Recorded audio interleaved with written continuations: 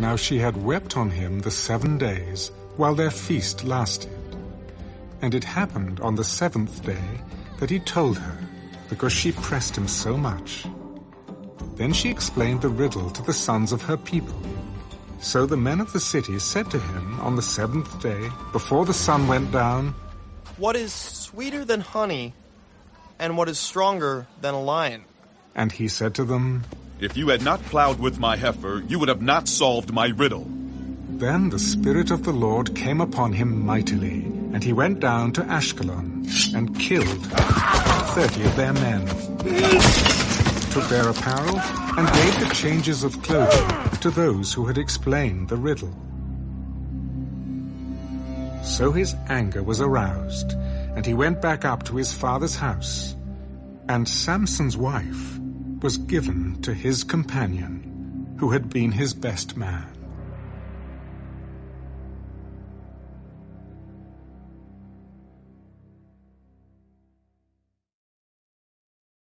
After a while, in the time of wheat harvest, it happened that Samson visited his wife with a young goat. "Let me go into my wife, into her room." But her father would not permit him to go in. I really thought that you thoroughly hated her. Therefore, I gave her to your companion. Is not her younger sister better than she? Please, take her instead. "This time I shall be blameless regarding the Philistines if I harm them." Then Samson went and caught 300 foxes, and he took torches, turned the fox's tail to tail, and put a torch between each pair of tails.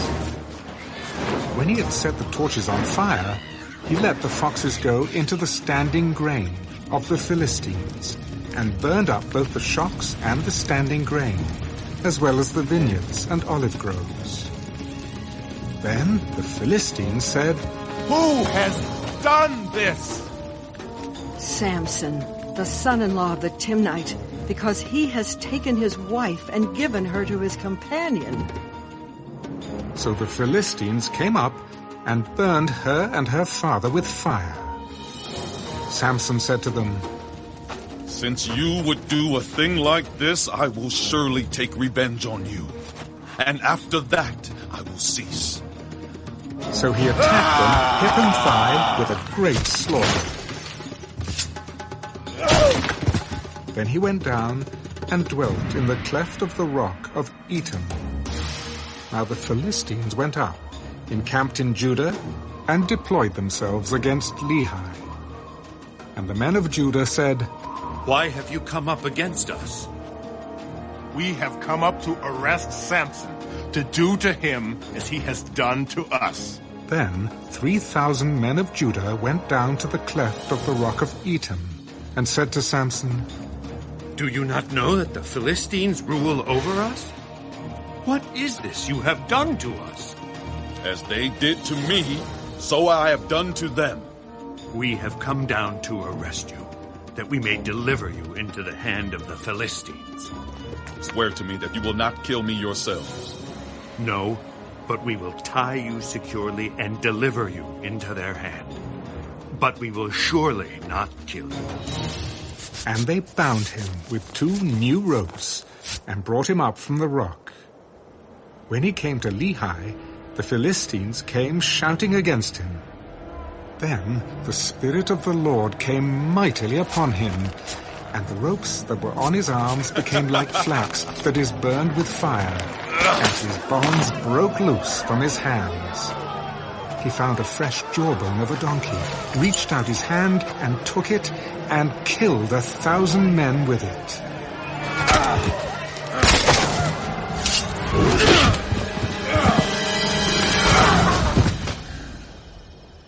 Then Samson said, "With the jawbone of a donkey, heaps upon heaps.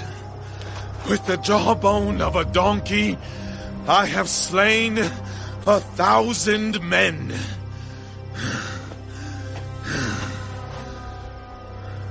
And so it was, when he had finished speaking, that he threw the jawbone from his hand and called that place Ramath Lehi.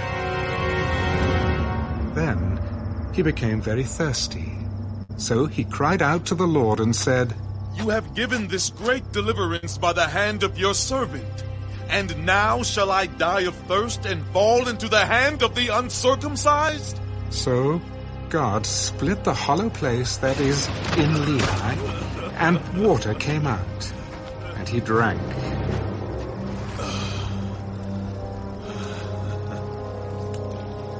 And his spirit returned, and he revived. Therefore he called its name En-Hakkore, which is in Lehi to this day. And he judged Israel 20 years in the days of the Philistines.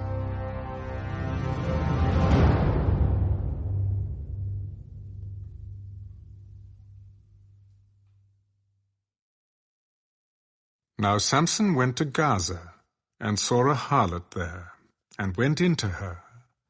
When the Gazites were told, Samson has come here, they surrounded the place and lay in wait for him all night at the gate of the city. They were quiet all night.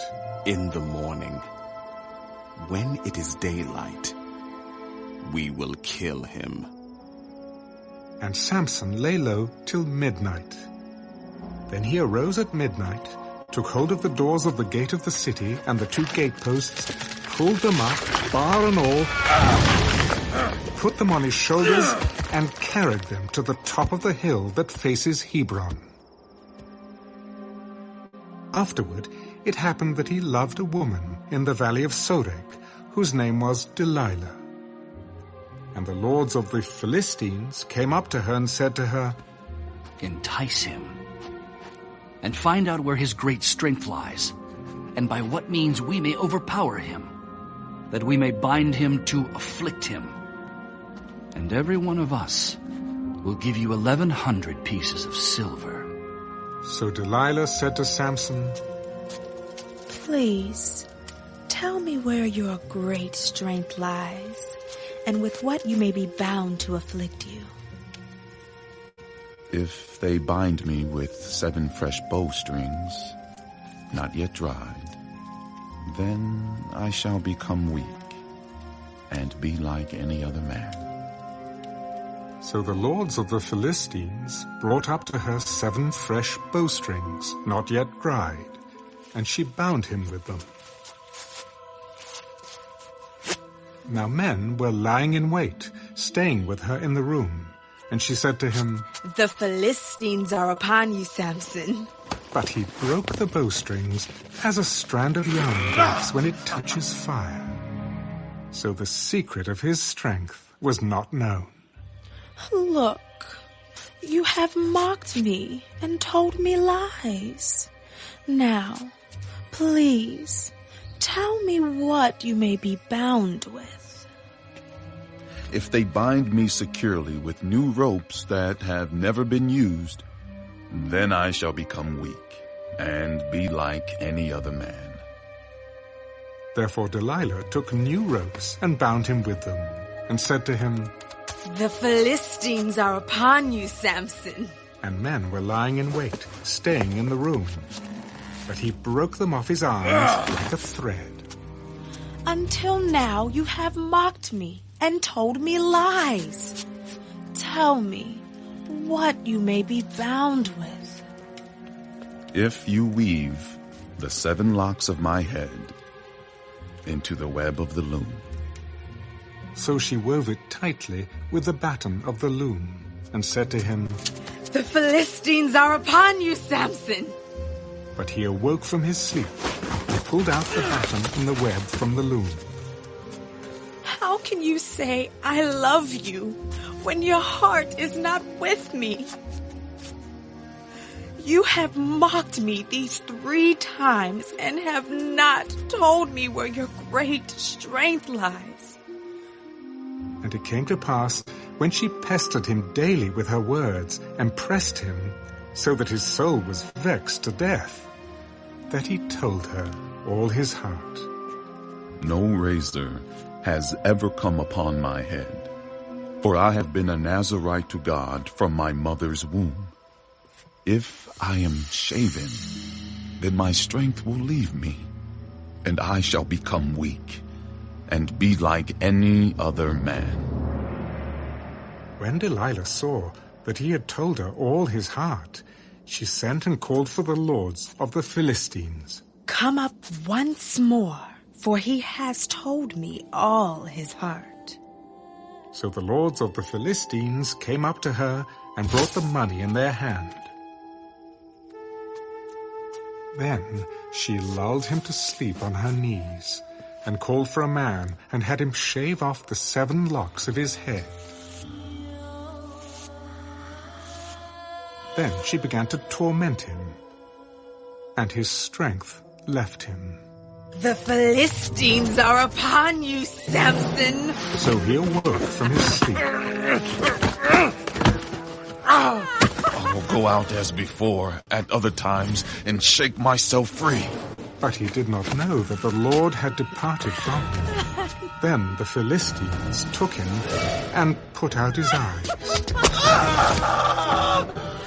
and brought him down to Gaza. They bound him with bronze fetters, and he became a grinder in the prison. However, the hair of his head began to grow again, after it had been shaven.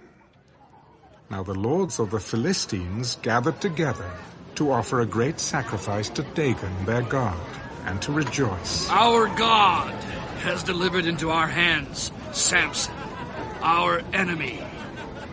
When the people saw him, they praised their God, for they said, Our God has delivered into our hands our enemy, the destroyer of our land, and the one who multiplied our dead. So it happened, when their hearts were merry, that they said, Call for Samson, that he may perform for us. So they called for Samson from the prison, and he performed for them. And they stationed him between the pillars. Then Samson said to the lad who held him by the hand, Let me feel the pillars which support the temple, so that I can lean on them. Now the temple was full of men and women. All the lords of the Philistines were there, about 3,000 men and women on the roof, watching while Samson performed. Then Samson called to the Lord. O Lord God, remember me, I pray. Strengthen me, I pray, just this once. O God, that I may, with one blow, take vengeance on the Philistines for my 2 eyes. And Samson took hold of the 2 middle pillars which supported the temple, and he braced himself against them, one on his right and the other on his left. Let me die with the Philistines! And he pushed with all his might.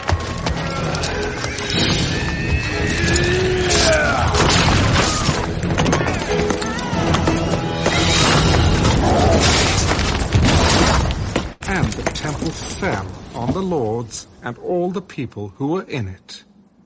So the dead that he killed at his death were more than he had killed in his life. And his brothers and all his father's household came down and took him, and brought him up and buried him between Zorah and Eshtaol, in the tomb of his father Manoah. He had judged Israel 20 years.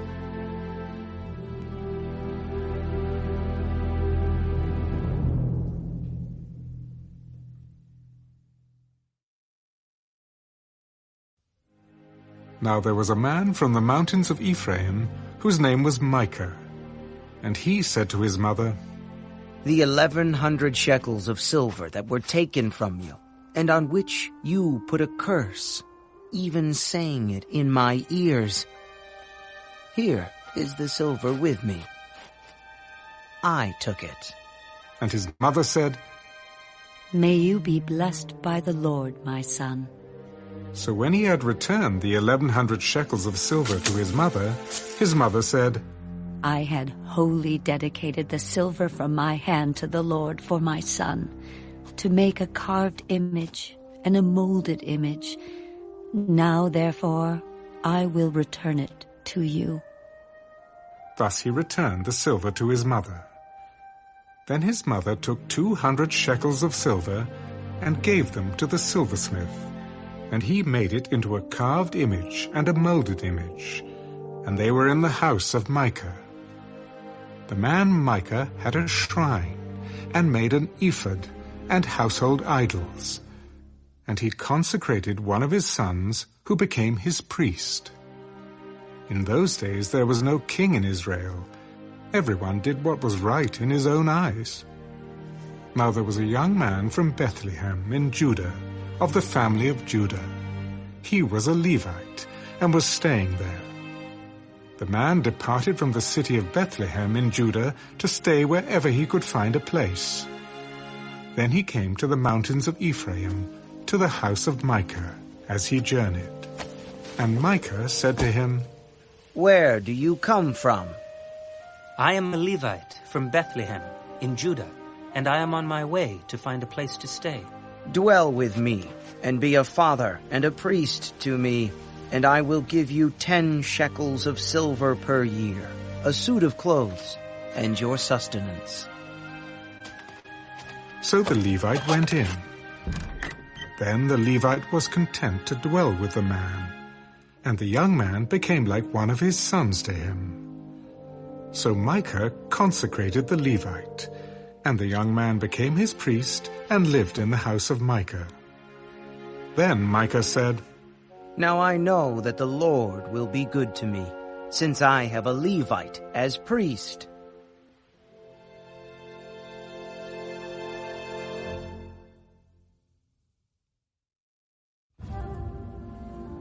In those days there was no king in Israel. And in those days the tribe of the Danites was seeking an inheritance for itself to dwell in. For until that day their inheritance among the tribes of Israel had not fallen to them.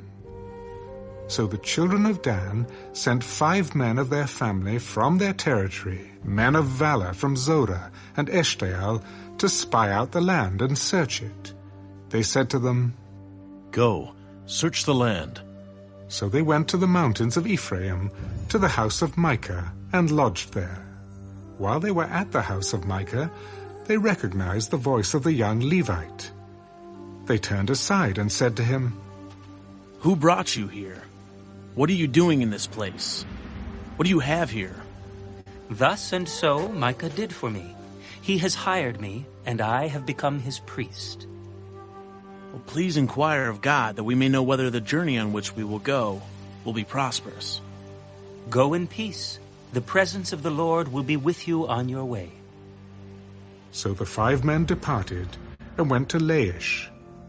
They saw the people who were there, how they dwelt safely, in the manner of the Sidonians, quiet and secure.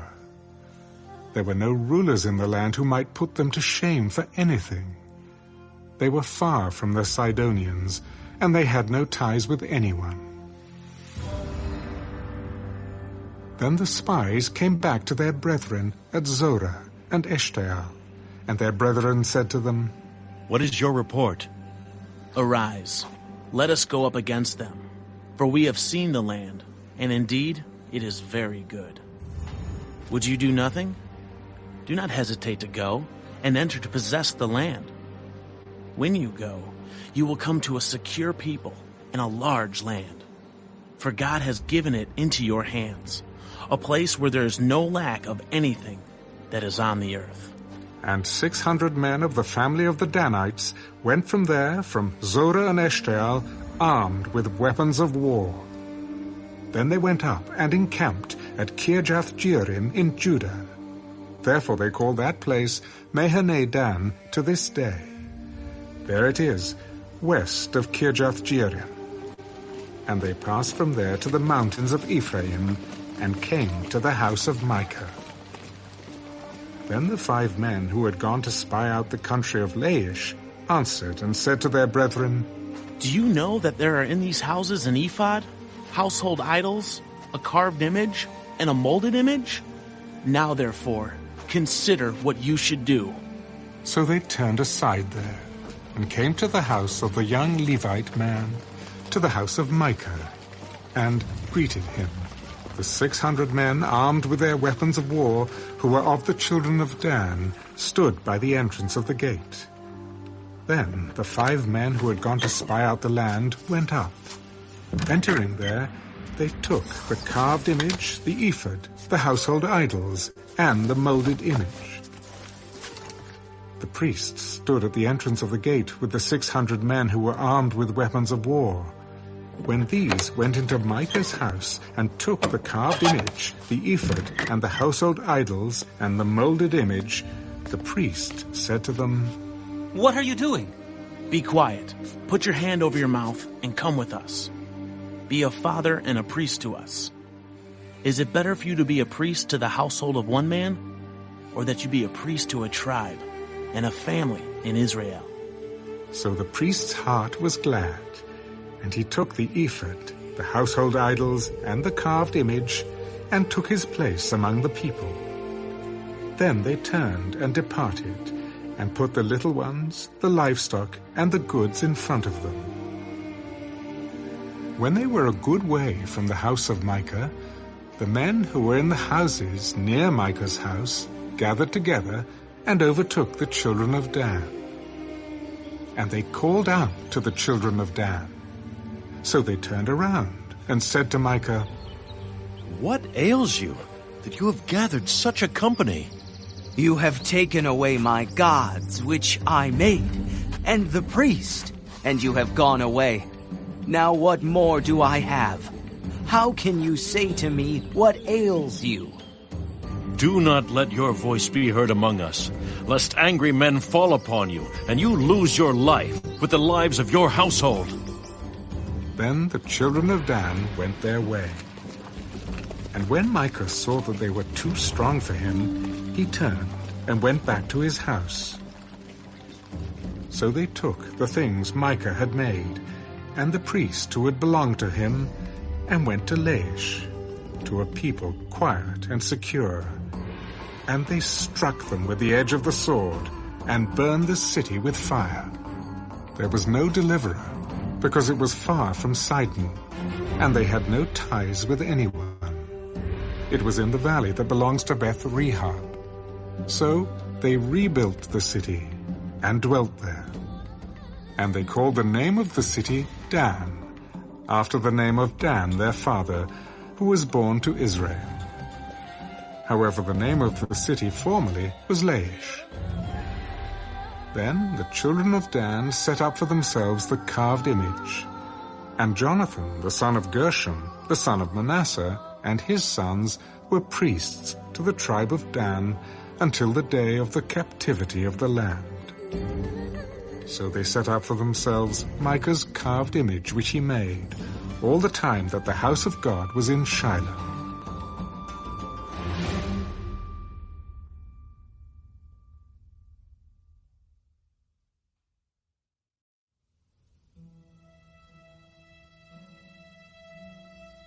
And it came to pass in those days, when there was no king in Israel, that there was a certain Levite staying in the remote mountains of Ephraim. He took for himself a concubine from Bethlehem in Judah. But his concubine played the harlot against him, and went away from him to her father's house at Bethlehem in Judah, and was there 4 whole months. Then her husband arose and went after her, to speak kindly to her, and bring her back, having his servant and a couple of donkeys with him. So she brought him into her father's house, and when the father of the young woman saw him, he was glad to meet him. Now his father-in-law, the young woman's father, detained him, and he stayed with him 3 days. So they ate and drank and lodged there. Then it came to pass on the 4th day that they arose early in the morning, and he stood to depart. But the young woman's father said to his son-in-law, "Refresh your heart with a morsel of bread, and afterward go your way."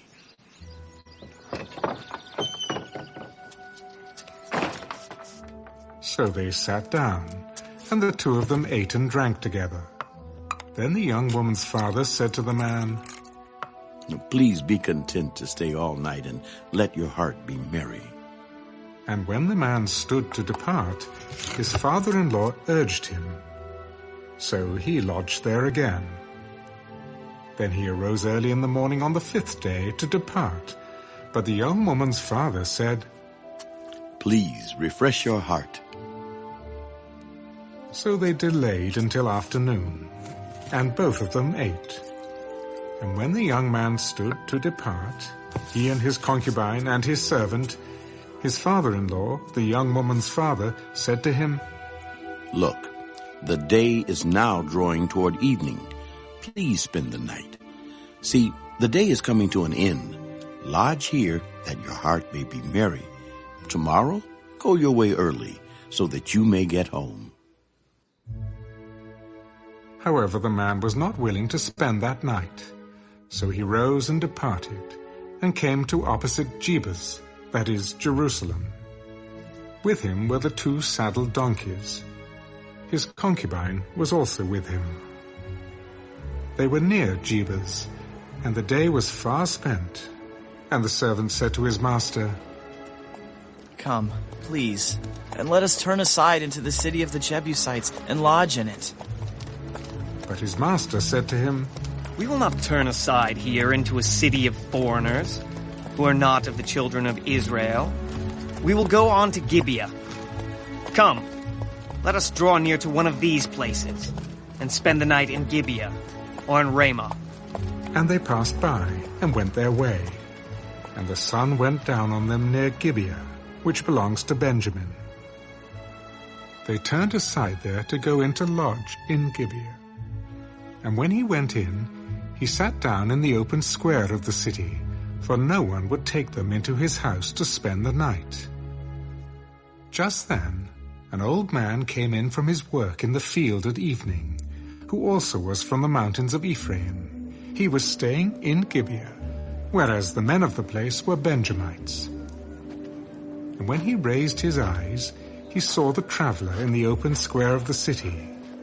And the old man said, Where are you going, and where do you come from? We are passing from Bethlehem in Judah toward the remote mountains of Ephraim. I am from there. I went to Bethlehem in Judah. Now I am going to the house of the Lord. But there is no one who will take me into his house, although we have both straw and fodder for our donkeys, and bread and wine for myself, for your female servant, and for the young man who is with your servant. There is no lack of anything. Peace be with you. However, let all your needs be my responsibility. Only do not spend the night in the open square. So he brought him into his house, and gave fodder to the donkeys. And they washed their feet, and ate and drank. As they were enjoying themselves, suddenly certain men of the city, perverted men, surrounded the house and beat on the door. They spoke to the master of the house, the old man. Bring out the man who came to your house, that we may know him carnally.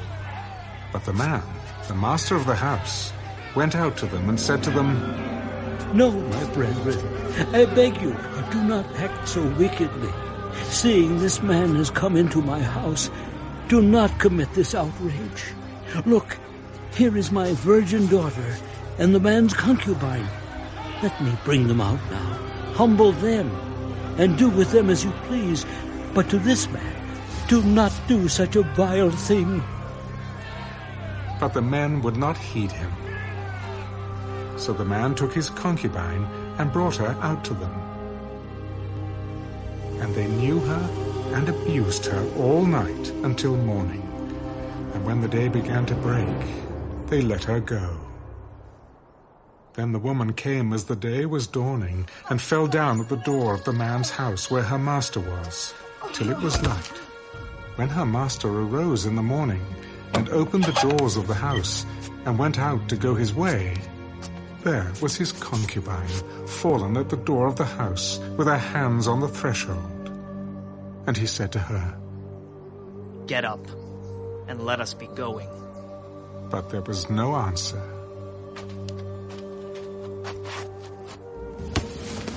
So the man lifted her onto the donkey. And the man got up and went to his place. When he entered his house, he took a knife, laid hold of his concubine, and divided her into 12 pieces, limb by limb, and sent her throughout all the territory of Israel.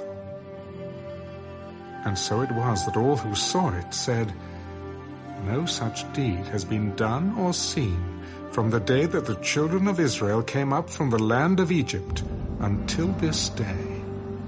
Consider it, confer, and speak up."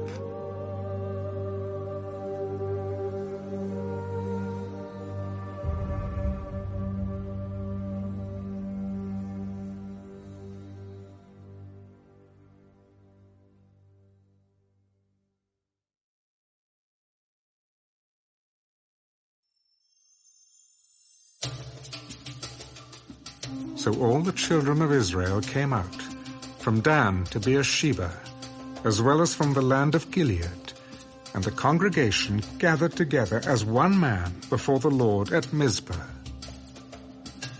And the leaders of all the people, all the tribes of Israel, presented themselves in the assembly of the people of God, 400,000 foot soldiers who drew the sword.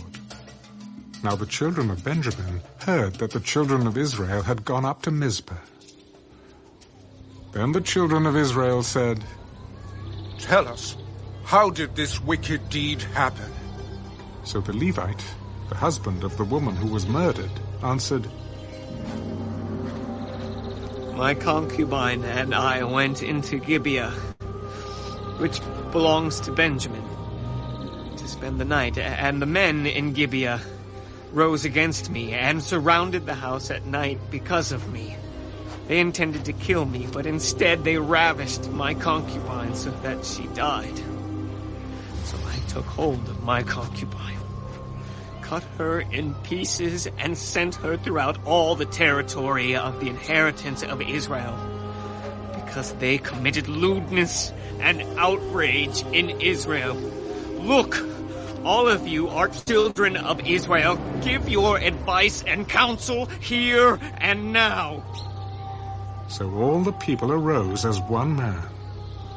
"None of us will go to his tent, nor will any turn back to his house. But now this is the thing which we will do to Gibeah. We will go up against it by lot.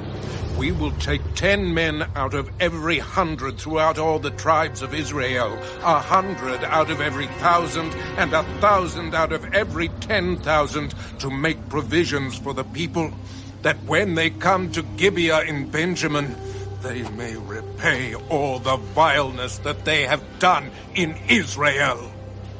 So all the men of Israel were gathered against the city, united together as one man. Then the tribes of Israel sent men through all the tribe of Benjamin, saying, "What is this wickedness that has occurred among you? Now therefore, deliver up the men, the perverted men who are in Gibeah, that we may put them to death and remove the evil from Israel." But the children of Benjamin would not listen to the voice of their brethren, the children of Israel. Instead, the children of Benjamin gathered together from their cities to Gibeah to go to battle against the children of Israel. And from their cities at that time, the children of Benjamin numbered 26,000 men who drew the sword, besides the inhabitants of Gibeah, who numbered 700 select men.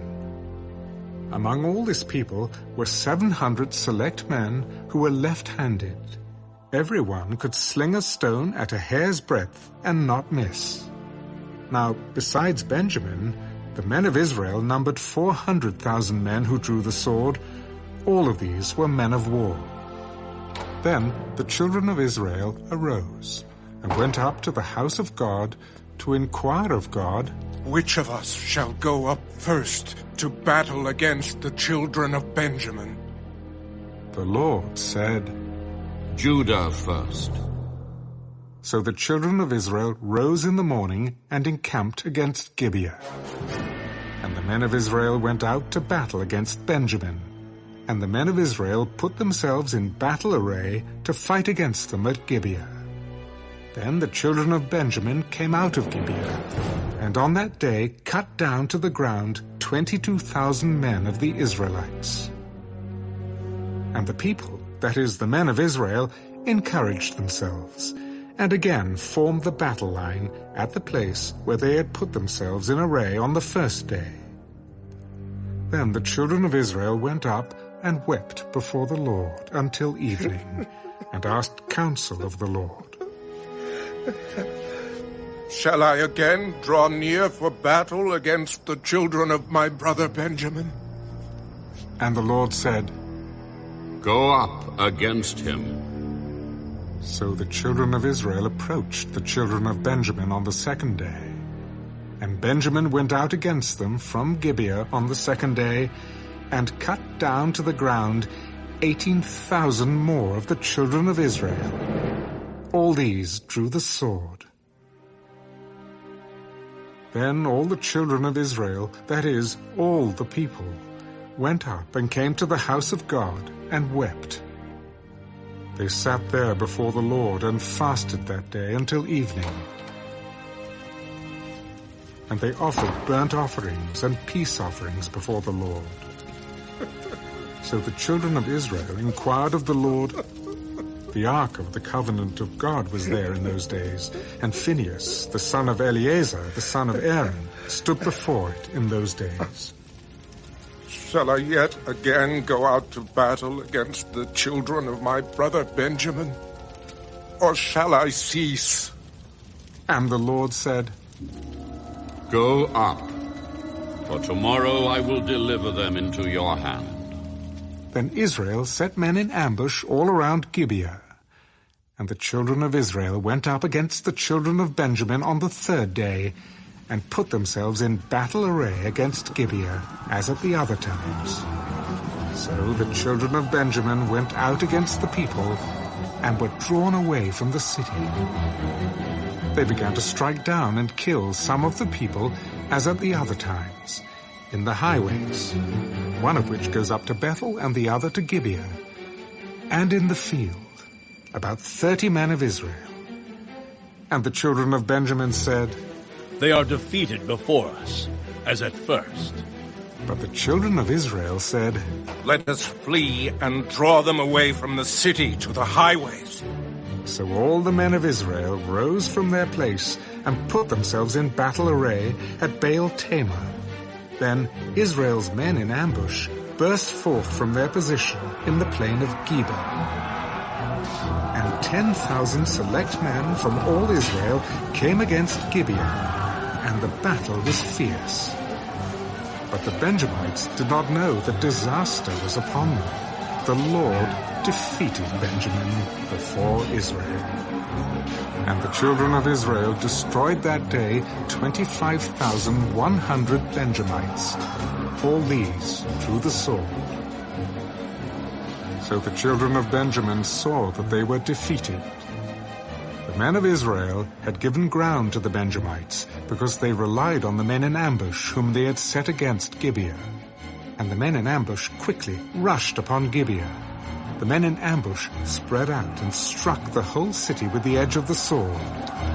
Now the appointed signal between the men of Israel and the men in ambush was that they would make a great cloud of smoke rise up from the city, whereupon the men of Israel would turn in battle. Now Benjamin had begun to strike and kill about 30 of the men of Israel, for they said, Surely they are defeated before us, as in the first battle. But when the cloud began to rise from the city in a column of smoke, the Benjamites looked behind them. And there was the whole city going up in smoke to heaven. And when the men of Israel turned back, the men of Benjamin panicked, for they saw that disaster had come upon them. Therefore they turned their backs before the men of Israel in the direction of the wilderness. But the battle overtook them, and whoever came out of the cities they destroyed in their midst. They surrounded the Benjamites, chased them, and easily trampled them down as far as the front of Gibeon toward the east. And 18,000 men of Benjamin fell. All these were men of valor. Then they turned and fled toward the wilderness to the rock of Rimmon, and they cut down 5,000 of them on the highways. Then they pursued them relentlessly up to Gidom, and killed 2,000 of them. So all who fell of Benjamin that day were 25,000 men who drew the sword. All these were men of valor. But 600 men turned and fled toward the wilderness to the rock of Rimmon, and they stayed at the rock of Rimmon for 4 months. And the men of Israel turned back against the children of Benjamin, and struck them down with the edge of the sword, from every city, men and beasts, all who were found. They also set fire to all the cities they came to.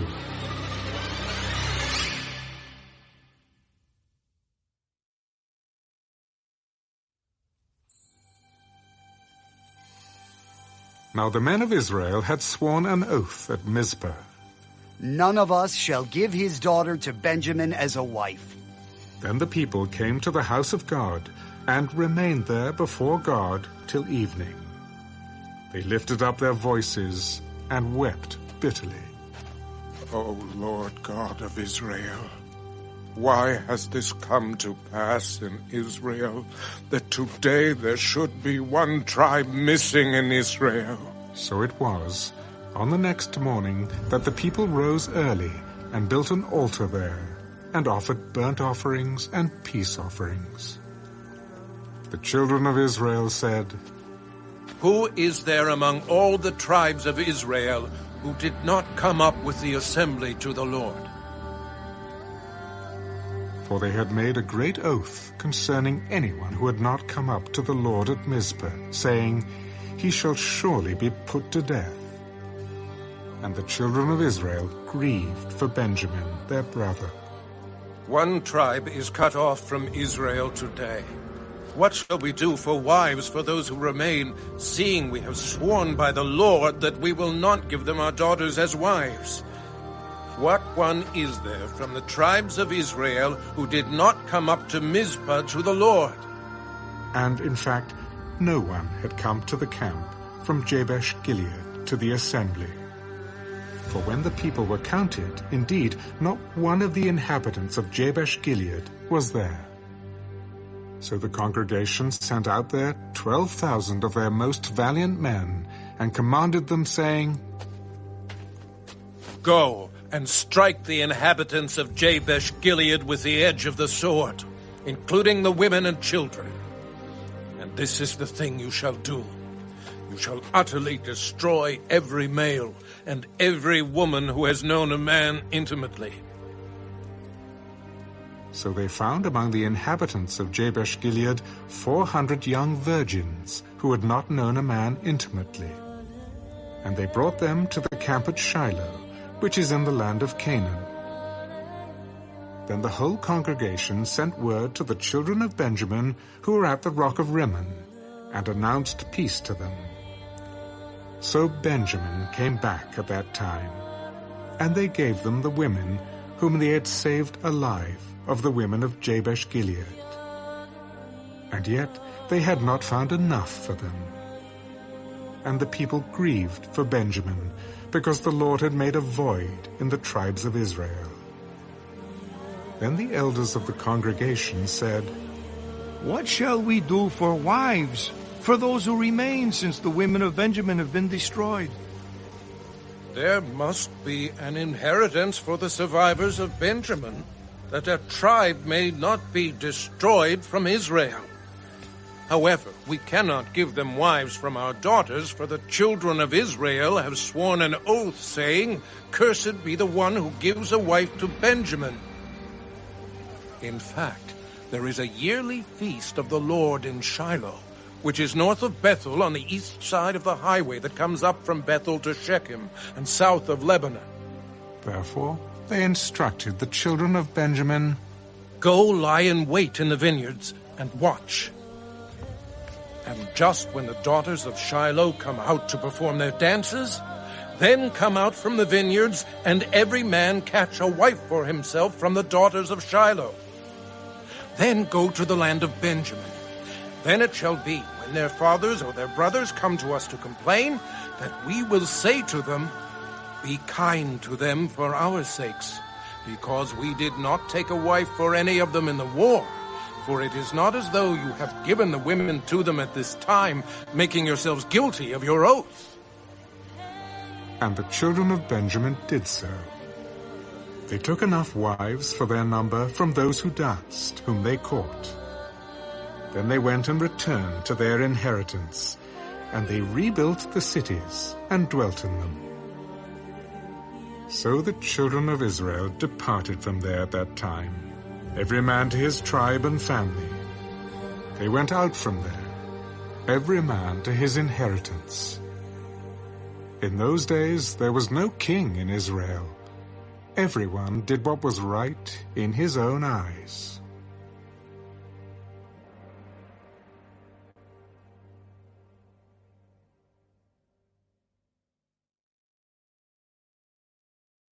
The Book of Ruth.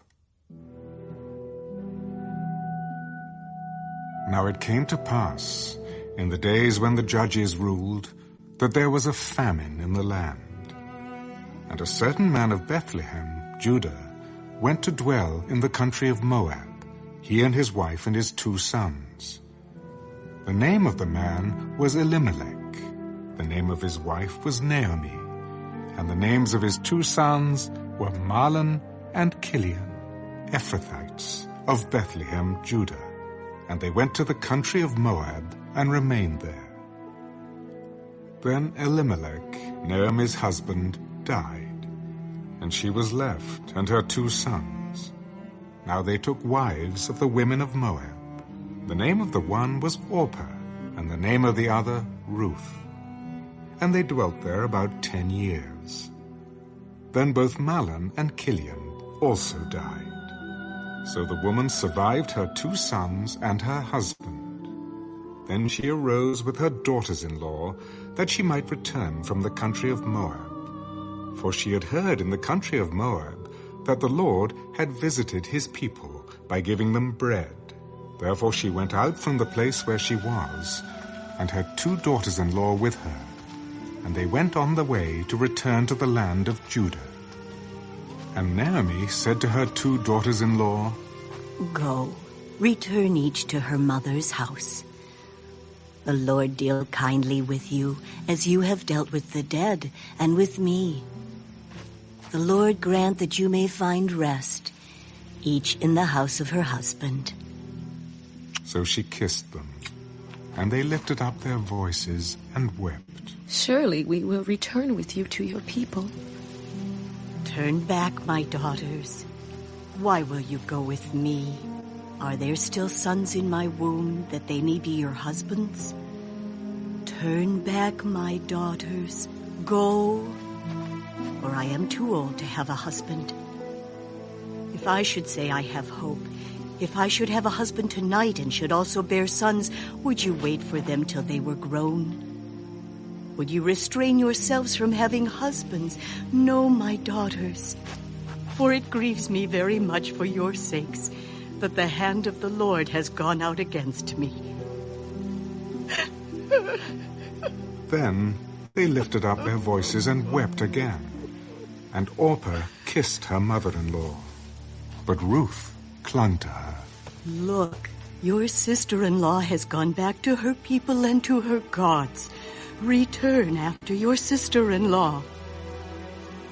Entreat me not to leave you, or to turn back from following after you. For wherever you go, I will go. And wherever you lodge, I will lodge. Your people shall be my people, and your God, my God. Where you die, I will die, and there will I be buried. The Lord do so to me, and more also, if anything but death parts you and me. When she saw that she was determined to go with her, she stopped speaking to her. Now the two of them went until they came to Bethlehem. And it happened, when they had come to Bethlehem, that all the city was excited because of them. And the women said, "Is this Naomi?" Do not call me Naomi. Call me Mara, for the Almighty has dealt very bitterly with me. I went out full, and the Lord has brought me home again empty. Why do you call me Naomi, since the Lord has testified against me, and the Almighty has afflicted me?" So Naomi returned, and Ruth the Moabitess, her daughter-in-law, with her, who returned from the country of Moab. Now they came to Bethlehem at the beginning of barley harvest.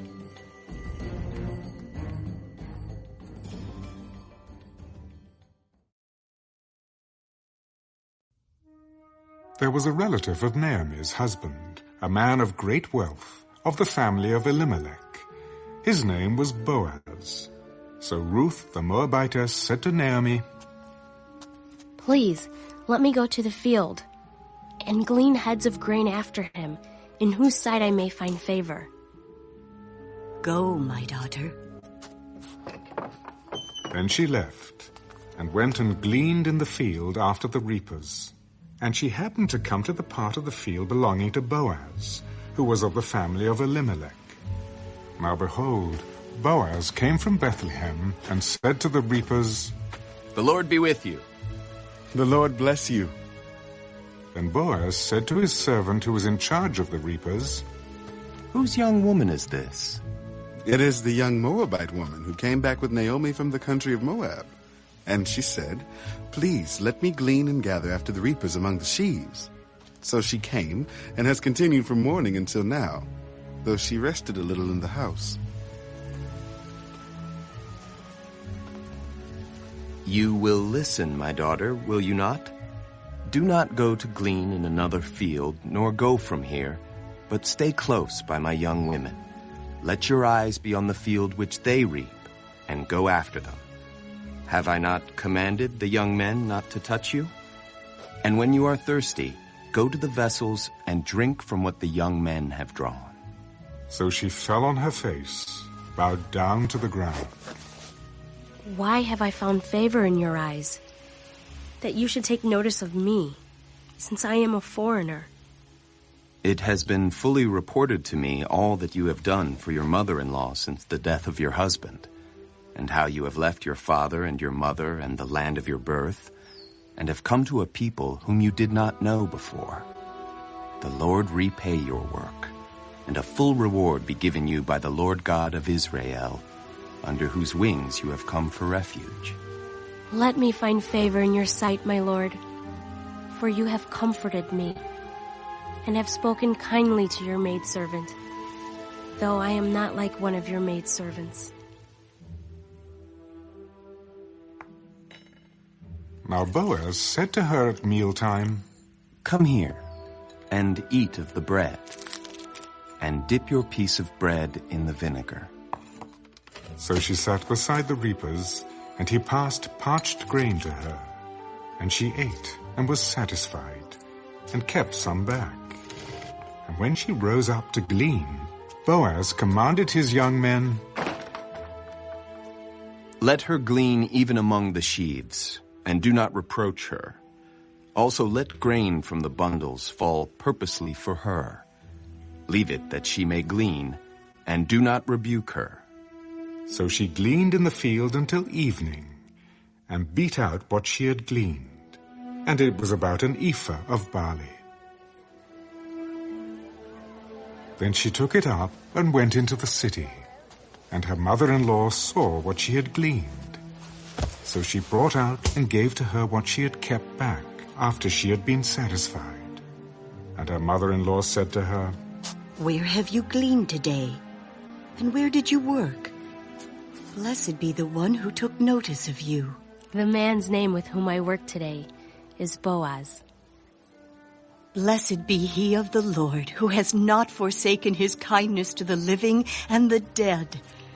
This man is a relation of ours, one of our close relatives. He also said to me, You shall stay close by my young men until they have finished all my harvest. It is good, my daughter, that you go out with his young women, and that people do not meet you in any other field. So she stayed close by the young women of Boaz, to glean until the end of barley harvest and wheat harvest, and she dwelt with her mother-in-law.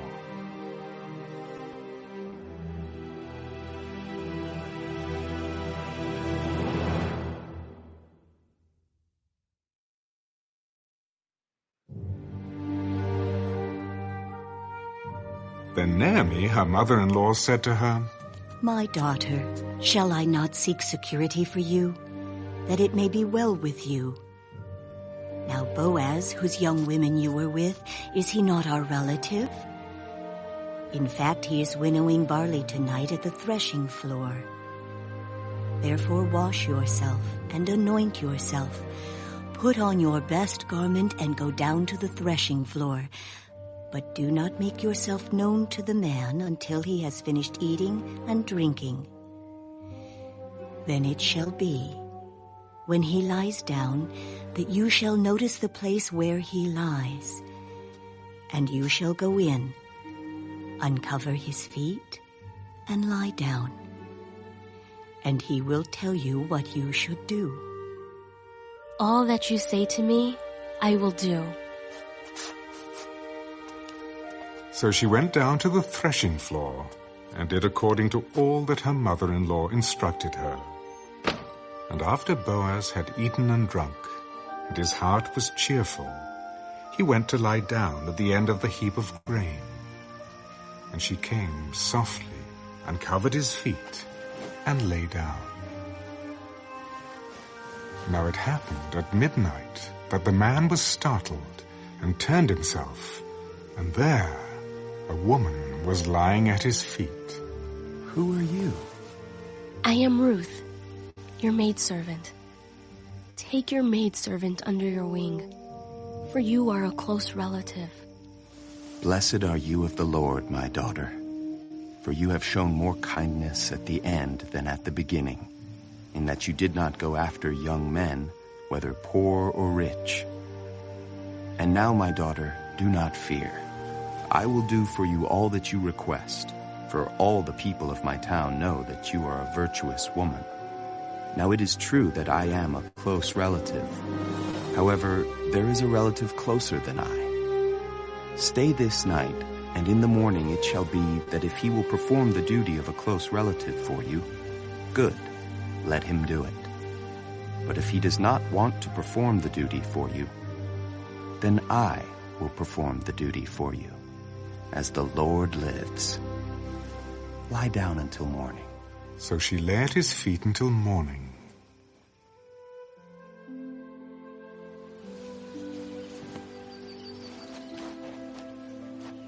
And she arose before one could recognize another. Do not let it be known that the woman came to the threshing floor.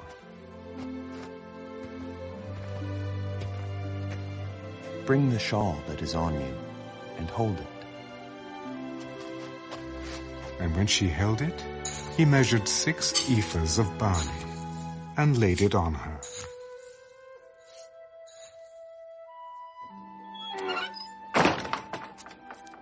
Then she went into the city. When she came to her mother-in-law, she said, Is that you, my daughter? Then she told her all that the man had done for her. And she said, These 6 ephahs of barley he gave me, for he said to me, Do not go empty-handed to your mother-in-law. Sit still, my daughter, until you know how the matter will turn out. For the man will not rest until he has concluded the matter this day.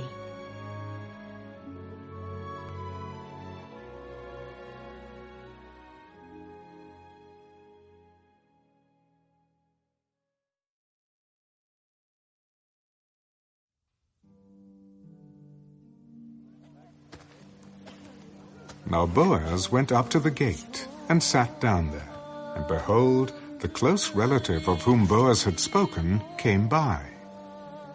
Come aside, friend. Sit down here. So he came aside and sat down. And he took 10 men of the elders of the city. Sit down here. So they sat down. Naomi, who has come back from the country of Moab, sold the piece of land which belonged to our brother Elimelech. And I thought to inform you, saying, buy it back in the presence of the inhabitants and the elders of my people. If you will redeem it, redeem it. But if you will not redeem it, then tell me, that I may know. For there is no one but you to redeem it, and I am next after you. I will redeem it. On the day you buy the field from the hand of Naomi, you must also buy it from Ruth the Moabitess, the wife of the dead, to perpetuate the name of the dead through his inheritance. I cannot redeem it for myself, lest I ruin my own inheritance. You redeem my right of redemption for yourself, for I cannot redeem it. Now this was the custom in former times in Israel concerning redeeming and exchanging. To confirm anything, one man took off his sandal and gave it to the other, and this was a confirmation in Israel. Therefore the close relative said to Boaz, buy it for yourself. So he took off his sandal. And Boaz said to the elders and all the people, you are witnesses this day that I have bought all that was Elimelech's and all that was Kilion's and Mahlon's from the hand of Naomi. Moreover, Ruth the Moabitess, the widow of Mahlon, I have acquired as my wife, to perpetuate the name of the dead through his inheritance, that the name of the dead may not be cut off from among his brethren and from his position at the gate. You are witnesses this day. We are witnesses. The Lord make the woman who is coming to your house like Rachel and Leah, the two who built the house of Israel. And may you prosper in Ephrathah and be famous in Bethlehem. May your house be like the house of Perez, whom Tamar bore to Judah, because of the offspring which the Lord will give you from this young woman. So Boaz took Ruth, and she became his wife. And when he went into her, the Lord gave her conception, and she bore a son.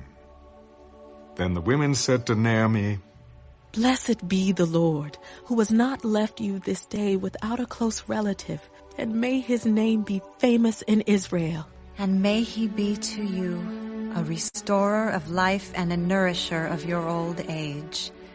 For your daughter-in-law, who loves you, who is better to you than 7 sons, has borne him.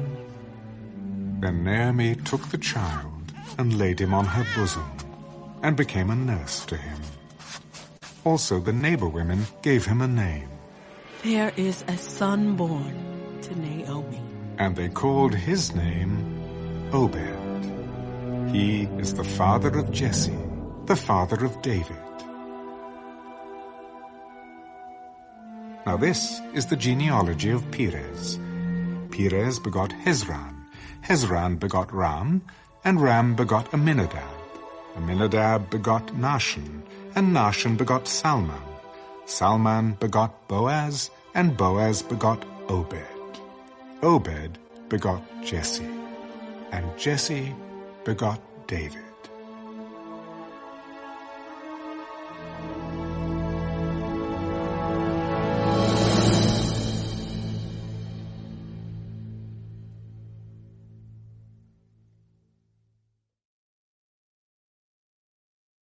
The first book of Samuel.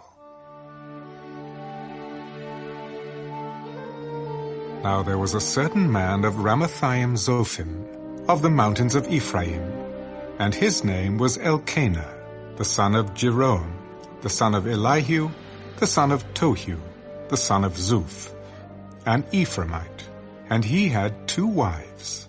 The name of one was Hannah, and the name of the other Peninnah. Peninnah had children, but Hannah had no children. This man went up from his city yearly to worship and sacrifice to the Lord of hosts in Shiloh. Also the 2 sons of Eli, Hophni and Phinehas, the priests of the Lord, were there. And whenever the time came for Elkanah to make an offering, he would give portions to Peninnah, his wife, and to all her sons and daughters. But to Hannah he would give a double portion, for he loved Hannah, although the Lord had closed her womb. And her rival also provoked her severely to make her miserable, because the Lord had closed her womb. So it was, year by year, when she went up to the house of the Lord, that she provoked her. Therefore she wept, and did not eat. Then Elkanah, her husband, said to her, Hannah, why do you weep? Why do you not eat? And why is your heart grieved? Am I not better to you than 10 sons? So Hannah arose after they had finished eating and drinking in Shiloh. Now Eli the priest was sitting on the seat by the doorpost of the tabernacle of the Lord. And she was in bitterness of soul, and prayed to the Lord, and wept in anguish. Then she made a vow.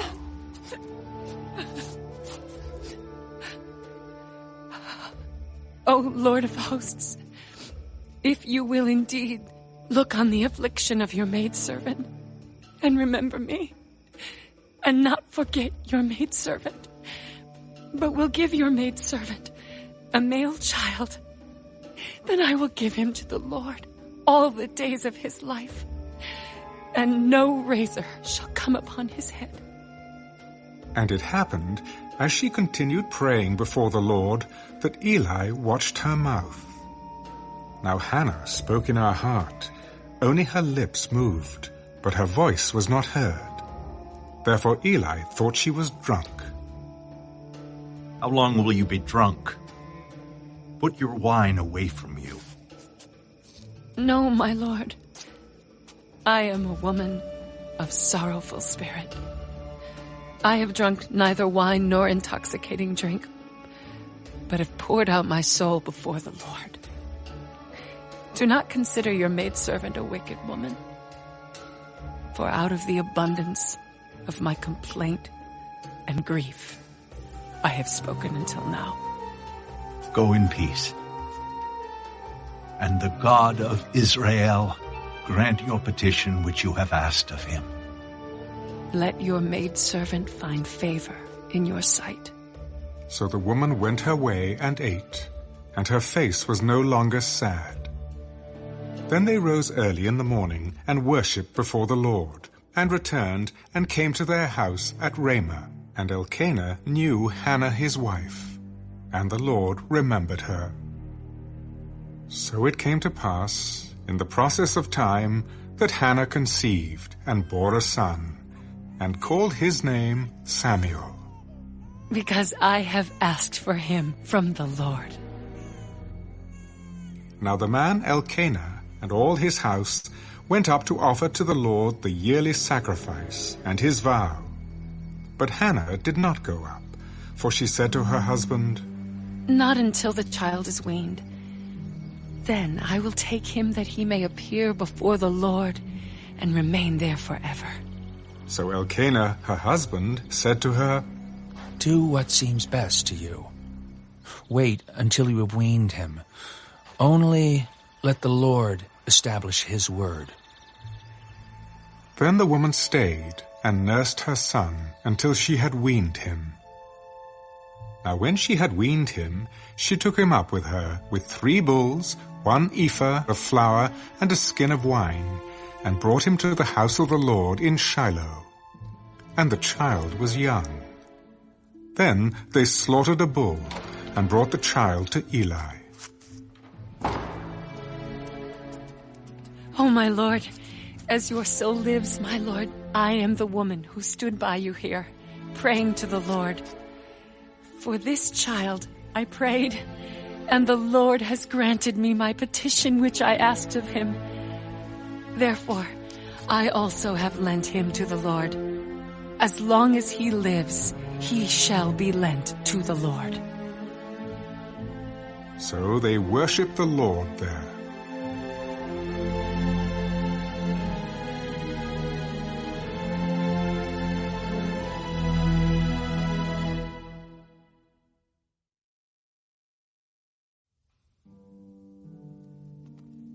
And Hannah prayed, My heart rejoices in the Lord. My horn is exalted in the Lord. I smile at my enemies because I rejoice in your salvation. No one is holy like the Lord, for there is none besides you. Nor is there any rock like our God. Talk no more so very proudly.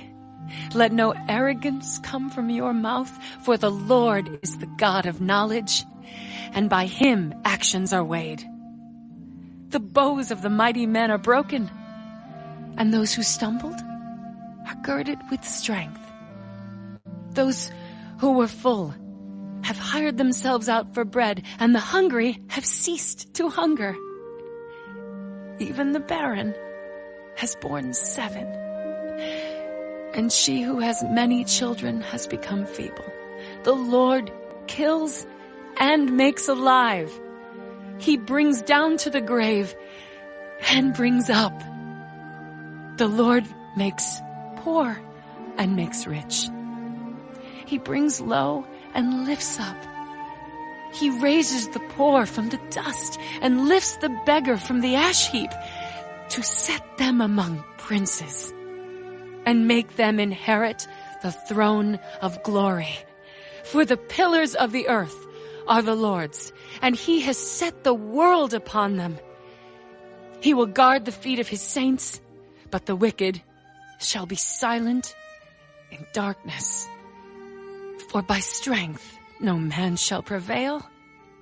The adversaries of the Lord shall be broken in pieces. From heaven he will thunder against them. The Lord will judge the ends of the earth. He will give strength to his king and exalt the horn of his anointed. Then Elkanah went to his house at Ramah, but the child ministered to the Lord before Eli the priest. Now the sons of Eli were corrupt. They did not know the Lord. And the priest's custom with the people was that when any man offered a sacrifice, the priest's servant would come with a 3-pronged flesh hook in his hand while the meat was boiling. Then he would thrust it into the pan or kettle or cauldron or pot, and the priest would take for himself all that the flesh hook brought up. So they did in Shiloh to all the Israelites who came there. Also, before they burned the fat, the priest's servant would come and say to the man who sacrificed, Give meat for roasting to the priest, for he will not take boiled meat from you, but raw. And if the man said to him, They should really burn the fat first, then you may take as much as your heart desires. He would then answer him, No, but you must give it now, and if not, I will take it by force. Therefore the sin of the young men was very great before the Lord, for men abhorred the offering of the Lord. But Samuel ministered before the Lord even as a child, wearing a linen ephod. Moreover, his mother used to make him a little robe, and bring it to him year by year when she came up with her husband to offer the yearly sacrifice. And Eli would bless Elkanah and his wife. The Lord give you descendants from this woman for the loan that was given to the Lord. Then they would go to their own home, and the Lord visited Hannah so that she conceived and bore 3 sons and 2 daughters. Meanwhile, the child Samuel grew before the Lord. Now Eli was very old, and he heard everything his sons did to all Israel, and how they lay with the women who assembled at the door of the tabernacle of meeting. Why do you do such things? For I hear of your evil dealings from all the people. No, my sons, for it is not a good report that I hear. You make the Lord's people transgress. If one man sins against another, God will judge him. But if a man sins against the Lord, who will intercede for him? Nevertheless, they did not heed the voice of their father, because the Lord desired to kill them. And the child Samuel grew in stature and in favor, both with the Lord and men. Then a man of God came to Eli and said to him, Thus says the Lord, did I not clearly reveal myself to the house of your father when they were in Egypt in Pharaoh's house? Did I not choose him out of all the tribes of Israel to be my priest, to offer upon my altar, to burn incense, and to wear an ephod before me? And did I not give to the house of your father all the offerings of the children of Israel made by fire? Why do you kick at my sacrifice and my offering which I have commanded in my dwelling place, and honor your sons more than me, to make yourselves fat with the best of all the offerings of Israel, my people? Therefore, the Lord God of Israel says, I said indeed that your house and the house of your father would walk before me forever. But now the Lord says, far be it from me, for those who honor me I will honor, and those who despise me shall be lightly esteemed. Behold, the days are coming that I will cut off your arm and the arm of your father's house, so that there will not be an old man in your house. And you will see an enemy in my dwelling place, despite all the good which God does for Israel. And there shall not be an old man in your house forever. But any of your men whom I do not cut off from my altar shall consume your eyes and grieve your heart. And all the descendants of your house shall die in the flower of their age. Now this shall be a sign to you that will come upon your 2 sons, on Hophni and Phinehas. In one day they shall die, both of them. Then I will raise up for myself a faithful priest who shall do according to what is in my heart and in my mind. I will build him a sure house, and he shall walk before my anointed forever.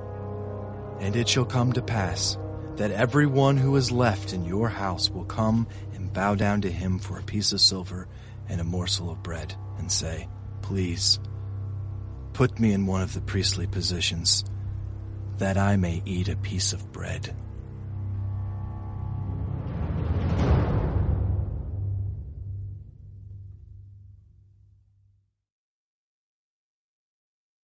Now the boy Samuel ministered to the Lord before Eli.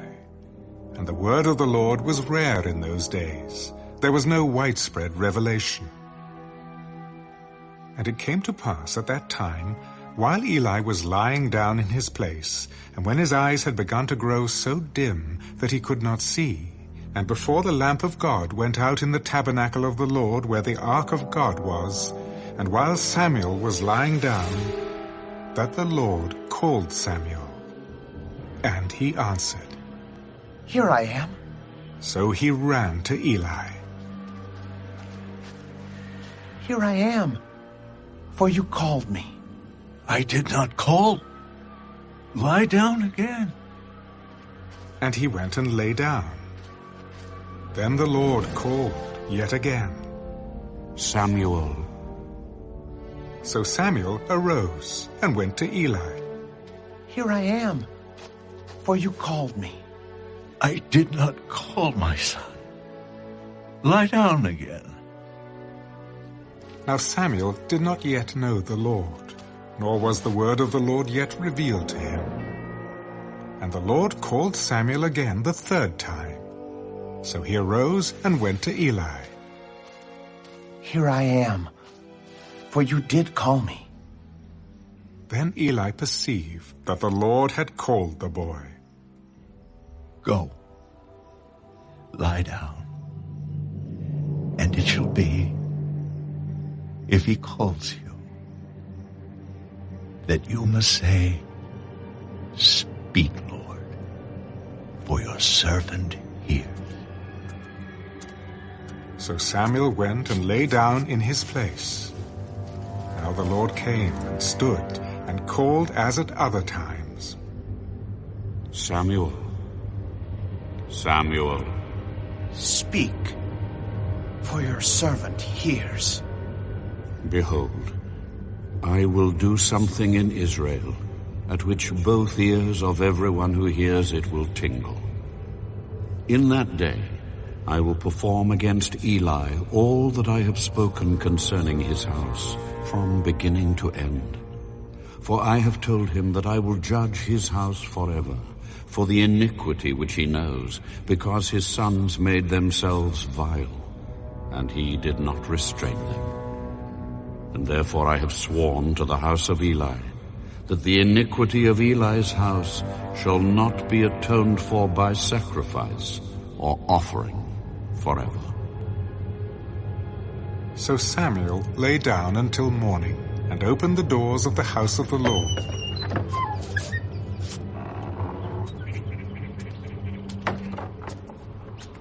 And Samuel was afraid to tell Eli the vision.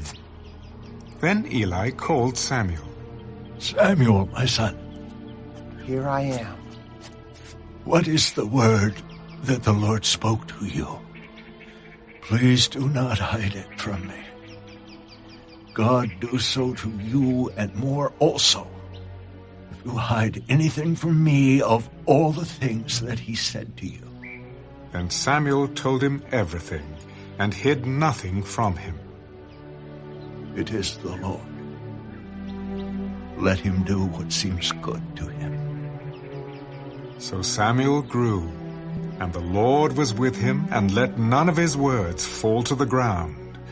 And all Israel, from Dan to Beersheba, knew that Samuel had been established as a prophet of the Lord.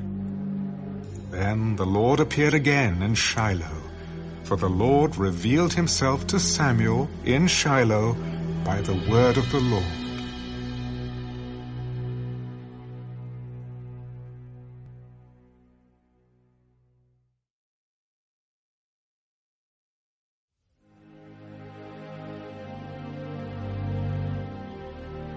And the word of Samuel came to all Israel. Now Israel went out to battle against the Philistines, and encamped beside Ebenezer, and the Philistines encamped in Aphek. Then the Philistines put themselves in battle array against Israel. And when they joined battle, Israel was defeated by the Philistines, who killed about 4,000 men of the army in the field. And when the people had come into the camp, the elders of Israel said, Why has the Lord defeated us today before the Philistines? Let us bring the ark of the covenant of the Lord from Shiloh to us, that when it comes among us, it may save us from the hand of our enemies. So the people sent to Shiloh, that they might bring from there the ark of the covenant of the Lord of hosts, who dwells between the cherubim. And the two sons of Eli, Hophni and Phinehas, were there with the ark of the covenant of God. And when the ark of the covenant of the Lord came into the camp, all Israel shouted so loudly that the earth shook. Now when the Philistines heard the noise of the shout, they said, What does the sound of this great shout in the camp of the Hebrews mean? Then they understood that the ark of the Lord had come into the camp. So the Philistines were afraid, for they said, God has come into the camp. Woe to us, for such a thing has never happened before. Woe to us! Who will deliver us from the hand of these mighty gods? These are the gods who struck the Egyptians with all the plagues in the wilderness.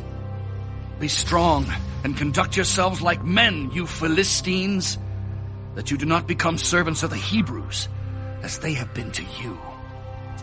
Conduct yourselves like men and fight. So the Philistines fought, and Israel was defeated, and every man fled to his tent. There was a very great slaughter, and there fell of Israel 30,000 foot soldiers.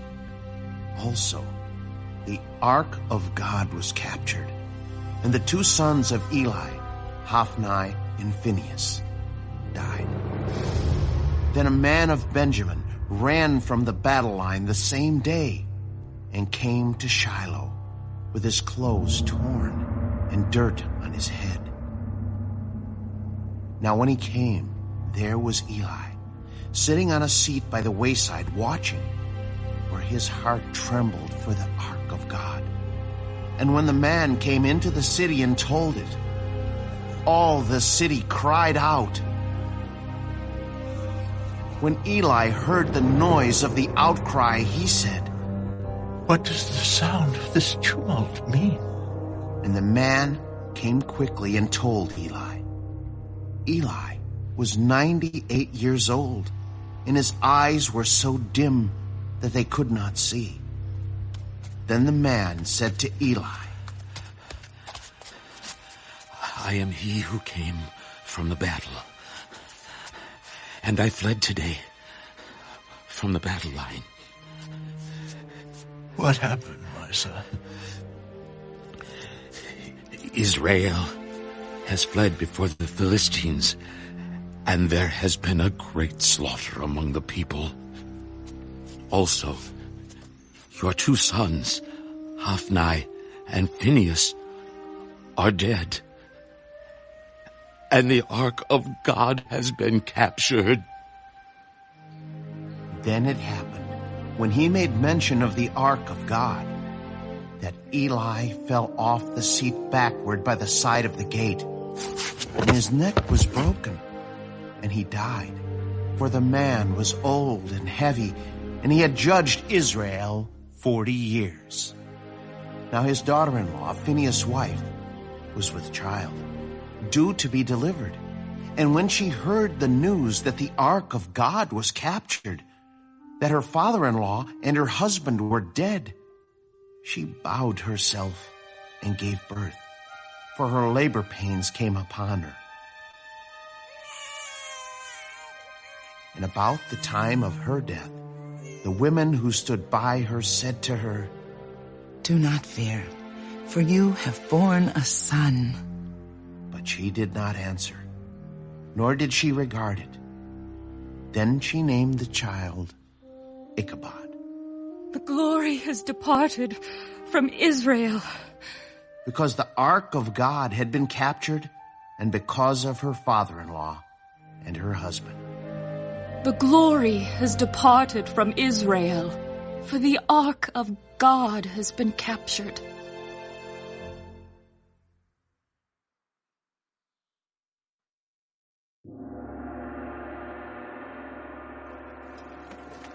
Then the Philistines took the ark of God and brought it from Ebenezer to Ashdod.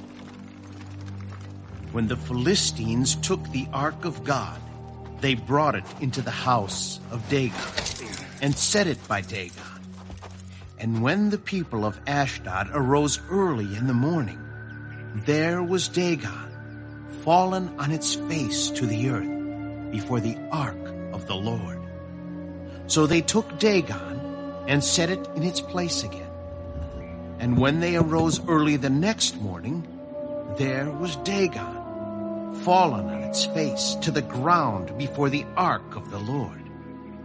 The head of Dagon and both the palms of its hands were broken off on the threshold.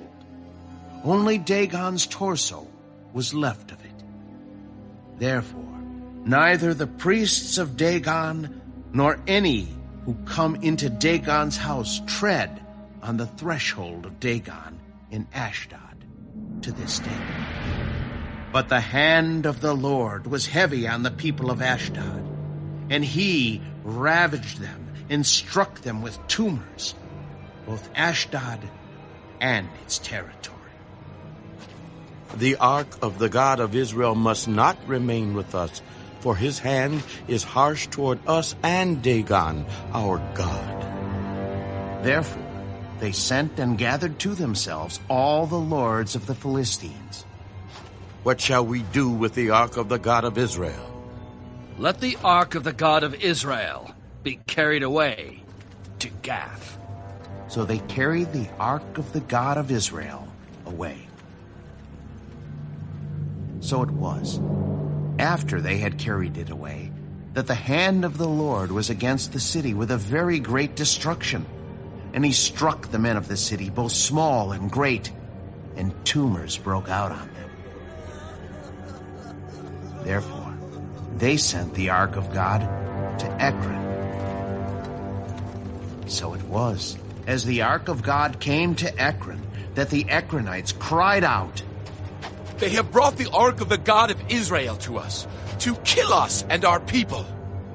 So they sent and gathered together all the lords of the Philistines. "Send away the ark of the God of Israel, and let it go back to its own place, so that it does not kill us and our people." For there was a deadly destruction throughout all the city.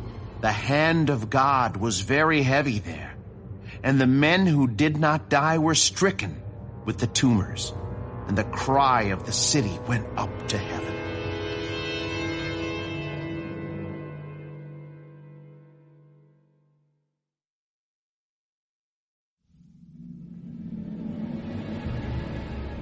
Now, the ark of the Lord was in the country of the Philistines 7 months, and the Philistines called for the priests and the diviners. "What shall we do with the ark of the Lord? Tell us how we should send it to its place." If you send away the ark of the God of Israel, do not send it empty, but by all means return it to him with a trespass offering. Then you will be healed, and it will be known to you why his hand is not removed from you. What is the trespass offering which we shall return to him? 5 golden tumors and 5 golden rats, according to the number of the lords of the Philistines. For the same plague was on all of you and on your lords. Therefore, you shall make images of your tumors and images of your rats that ravage the land, and you shall give glory to the God of Israel. Perhaps he will lighten his hand from you, from your gods, and from your land. Why then do you harden your hearts, as the Egyptians and Pharaoh hardened their hearts? When he did mighty things among them, did they not let the people go, that they might depart? Now therefore, make a new cart. Take 2 milk cows which have never been yoked, and hitch the cows to the cart, and take their calves home, away from them. Then take the ark of the Lord and set it on the cart, and put the articles of gold which you are returning to him as a trespass offering in a chest by its side. Then send it away, and let it go, and watch. If it goes up the road to its own territory, to Bethshemesh, then he has done us this great evil. But if not, then we shall know that it is not his hand that struck us. It happened to us by chance." Then the men did so. They took 2 milk cows and hitched them to the cart, and shut up their calves at home. And they set the ark of the Lord on the cart, and the chest with the gold rats and the images of their tumors. Then the cows headed straight for the road to Bethshemesh, and went along the highway, lowing as they went, and did not turn aside to the right hand or the left. And the lords of the Philistines went after them to the border of Bethshemesh. Now, the people of Bethshemesh were reaping their wheat harvest in the valley, and they lifted their eyes and saw the ark, and rejoiced to see it. Then the cart came into the field of Joshua of Bethshemesh, and stood there. A large stone was there. So they split the wood of the cart, and offered the cows as a burnt offering to the Lord.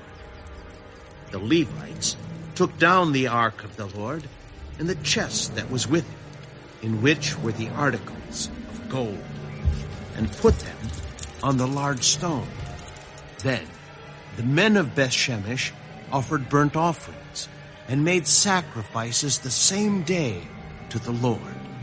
So when the 5 lords of the Philistines had seen it, they returned to Ekron the same day. These are the golden tumors, which the Philistines returned as a trespass offering to the Lord. 1 for Ashdod, 1 for Gaza, 1 for Ashkelon, 1 for Gath, 1 for Ekron. And the golden rats, according to the number of all the cities of the Philistines belonging to the 5 lords, both fortified cities and country villages, even as far as the large stone of Abel, on which they set the ark of the Lord, which stone remains to this day in the field of Joshua of Beth-Shemesh. Then he struck the men of Beth-Shemesh because they had looked into the ark of the Lord. He struck 50,070 men of the people, and the people lamented because the Lord had struck the people with a great slaughter. And the men of Beth-Shemesh said, "Who is able to stand before this holy Lord God? And to whom shall it go up from us?" So they sent messengers to the inhabitants of Kirjath-Jearim. "The Philistines have brought back the ark of the Lord. Come down and take it up with you."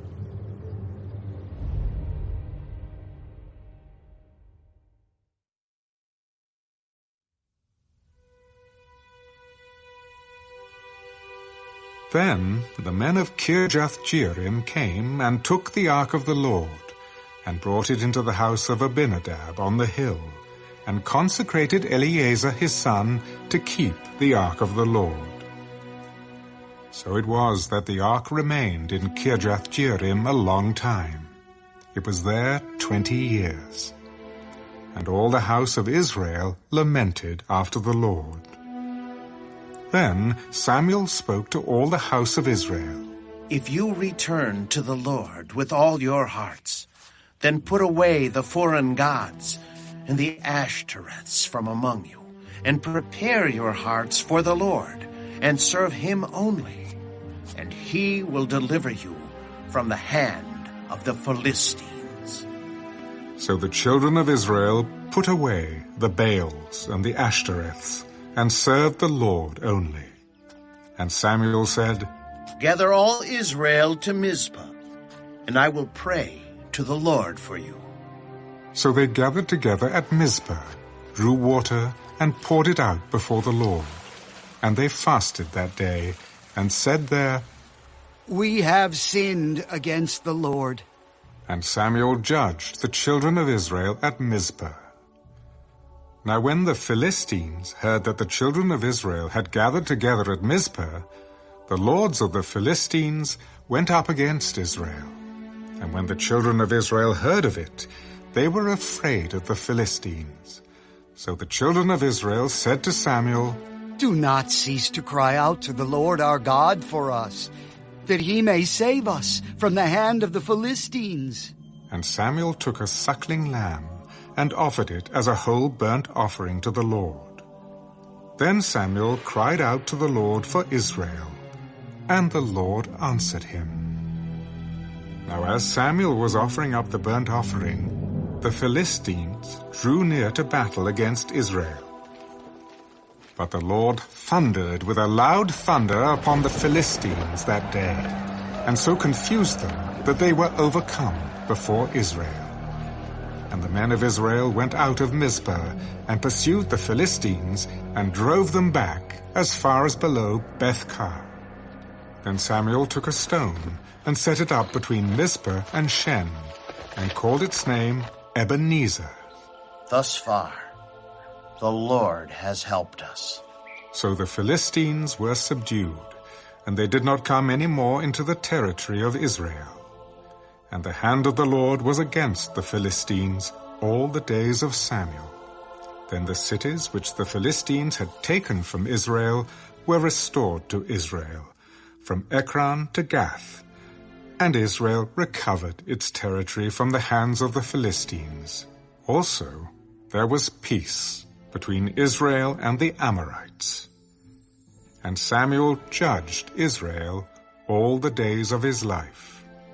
He went from year to year on a circuit to Bethel, Gilgal, and Mizpah, and judged Israel in all those places. But he always returned to Ramah, for his home was there. There he judged Israel, and there he built an altar to the Lord.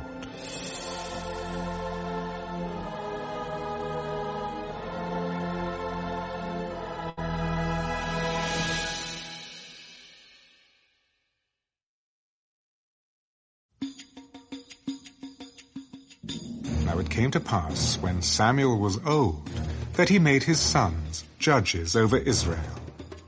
The name of his firstborn was Joel, and the name of his second Abijah. They were judges in Beersheba, but his sons did not walk in his ways. They turned aside after dishonest gain, took bribes, and perverted justice. Then all the elders of Israel gathered together and came to Samuel at Ramah. Look, you are old, and your sons do not walk in your ways. Now make us a king to judge us like all the nations. But the thing displeased Samuel when they said, "Give us a king to judge us." So Samuel prayed to the Lord. And the Lord said to Samuel, Heed the voice of the people in all that they say to you. For they have not rejected you, but they have rejected me, that I should not reign over them. According to all the works which they have done since the day that I brought them up out of Egypt, even to this day, with which they have forsaken me and served other gods, so they are doing to you also. Now, therefore, heed their voice. However, you shall solemnly forewarn them, and show them the behavior of the king who will reign over them. So Samuel told all the words of the Lord to the people who asked him for a king. This will be the behavior of the king who will reign over you. He will take your sons and appoint them for his own chariots, and to be his horsemen, and some will run before his chariots. He will appoint captains over his thousands, and captains over his 50s, will set some to plow his ground and reap his harvest, and some to make his weapons of war and equipment for his chariots. He will take your daughters to be perfumers, cooks, and bakers, and he will take the best of your fields, your vineyards, and your olive groves, and give them to his servants. He will take 1/10 of your grain and your vintage, and give it to his officers and servants.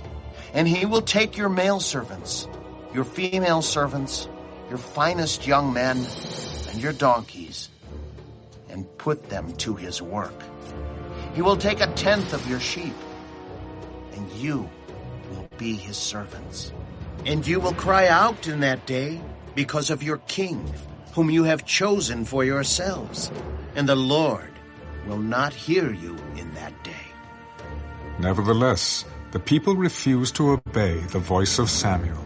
No, but we will have a king over us, that we also may be like all the nations, and that our king may judge us, and go out before us and fight our battles. And Samuel heard all the words of the people, and he repeated them in the hearing of the Lord. So the Lord said to Samuel, Heed their voice, and make them a king. And Samuel said to the men of Israel, Every man, go to his city.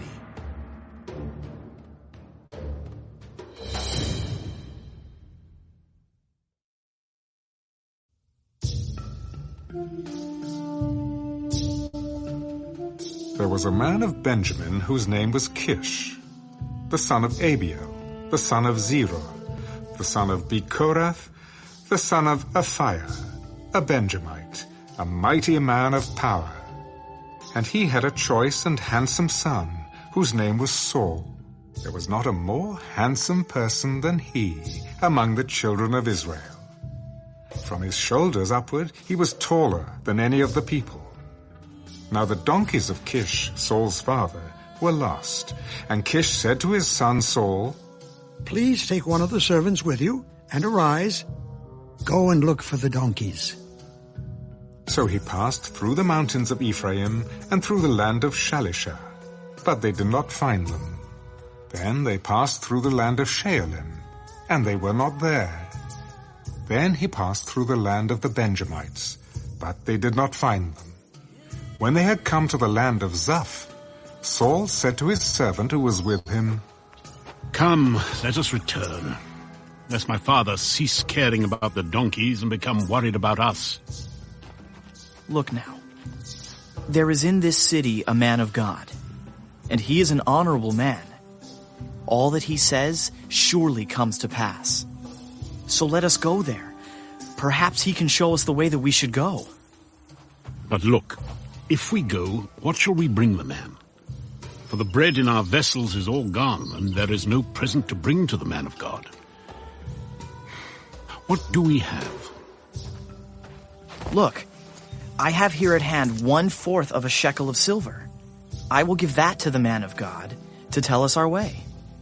Formerly in Israel, when a man went to inquire of God, he spoke thus, "Come, let us go to the seer," for he who is now called a prophet was formerly called a seer. Then Saul said to his servant, "Well said. Come, let us go." So they went to the city where the man of God was. As they went up the hill to the city, they met some young women going out to draw water. Is the seer here? Yes, there he is, just ahead of you. Hurry now, for today he came to this city, because there is a sacrifice of the people today on the high place. As soon as you come into the city, you will surely find him before he goes up to the high place to eat. For the people will not eat until he comes, because he must bless the sacrifice. Afterward, those who are invited will eat. Now, therefore, go up, for about this time you will find him." So they went up to the city. As they were coming into the city, there was Samuel coming out toward them on his way up to the high place. Now the Lord had told Samuel in his ear the day before Saul came, saying, "Tomorrow, about this time, I will send you a man from the land of Benjamin, and you shall anoint him commander over my people Israel, that he may save my people from the hand of the Philistines. For I have looked upon my people, because their cry has come to me." So, when Samuel saw Saul, the Lord said to him, "There he is, the man of whom I spoke to you. This one shall reign over my people." Then Saul drew near to Samuel in the gate. Please, tell me, where is the seer's house? I am the seer. Go up before me to the high place, for you shall eat with me today, and tomorrow I will let you go, and will tell you all that is in your heart. But as for your donkeys that were lost 3 days ago, do not be anxious about them, for they have been found. And on whom is all the desire of Israel? Is it not on you and on all your father's house? Am I not a Benjamite, of the smallest of the tribes of Israel? And my family the least of all the families of the tribe of Benjamin. Why then do you speak like this to me? Now Samuel took Saul and his servant and brought them into the hall, and had them sit in the place of honor among those who were invited. There were about 30 persons. And Samuel said to the cook, Bring the portion which I gave you, of which I said to you, set it apart. So the cook took up the thigh with its upper part and set it before Saul. Here it is, what was kept back. It was set apart for you. Eat, for until this time it has been kept for you, since I said I invited the people. So Saul ate with Samuel that day. When they had come down from the high place into the city, Samuel spoke with Saul on the top of the house. They arose early, and it was about the dawning of the day that Samuel called to Saul on the top of the house. Get up, that I may send you on your way. And Saul arose, and both of them went outside, he and Samuel. As they were going down to the outskirts of the city, Samuel said to Saul, Tell the servant to go on ahead of us. And he went on. But you stand here a while, that I may announce to you the word of God.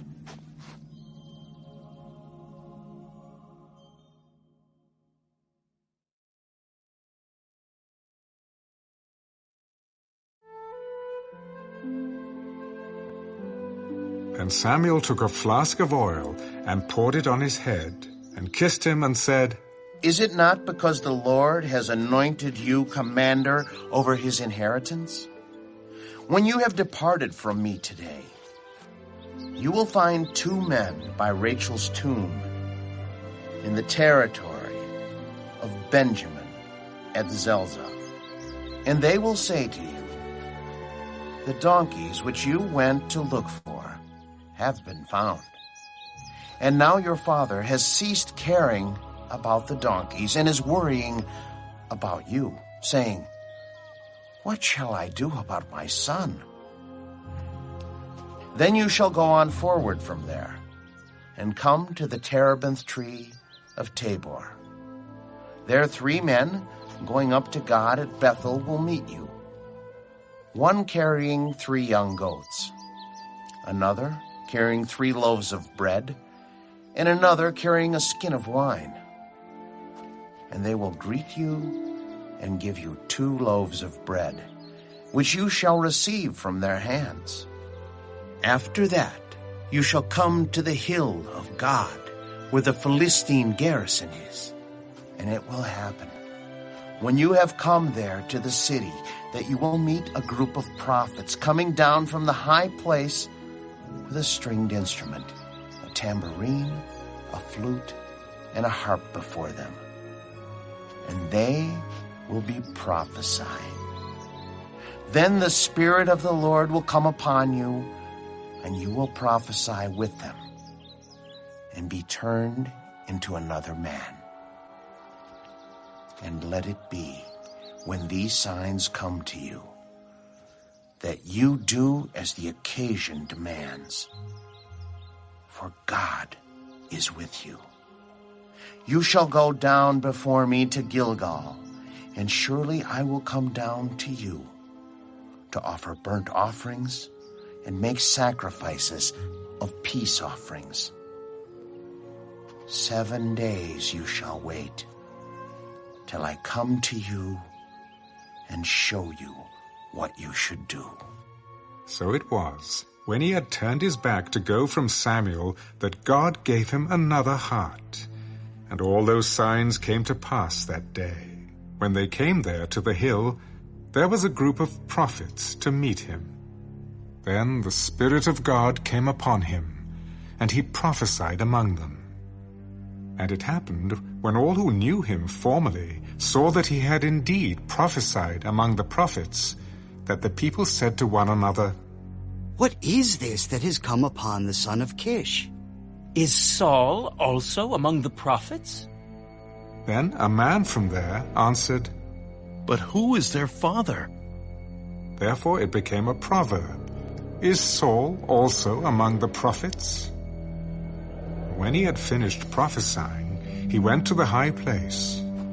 Then Saul's uncle said to him and his servant, Where did you go? To look for the donkeys. When we saw that they were nowhere to be found, we went to Samuel. Tell me, please, what Samuel said to you. He told us plainly that the donkeys had been found. But about the matter of the kingdom, he did not tell him what Samuel had said. Then Samuel called the people together to the Lord at Mizpah, and said to the children of Israel, Thus says the Lord God of Israel, I brought up Israel out of Egypt, and delivered you from the hand of the Egyptians, and from the hand of all kingdoms, and from those who oppressed you. But you have today rejected your God, who himself saved you from all your adversities and your tribulations, and you have said to him, No, set a king over us. Now therefore, present yourselves before the Lord by your tribes and by your clans. And when Samuel had caused all the tribes of Israel to come near, the tribe of Benjamin was chosen. When he had caused the tribe of Benjamin to come near by their families, the family of Matri was chosen. And Saul, the son of Kish, was chosen. But when they sought him, he could not be found. Therefore they inquired of the Lord further, Has the man come here yet? There he is, hidden among the equipment. So they ran and brought him from there. And when he stood among the people, he was taller than any of the people from his shoulders upward. And Samuel said to all the people, Do you see him whom the Lord has chosen? That there is no one like him among all the people? So all the people shouted, Long live the king! Then Samuel explained to the people the behavior of royalty, and wrote it in a book, and laid it up before the Lord. And Samuel sent all the people away, every man to his house. And Saul also went home to Gibeah, and valiant men went with him, whose hearts God had touched. But some rebels said, How can this man save us? So they despised him, and brought him no presents. But he held his peace.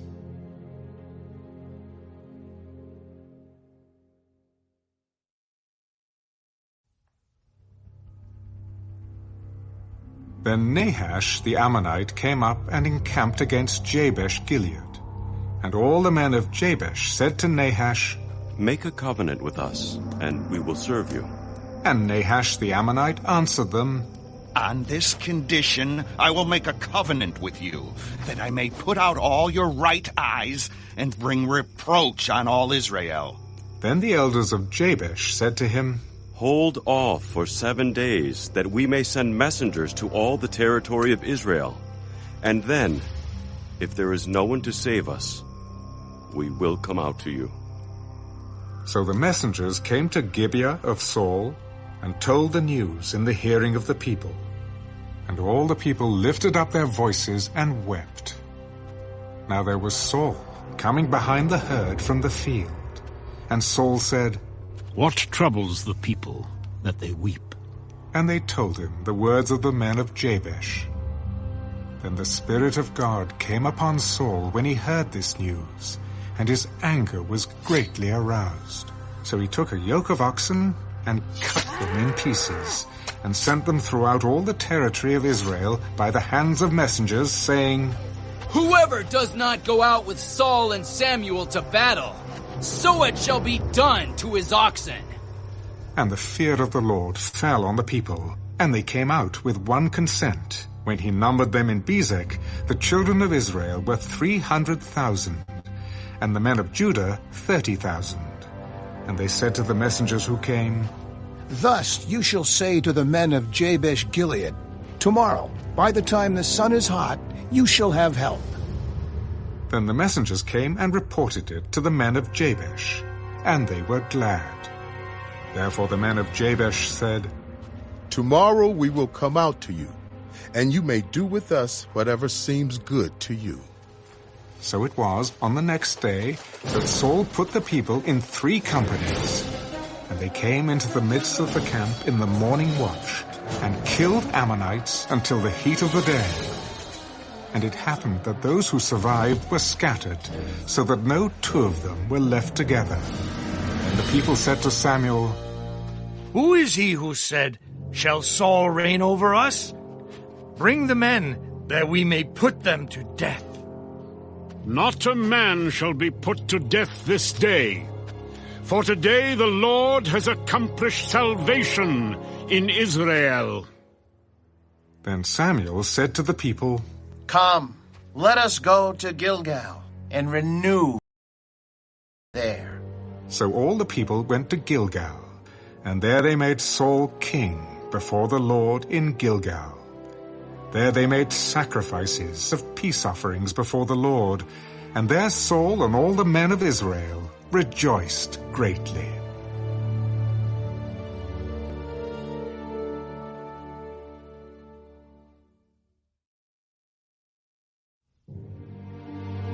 Now Samuel, Israel, Indeed, I have heeded your voice in all that you said to me, and have made a king over you. And now, here is the king, walking before you, and I am old and gray-headed. And look, my sons are with you. I have walked before you from my childhood to this day. Here I am, against me before the Lord and before his anointed. Whose ox have I taken, or whose donkey have I taken, or whom have I cheated?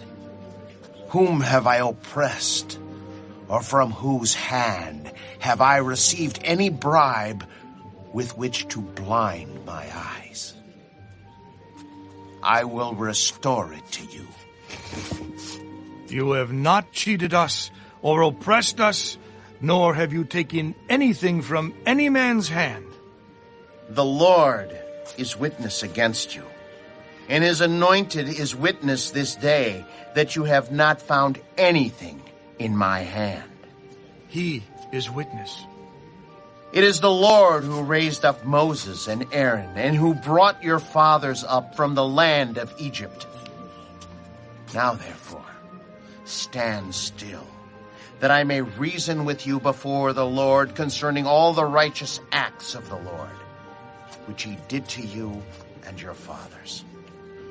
When Jacob had gone into Egypt and your fathers cried out to the Lord, then the Lord sent Moses and Aaron, who brought your fathers out of Egypt and made them dwell in this place.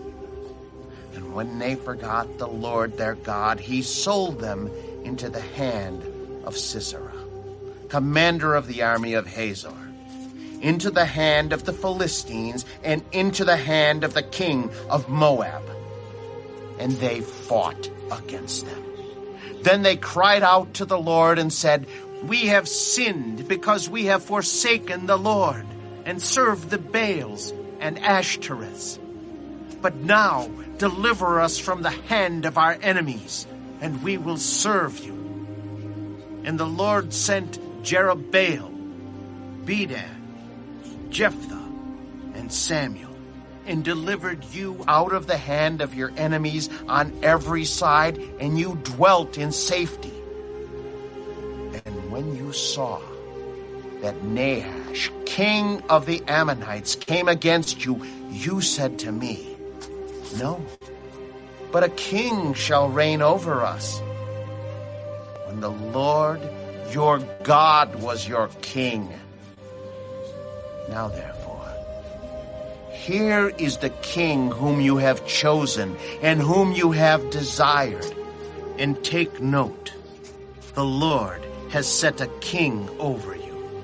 If you fear the Lord and serve him and obey his voice, and do not rebel against the commandment of the Lord, then both you and the king who reigns over you will continue following the Lord your God. However, if you do not obey the voice of the Lord, but rebel against the commandment of the Lord, then the hand of the Lord will be against you, as it was against your fathers. Now, therefore, stand and see this great thing which the Lord will do before your eyes. Is today not the wheat harvest? I will call to the Lord, and he will send thunder and rain, that you may perceive and see that your wickedness is great, which you have done in the sight of the Lord, in asking a king for yourselves. So Samuel called to the Lord, and the Lord sent thunder and rain that day, and all the people greatly feared the Lord and Samuel. And all the people said to Samuel, Pray for your servants to the Lord your God, that we may not die. For we have added to all our sins the evil of asking a king for ourselves. Do not fear. You have done all this wickedness. Yet do not turn aside from following the Lord, but serve the Lord with all your heart, and do not turn aside. For then you would go after empty things, which cannot profit or deliver, for they are nothing. For the Lord will not forsake his people, for his great name's sake, because it has pleased the Lord to make you his people. Moreover, as for me, far be it from me that I should sin against the Lord in ceasing to pray for you. But I will teach you the good and the right way. Only fear the Lord and serve him in truth with all your heart. For consider what great things he has done for you. But if you still do wickedly, you shall be swept away, both you and your king.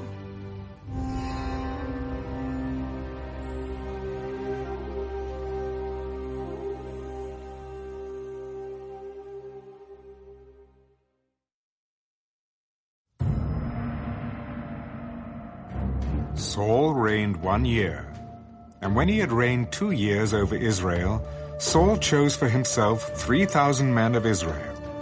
2,000 were with Saul in Michmash and in the mountains of Bethel, and 1,000 were with Jonathan in Gibeah of Benjamin. The rest of the people he sent away, every man to his tent. And Jonathan attacked the garrison of the Philistines that was in Geba. And the Philistines heard of it. Then Saul blew the trumpet throughout all the land, saying, Let the Hebrews hear! Now all Israel heard it said that Saul had attacked a garrison of the Philistines, and that Israel had also become an abomination to the Philistines. And the people were called together to Saul at Gilgal. Then the Philistines gathered together to fight with Israel 30,000 chariots and 6,000 horsemen, and people as the sand which is on the seashore in multitude. And they came up and encamped in Michmash, to the east of Beth-aven. When the men of Israel saw that they were in danger, for the people were distressed, then the people hid in caves, in thickets, in rocks, in holes, and in pits. And some of the Hebrews crossed over the Jordan to the land of Gad and Gilead. As for Saul, he was still in Gilgal, and all the people followed him trembling. Then he waited 7 days, according to the time set by Samuel. But Samuel did not come to Gilgal, and the people were scattered from him. So Saul said, Bring a burnt offering and peace offerings here to me. And he offered the burnt offering. Now it happened, as soon as he had finished presenting the burnt offering, that Samuel came. And Saul went out to meet him, that he might greet him. And Samuel said, What have you done? When I saw that the people were scattered from me, and that you did not come within the days appointed, and that the Philistines gathered together at Michmash, then I said, the Philistines will now come down on me at Gilgal, and I have not made supplication to the Lord. Therefore I felt compelled and offered a burnt offering. You have done foolishly. You have not kept the commandment of the Lord your God, which he commanded you. For now, the Lord would have established your kingdom over Israel forever. But now, your kingdom shall not continue. The Lord has sought for himself a man after his own heart, and the Lord has commanded him to be commander over his people, because you have not kept what the Lord commanded you. Then Samuel arose and went up from Gilgal to Gibeah of Benjamin. And Saul numbered the people present with him, about 600 men. Saul, Jonathan his son, and the people present with them remained in Gibeah of Benjamin. But the Philistines encamped in Michmash. Then raiders came out of the camp of the Philistines in 3 companies. One company turned onto the road to Ophrah, to the land of Shual. Another company turned to the road to Beth-horon, and another company turned to the road of the border that overlooks the valley of Zeboim, toward the wilderness. Now there was no blacksmith to be found throughout all the land of Israel. For the Philistines said, "Lest the Hebrews make swords or spears." But all the Israelites would go down to the Philistines to sharpen each man's plowshare, his mattock, his axe, and his sickle. And the charge for a sharpening was a pim for the plowshares, the mattocks, the forks, and the axes, and to set the points of the goads.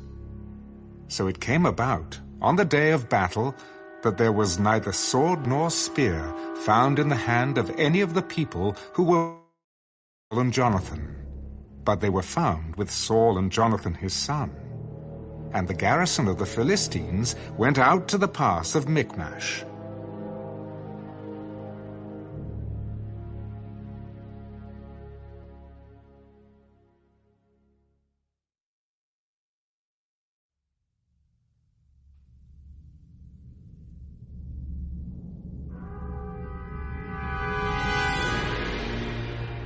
Now it happened one day that Jonathan, the son of Saul, said to the young man who bore his armor, "Come, let us go over to the Philistines' garrison that is on the other side." But he did not tell his father. And Saul was sitting in the outskirts of Gibeah, under a pomegranate tree, which is in Migron. The people who were with him were about 600 men. Ahijah, the son of Ahitub, Ichabod's brother, the son of Phinehas, the son of Eli, the Lord's priest in Shiloh, was wearing an ephod. But the people did not know that Jonathan had gone. Between the passes by which Jonathan sought to go over to the Philistines' garrison, there was a sharp rock on one side and a sharp rock on the other side. And the name of one was Bozez, and the name of the other Sineh. The front of one faced northward, opposite Michmash, and the other southward, opposite Gibeah. Then Jonathan said to the young man who bore his armor, "Come, let us go over to the garrison of these uncircumcised. It may be that the Lord will work for us, for nothing restrains the Lord from saving by many or by few." So his armor-bearer said to him, "Do all that is in your heart.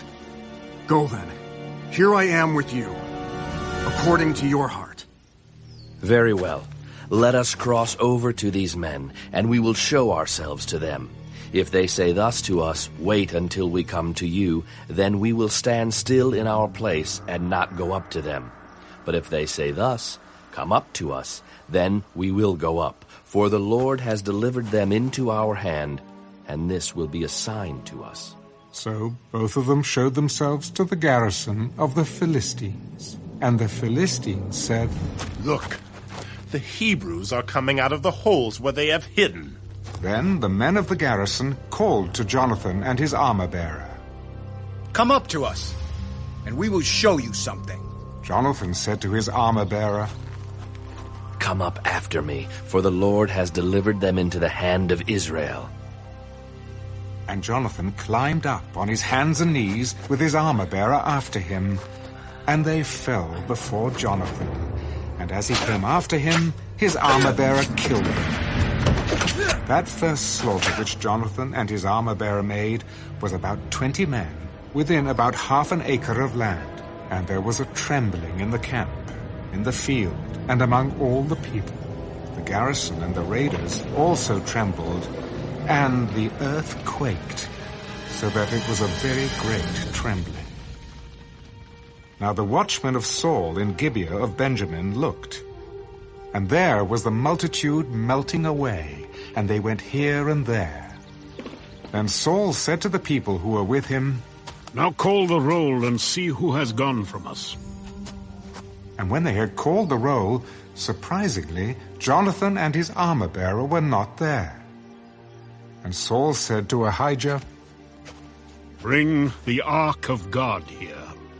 For at that time the ark of God was with the children of Israel. Now it happened, while Saul talked to the priest, that the noise which was in the camp of the Philistines continued to increase. So Saul said to the priest, Withdraw your hand. Then Saul and all the people who were with him assembled, and they went to the battle. And indeed every man's sword was against his neighbor, and there was very great confusion. Moreover, the Hebrews who were with the Philistines before that time, who went up with them into the camp from the surrounding country, they also joined the Israelites who were with Saul and Jonathan.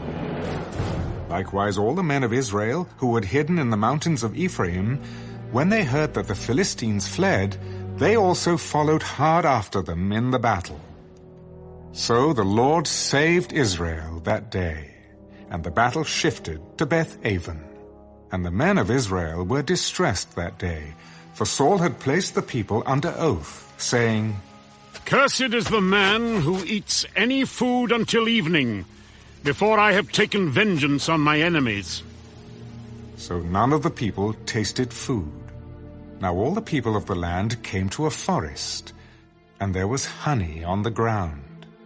And when the people had come into the woods, there was the honey dripping. But no one put his hand to his mouth, for the people feared the oath. But Jonathan had not heard his father charge the people with the oath. Therefore he stretched out the end of the rod that was in his hand, and dipped it in a honeycomb, and put his hand to his mouth. And his countenance brightened. Then one of the people said, Your father strictly charged the people with an oath, saying, Cursed is the man who eats food this day. And the people were faint. But Jonathan said, My father has troubled the land. Look now, how my countenance has brightened because I tasted a little of this honey.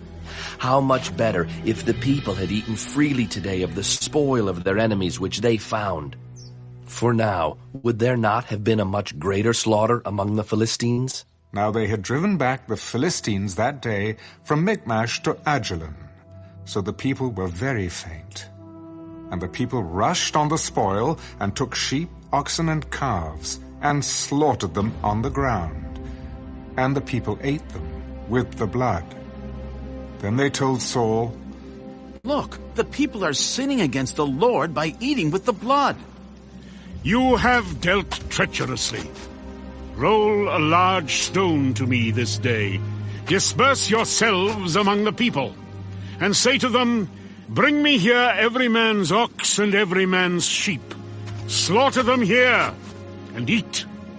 And do not sin against the Lord by eating with the blood. So every one of the people brought his ox with him that night, and slaughtered it there. Then Saul built an altar to the Lord. This was the first altar that he built to the Lord. Let us go down after the Philistines by night, and plunder them until the morning light. And let us not leave a man of them. And they said, Do whatever seems good to you. Then the priest said, Let us draw near to God here. So Saul asked counsel of God. Shall I go down after the Philistines? Will you deliver them into the hand of Israel? But he did not answer him that day. Come over here, all you chiefs of the people, and know and see what this sin was today. For as the Lord lives who saves Israel, though it be in Jonathan my son, he shall surely die. But not a man among all the people answered him. Then he said to all Israel, You'll be on one side, and my son Jonathan and I will be on the other side. And the people said to Saul, Do what seems good to you. Therefore Saul said to the Lord God of Israel, Give a perfect lot. So Saul and Jonathan were taken, but the people escaped. And Saul said, Cast lots between my son Jonathan and me. So Jonathan was taken.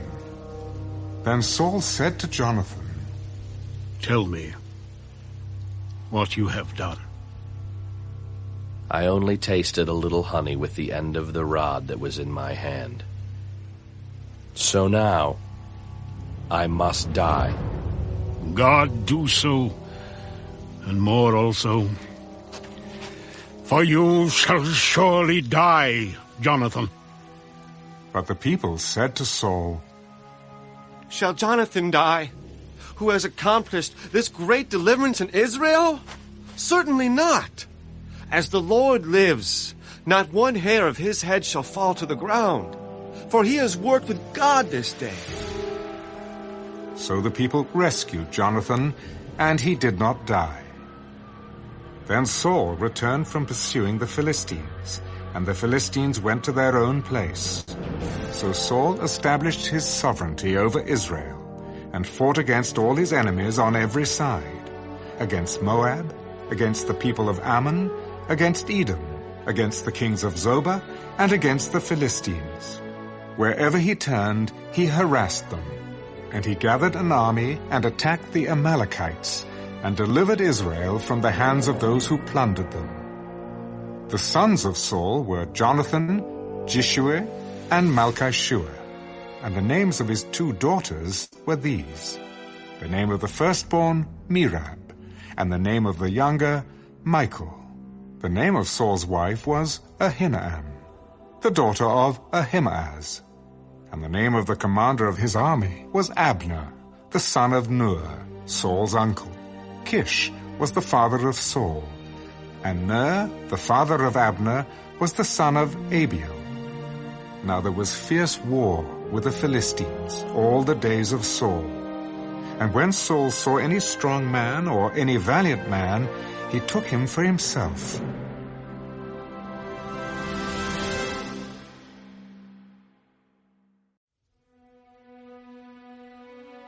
Samuel also said to Saul, The Lord sent me to anoint you king over his people, over Israel. Now therefore, heed the voice of the words of the Lord. Thus says the Lord of hosts, I will punish Amalek for what he did to Israel, how he ambushed him on the way when he came up from Egypt. Now go and attack Amalek, and utterly destroy all that they have, and do not spare them. But kill both man and woman, infant and nursing child, ox and sheep, camel and donkey. So Saul gathered the people together and numbered them in Telaim, 200,000 foot soldiers and 10,000 men of Judah. And Saul came to the city of Amalek and lay in wait in the valley. Then Saul said to the Kenites, Go, depart, get down from among the Amalekites, lest I destroy you with them. For you showed kindness to all the children of Israel when they came up out of Egypt. So the Kenites departed from among the Amalekites. And Saul attacked the Amalekites from Havilah all the way to Shur, which is east of Egypt. He also took Agag, king of the Amalekites, alive, and utterly destroyed all the people with the edge of the sword. But Saul and the people spared Agag and the best of the sheep, the oxen, the fatlings, the lambs, and all that was good, and were unwilling to utterly destroy them. But everything despised and worthless, that they utterly destroyed. Now the word of the Lord came to Samuel. I greatly regret that I have set up Saul as king, for he has turned back from following me, and has not performed my commandments. And it grieved Samuel, and he cried out to the Lord all night. So when Samuel rose early in the morning to meet Saul, it was told Samuel, Saul went to Carmel, and indeed he set up a monument for himself, and he has gone on around, passed by, and gone down to Gilgal. Then Samuel went to Saul, and Saul said to him, Blessed are you of the Lord. I have performed the commandment of the Lord. What then is this bleating of the sheep in my ears, and the lowing of the oxen which I hear? They have brought them from the Amalekites, for the people spared the best of the sheep and the oxen to sacrifice to the Lord your God, and the rest we have utterly destroyed. Be quiet, and I will tell you what the Lord said to me last night. Speak on. When you were little in your own eyes, were you not head of the tribes of Israel? And did not the Lord anoint you king over Israel? Now the Lord sent you on a mission and said, Go and utterly destroy the sinners, the Amalekites, and fight against them until they are consumed.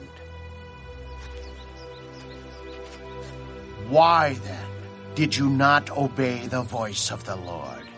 Why did you swoop down on the spoil and do evil in the sight of the Lord? But I have obeyed the voice of the Lord, and gone on the mission on which the Lord sent me, and brought back Agag, king of Amalek. I've utterly destroyed the Amalekites, but the people took of the plunder, sheep and oxen, the best of the things which should have been utterly destroyed, to sacrifice to the Lord your God in Gilgal. Has the Lord as great delight in burnt offerings and sacrifices as in obeying the voice of the Lord?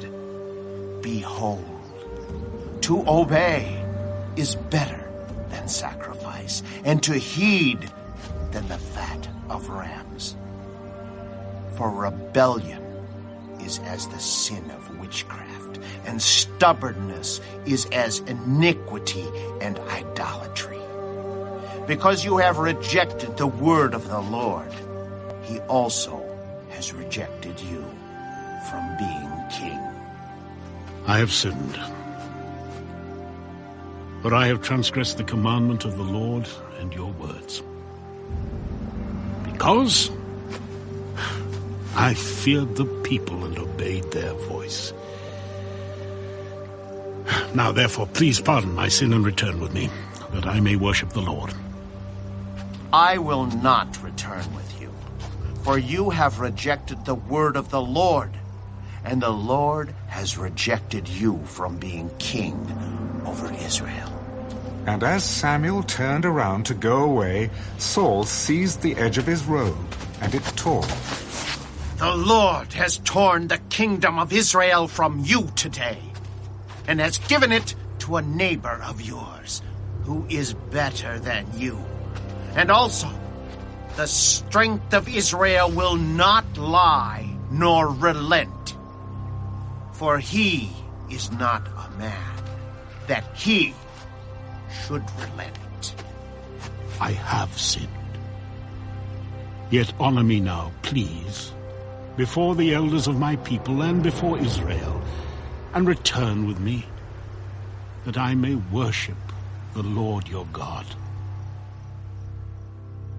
So Samuel turned back after Saul, and Saul worshipped the Lord. Then Samuel said, Bring Agag, king of the Amalekites, here to me.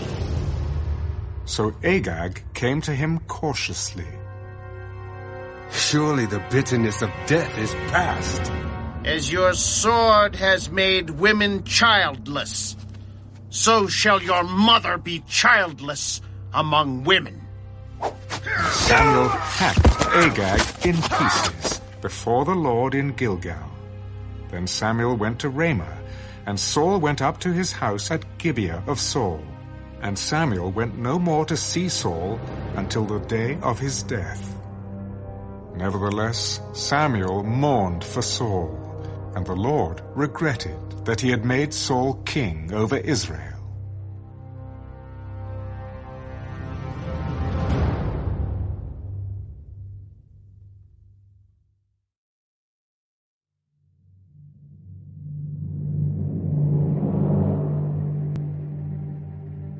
Now the Lord said to Samuel, How long will you mourn for Saul, seeing I have rejected him from reigning over Israel? Fill your horn with oil and go. I am sending you to Jesse the Bethlehemite, for I have provided myself a king among his sons. How can I go? If Saul hears it, he will kill me. Take a heifer with you and say, I have come to sacrifice to the Lord. Then invite Jesse to the sacrifice, and I will show you what you shall do. You shall anoint for me the one I name to you. So Samuel did what the Lord said, and went to Bethlehem. And the elders of the town trembled at his coming, and said, Do you come peaceably? Peaceably. I have come to sacrifice to the Lord. Sanctify yourselves and come with me to the sacrifice. Then he consecrated Jesse and his sons, and invited them to the sacrifice. So it was, when they came, that he looked at Eliab and said, Surely the Lord's anointed is before him. But the Lord said to Samuel, Do not look at his appearance or at his physical stature, because I have refused him. For the Lord does not see as man sees. For man looks at the outward appearance, but the Lord looks at the heart. So Jesse called Abinadab, and made him pass before Samuel. And he said, Neither has the Lord chosen this one. Then Jesse made Shammah pass by, and he said, Neither has the Lord chosen this one. Thus Jesse made 7 of his sons pass before Samuel. And Samuel said to Jesse, The Lord has not chosen these. Are all the young men here? There remains yet the youngest, and there he is, keeping the sheep. Send and bring him, for we will not sit down till he comes here. So he sent and brought him in. Now he was ruddy, with bright eyes, and good-looking. And the Lord said, Arise, anoint him, for this is the one. Then Samuel took the horn of oil and anointed him in the midst of his brothers. And the Spirit of the Lord came upon David from that day forward. So Samuel arose and went to Ramah. But the Spirit of the Lord departed from Saul, and a distressing spirit from the Lord troubled him. And Saul's servants said to him, Surely a distressing spirit from God is troubling you. Let our master now command your servants, who are before you, to seek out a man who is a skillful player on the harp. And it shall be that he will play it with his hand when the distressing spirit from God is upon you, and you shall be well. Provide me now a man who can play well, and bring him to me. Look, I have seen a son of Jesse the Bethlehemite, who is skillful in playing, a mighty man of valor, a man of war, prudent in speech, and a handsome person. And the Lord is with him. Therefore Saul sent messengers to Jesse and said, Send me your son David, who is with the sheep. And Jesse took a donkey loaded with bread, a skin of wine, and a young goat, and sent them by his son David to Saul. So David came to Saul and stood before him. And he loved him greatly, and he became his armor-bearer. Then Saul sent to Jesse, Please let David stand before me, for he has found favor in my sight. And so it was, whenever the Spirit from God was upon Saul, that David would take a harp and play it with his hand. Then Saul would become refreshed and well, and the distressing spirit would depart from him.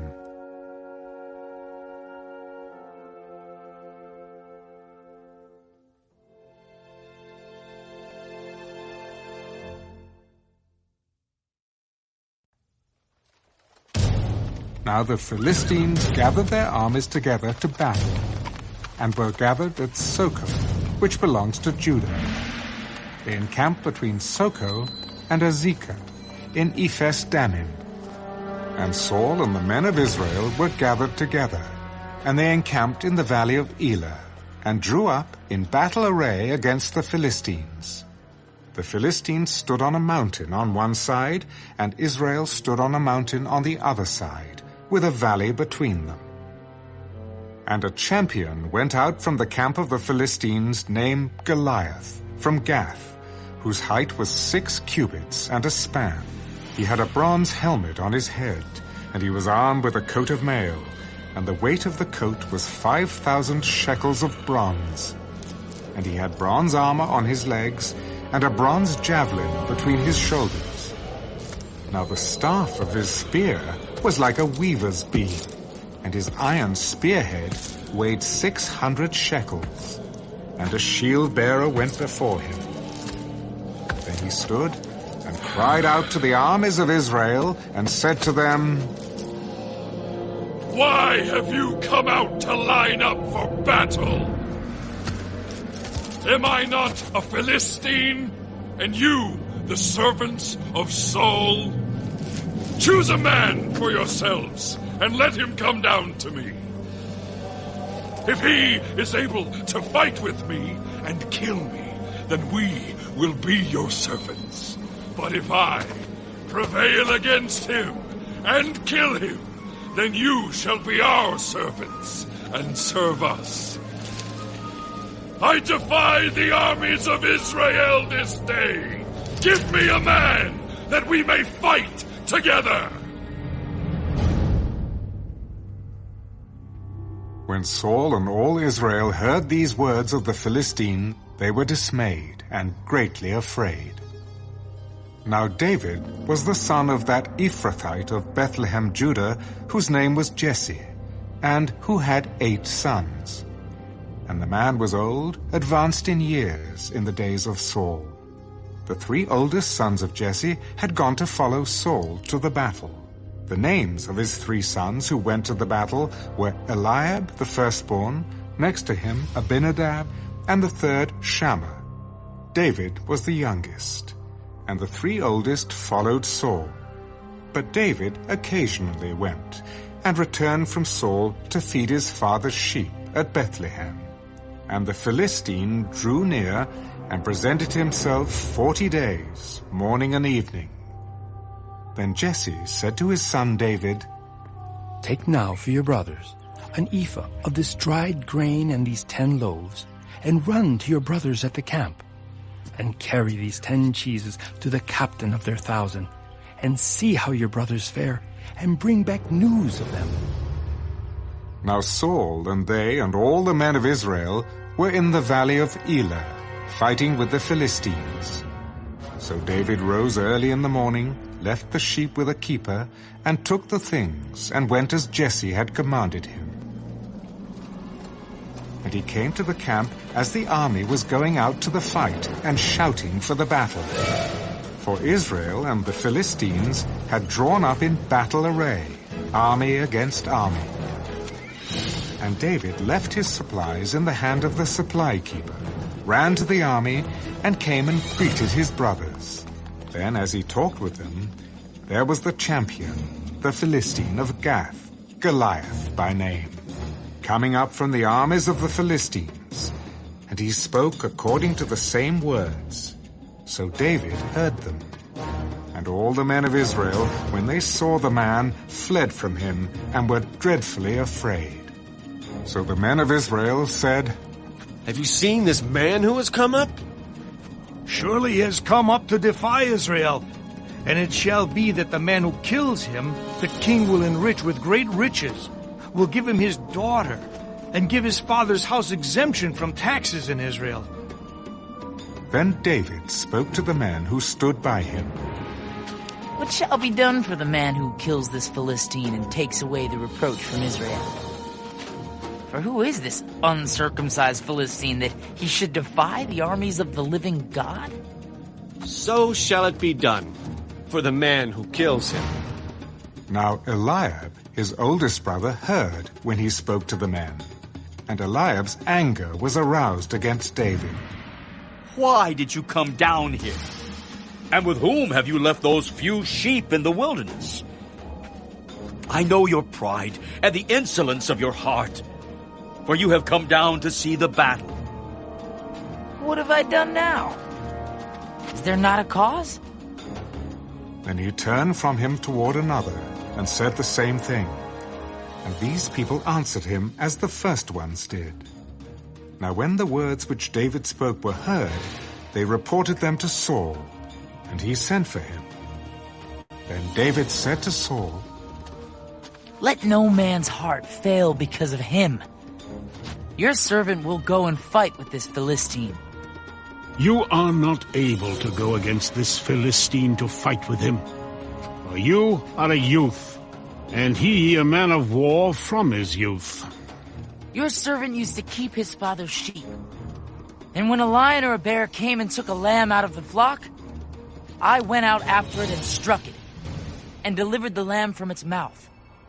And when it arose against me, I caught it by its beard and struck and killed it.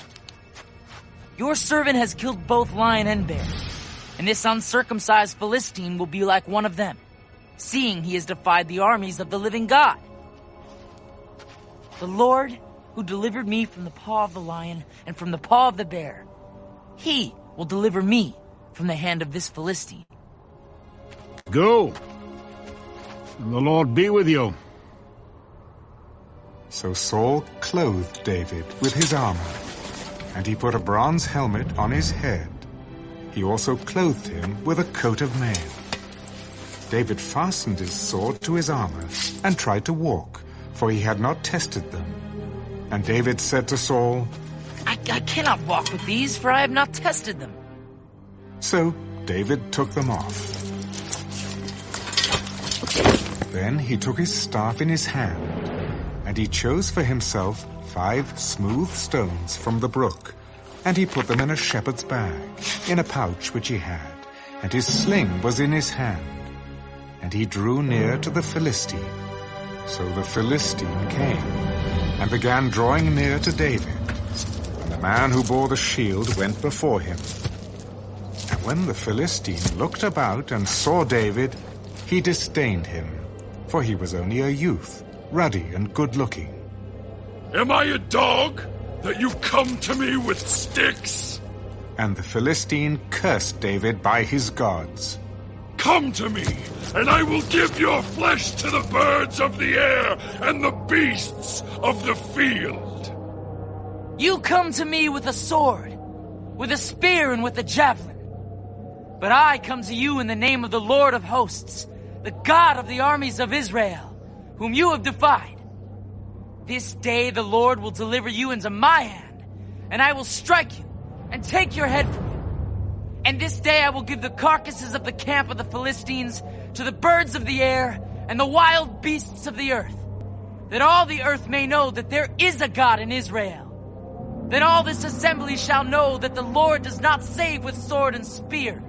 For the battle is the Lord's, and he will give you into our hands. So it was, when the Philistine arose and came and drew near to meet David, that David hurried and ran toward the army to meet the Philistine. Then David put his hand in his bag and took out a stone, and he slung it and struck the Philistine in his forehead, so that the stone sank into his forehead, and he fell on his face to the earth. So David prevailed over the Philistine with a sling and a stone, and struck the Philistine and killed him. But there was no sword in the hand of David. Therefore David ran and stood over the Philistine, took his sword and drew it out of its sheath, and killed him, and cut off his head with it. And when the Philistines saw that their champion was dead, they fled. Now the men of Israel and Judah arose and shouted, and pursued the Philistines as far as the entrance of the valley, and to the gates of Ekron. And the wounded of the Philistines fell along the road to Shaaraim, even as far as Gath and Ekron.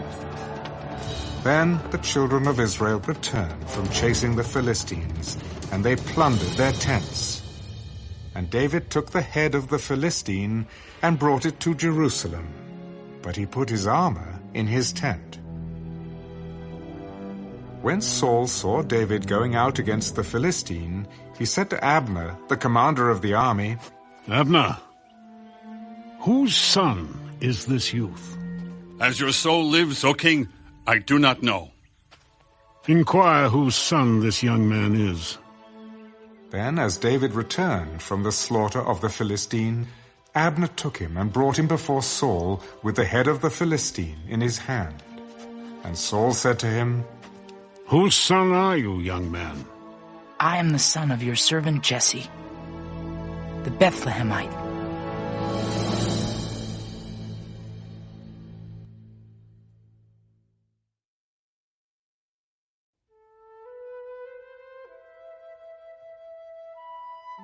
Now when he had finished speaking to Saul, the soul of Jonathan was knit to the soul of David, and Jonathan loved him as his own soul. Saul took him that day and would not let him go home to his father's house any more. Then Jonathan and David made a covenant, because he loved him as his own soul. And Jonathan took off the robe that was on him and gave it to David, with his armor, even to his sword and his bow and his belt. So David went out wherever Saul sent him, and behaved wisely. And Saul set him over the men of war, and he was accepted in the sight of all the people, and also in the sight of Saul's servants. Now it had happened, as they were coming home, when David was returning from the slaughter of the Philistine, that the women had come out of all the cities of Israel, singing and dancing to meet King Saul, with tambourines, with joy, and with musical instruments. So the women sang as they danced, and said, Saul has slain his thousands, and David his 10,000s. Then Saul was very angry, and the saying displeased him. They have ascribed to David 10,000s, and to me they have ascribed only thousands.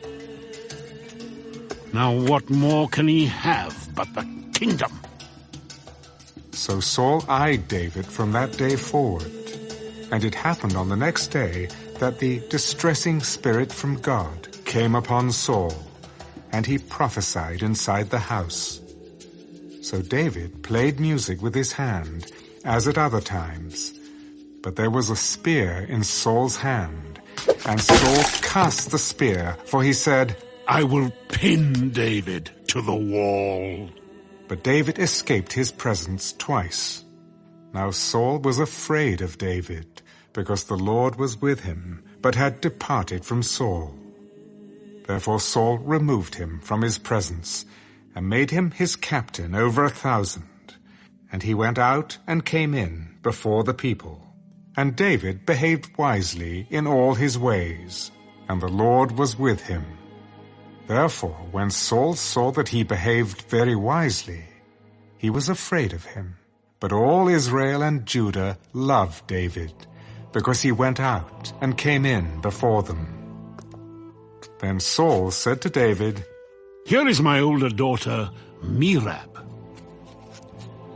I will give her to you as a wife. Only be valiant for me, and fight the Lord's battles." For Saul thought, "Let my hand not be against him, but let the hand of the Philistines be against him." So David said to Saul, "Who am I? And what is my life or my father's family in Israel, that I should be son-in-law to the king?" But it happened at the time when Merab, Saul's daughter, should have been given to David, that she was given to Adriel the Meholathite as a wife. Now Michal, Saul's daughter, loved David, and they told Saul, and the thing pleased him. So Saul said, "I will give her to him, that she may be a snare to him, and that the hand of the Philistines may be against him." Therefore Saul said to David a second time, "You shall be my son-in-law today." And Saul commanded his servants, "Communicate with David secretly and say, 'Look, the king has delight in you, and all his servants love you. Now therefore, become the king's son-in-law.'" So Saul's servants spoke those words in the hearing of David. And David said, "Does it seem to you a light thing to be a king's son-in-law, seeing I am a poor and lightly esteemed man?" And the servants of Saul told him, In this manner David spoke. "Thus you shall say to David, 'The king does not desire any dowry, but 100 foreskins of the Philistines to take vengeance on the king's enemies.'" But Saul thought to make David fall by the hand of the Philistines. So when his servants told David these words, it pleased David well to become the king's son-in-law. Now the days had not expired. Therefore David arose and went, he and his men, and killed 200 men of the Philistines. And David brought their foreskins, and they gave them in full count to the king, that he might become the king's son-in-law. Then Saul gave him Michal, his daughter, as a wife. Thus Saul saw and knew that the Lord was with David, and that Michal, Saul's daughter, loved him. And Saul was still more afraid of David. So Saul became David's enemy continually. Then the princes of the Philistines went out to war. And so it was, whenever they went out, that David behaved more wisely than all the servants of Saul, so that his name became highly esteemed.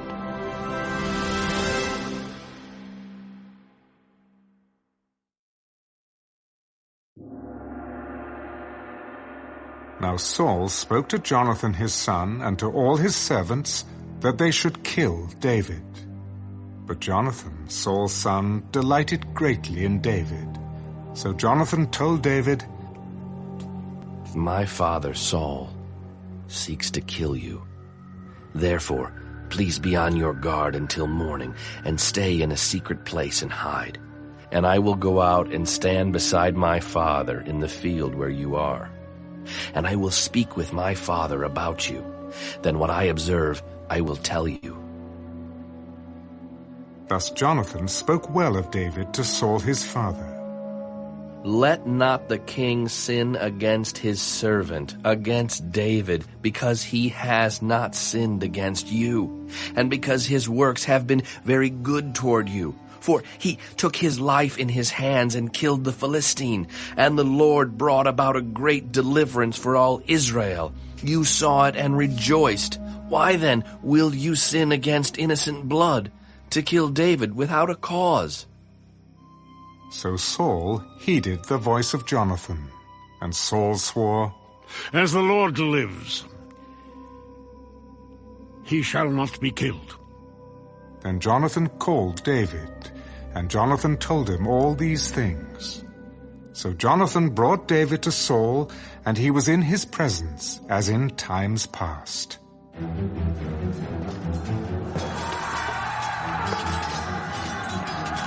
And there was war again. And David went out and fought with the Philistines, and struck them with a mighty blow, and they fled from him.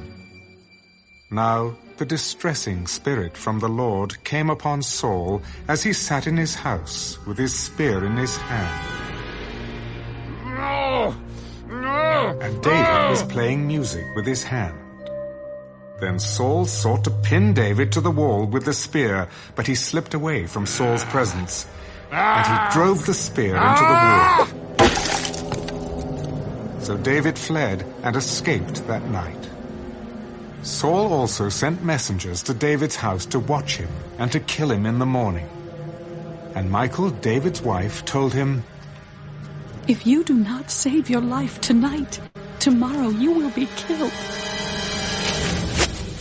So Michal let David down through a window, and he went and fled and escaped.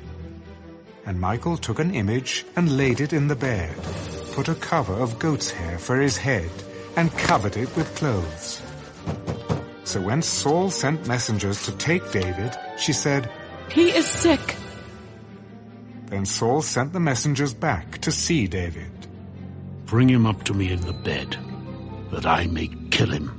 And when the messengers had come in, there was the image in the bed, with a cover of goat's hair for his head. Then Saul said to Michal, "Why have you deceived me like this, and sent my enemy away, so that he has escaped?" He said to me, "Let me go. Why should I kill you?" So David fled and escaped, and went to Samuel at Ramah, and told him all that Saul had done to him. And he and Samuel went and stayed in Naioth. Now it was told Saul, "Take note, David is at Naioth in Ramah." Then Saul sent messengers to take David. And when they saw the group of prophets prophesying, and Samuel standing as leader over them, the Spirit of God came upon the messengers of Saul, and they also prophesied. And when Saul was told, he sent other messengers, and they prophesied likewise. Then Saul sent messengers again the third time, and they prophesied also. Then he also went to Ramah, and came to the great well that is at Secu. So he asked, "Where are Samuel and David?" And someone said, "Indeed, they are at Naioth in Ramah." So he went there to Naioth in Ramah. Then the Spirit of God was upon him also, and he went on and prophesied until he came to Naioth in Ramah. And he also stripped off his clothes, and prophesied before Samuel in like manner, and lay down naked all that day and all that night. Therefore they say, "Is Saul also among the prophets?"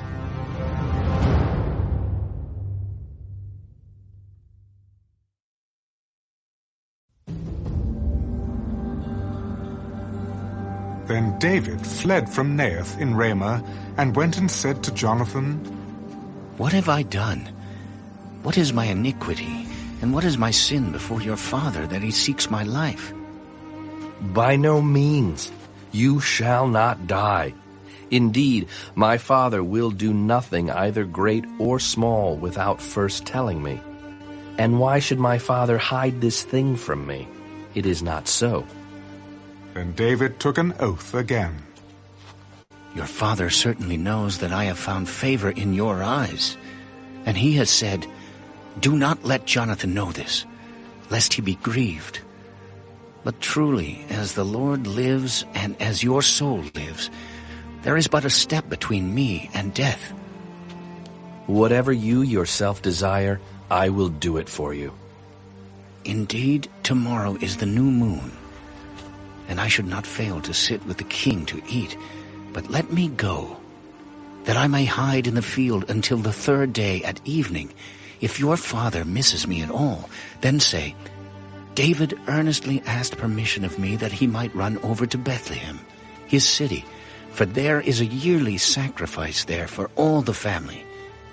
If he says thus, it is well, your servant will be safe. But if he is very angry, be sure that evil is determined by him.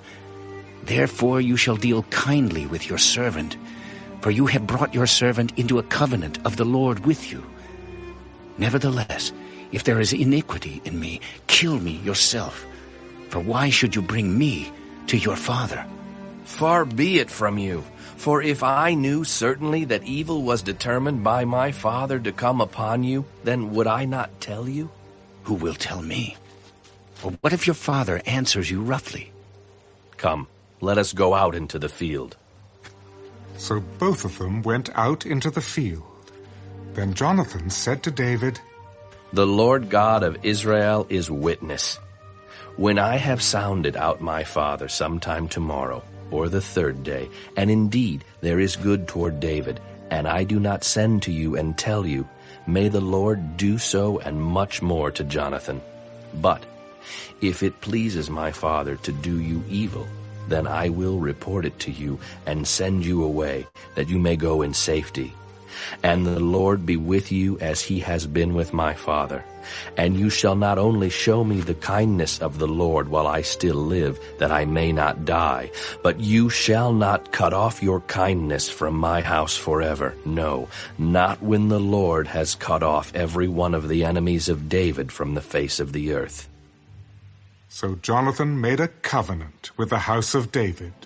Let the Lord require it at the hand of David's enemies. Now Jonathan again caused David to vow, because he loved him. For he loved him as he loved his own soul. Then Jonathan said to David, Tomorrow is the new moon, and you will be missed, because your seat will be empty. And when you have stayed 3 days, go down quickly and come to the place where you hid on the day of the deed, and remain by the stone Esau. Then I will shoot 3 arrows to the side, as though I shot at a target. And there I will send a lad, saying, Go find the arrows. If I expressly say to the lad, Look, the arrows are on this side of you, get them and come. Then, as the Lord lives, there is safety for you and no harm. But if I say thus to the young man, Look, the arrows are beyond you, go your way, for the Lord has sent you away. And as for the matter which you and I have spoken of, indeed, the Lord be between you and me forever. Then David hid in the field, and when the new moon had come, the king sat down to eat the feast. Now the king sat on his seat, as at other times, on a seat by the wall. And Jonathan arose, and Abner sat by Saul's side, but David's place was empty. Nevertheless, Saul did not say anything that day, for he thought, Something has happened to him. He is unclean. Surely he is unclean. And it happened the next day, the second day of the month, that David's place was empty. And Saul said to Jonathan his son, Why has the son of Jesse not come to eat, either yesterday or today? David earnestly asked permission of me to go to Bethlehem. And he said, Please let me go, for our family has a sacrifice in the city, and my brother has commanded me to be there. And now, if I have found favor in your eyes, please let me get away and see my brothers. Therefore, he has not come to the king's table. Then Saul's anger was aroused against Jonathan, and he said to him, You son of a perverse, rebellious woman!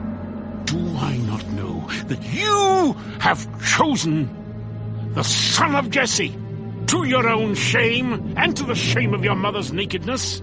For as long as the son of Jesse lives on the earth, you shall not be established, nor your kingdom. Now therefore send and bring him to me, for he shall surely die. Why should he be killed? What has he done? Then Saul cast a spear at him to kill him. by which Jonathan knew that it was determined by his father to kill David. So Jonathan arose from the table in fierce anger, and ate no food the second day of the month, for he was grieved for David, because his father had treated him shamefully.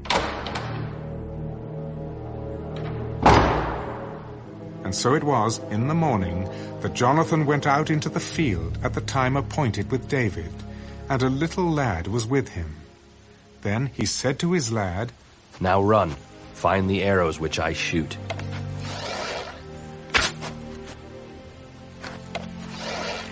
As the lad ran, he shot an arrow beyond him.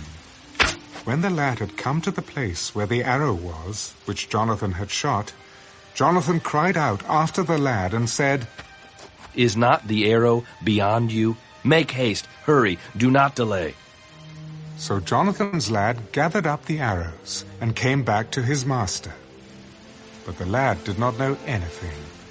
Only Jonathan and David knew of the matter. Then Jonathan gave his weapon to his lad and said to him, "Go, carry them to the city." As soon as the lad had gone, David arose from a place toward the south, fell on his face to the ground, and bowed down 3 times. And they kissed one another, and they wept together, but David more so. Then Jonathan said to David, "Go in peace, since we have both sworn in the name of the Lord, saying, 'May the Lord be between you and me, and between your descendants and my descendants forever.'" So he arose and departed, and Jonathan went into the city.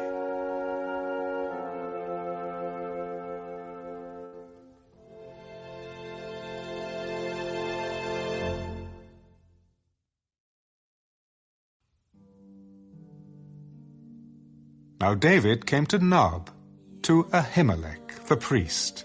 And Ahimelech was afraid when he met David, and said to him, "Why are you alone, and no one is with you?" "The king has ordered me on some business, and said to me, 'Do not let anyone know anything about the business on which I send you, or what I have commanded you. And I have directed my young men to such and such a place. Now, therefore, what have you on hand? Give me 5 loaves of bread in my hand, or whatever can be found.'" "There is no common bread on hand, but there is holy bread, if the young men have at least kept themselves from women." "Truly, women have been kept from us about 3 days since I came out, and the vessels of the young men are holy, and the bread is in effect common, even though it was consecrated in the vessel this day." So the priest gave him holy bread, for there was no bread there, but the showbread, which had been taken from before the Lord, in order to put hot bread in its place on the day when it was taken away.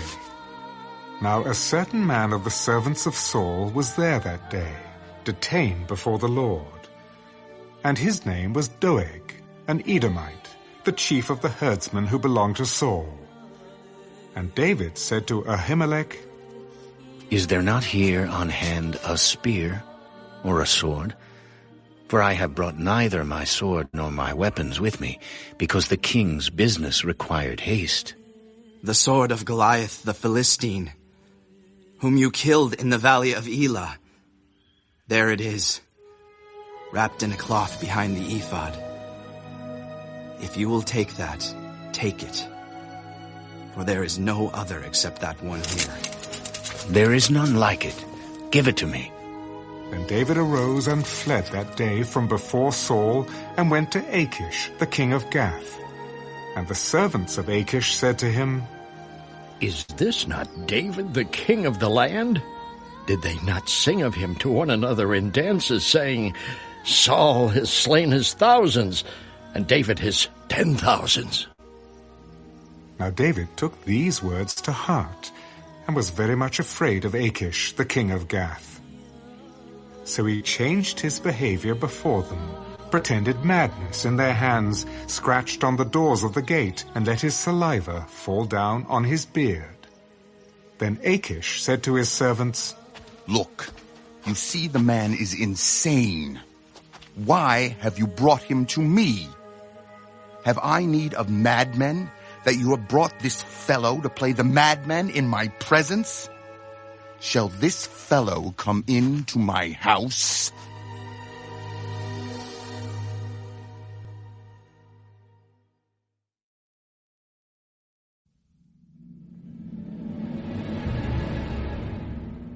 David therefore departed from there, and escaped to the cave of Adullam. So when his brothers and all his father's house heard it, they went down there to him. And everyone who was in distress, everyone who was in debt, and everyone who was discontented gathered to him. So he became captain over them, and there were about 400 men with him.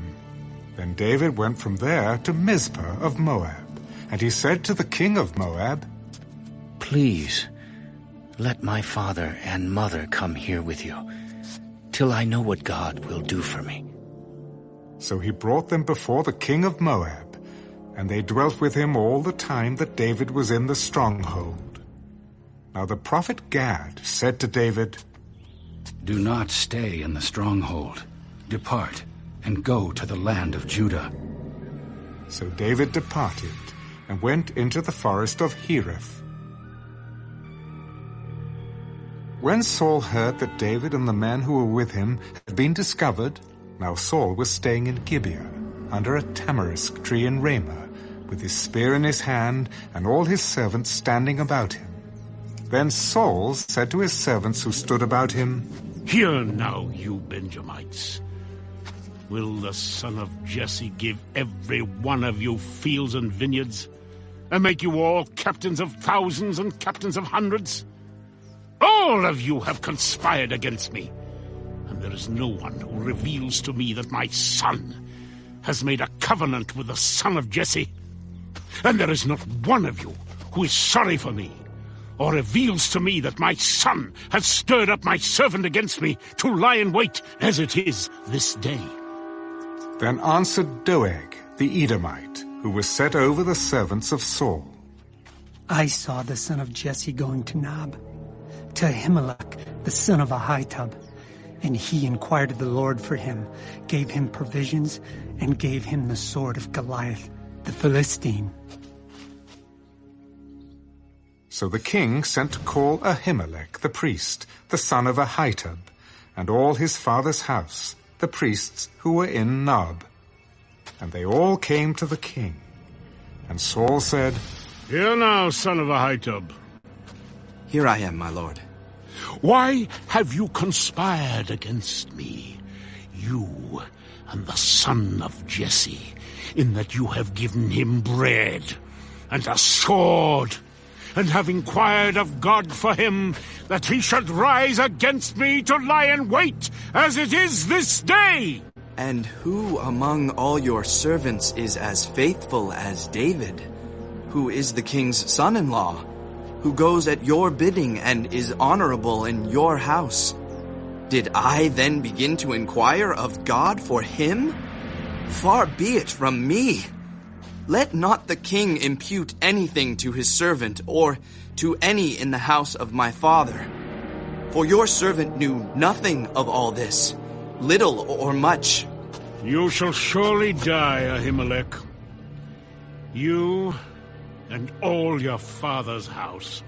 Then the king said to the guards who stood about him, "Turn and kill the priests of the Lord, because their hand also is with David, and because they knew when he fled and did not tell it to me." But the servants of the king would not lift their hands to strike the priests of the Lord. And the king said to Doeg, "You, turn and kill the priests."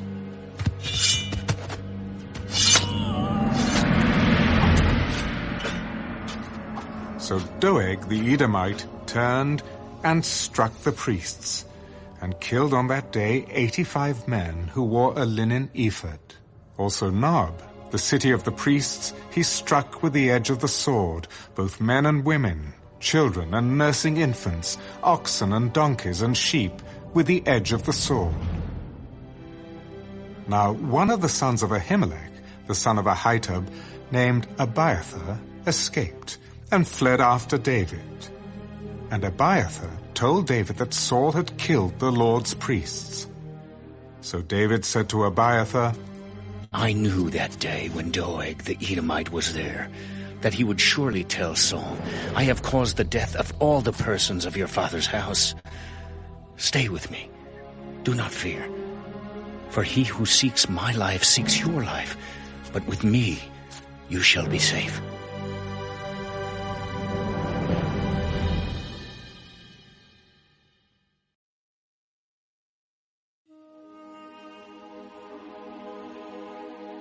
Then they told David, Look, the Philistines are fighting against Keilah, and they are robbing the threshing floors. Therefore David inquired of the Lord, Shall I go and attack these Philistines? Go and attack the Philistines, and save Keilah. But David's men said to him, Look, we are afraid here in Judah. How much more, then, if we go to Keilah against the armies of the Philistines? Then David inquired of the Lord once again. And the Lord answered him, Arise, go down to Keilah, for I will deliver the Philistines into your hand. And David and his men went to Keilah, and fought with the Philistines, and struck them with a mighty blow, and took away their livestock. So David saved the inhabitants of Keilah. Now it happened, when Abiathar, the son of Ahimelech, fled to David at Keilah, that he went down with an ephod in his hand. And Saul was told that David had gone to Keilah. So Saul said, God has delivered him into my hand, for he has shut himself in by entering a town that has gates and bars. Then Saul called all the people together for war, to go down to Keilah to besiege David and his men. When David knew that Saul plotted evil against him, he said to Abiathar the priest, Bring the ephod here. O Lord, God of Israel, your servant has certainly heard that Saul seeks to come to Keilah, to destroy the city for my sake. Will the men of Keilah deliver me into his hand? Will Saul come down, as your servant has heard? O Lord God of Israel, I pray, tell your servant. He will come down. Will the men of Keilah deliver me and my men into the hand of Saul? They will deliver you. So David and his men, about 600, arose and departed from Keilah, and went wherever they could go. Then it was told Saul that David had escaped from Keilah, so he halted the expedition. And David stayed in strongholds in the wilderness, and remained in the mountains in the wilderness of Ziph. Saul sought him every day, but God did not deliver him into his hand. So David saw that Saul had come out to seek his life, and David was in the wilderness of Ziph, in a forest. Then Jonathan, Saul's son, arose and went to David in the woods, and strengthened his hand in God. And he said to him, Do not fear, for the hand of Saul my father shall not find you. You shall be king over Israel, and I shall be next to you. Even my father Saul knows that. So the two of them made a covenant before the Lord. And David stayed in the woods, and Jonathan went to his own house. Then the Ziphites came up to Saul at Gibeah. Is David not hiding with us in strongholds in the woods, in the hill of Hakeilah, which is on the south of Jeshimon? Now therefore, O king, come down according to all the desire of your soul to come down, and our part shall be to deliver him into the king's hand. Blessed are you of the Lord, for you have compassion on me. Please go and find out for sure, and see the place where his hideout is, and who has seen him there. For I am told he is very crafty. See, therefore, and take knowledge of all the lurking places where he hides, and come back to me with certainty, and I will go with you. And it shall be, if he is in the land, that I will search for him throughout all the clans of Judah. So they arose and went to Ziph before Saul. But David and his men were in the wilderness of Maon, in the plain on the south of Jeshimon. When Saul and his men went to seek him, they told David. Therefore he went down to the rock, and stayed in the wilderness of Maon. And when Saul heard that, he pursued David in the wilderness of Maon. Then Saul went on one side of the mountain, and David and his men on the other side of the mountain. So David made haste to get away from Saul, for Saul and his men were encircling David and his men to take them. But a messenger came to Saul. Hurry and come, for the Philistines have invaded the land. Therefore Saul returned from pursuing David, and went against the Philistines. So they called that place the Rock of Escape. Then David went up from there, and dwelt in strongholds at En-Gedi.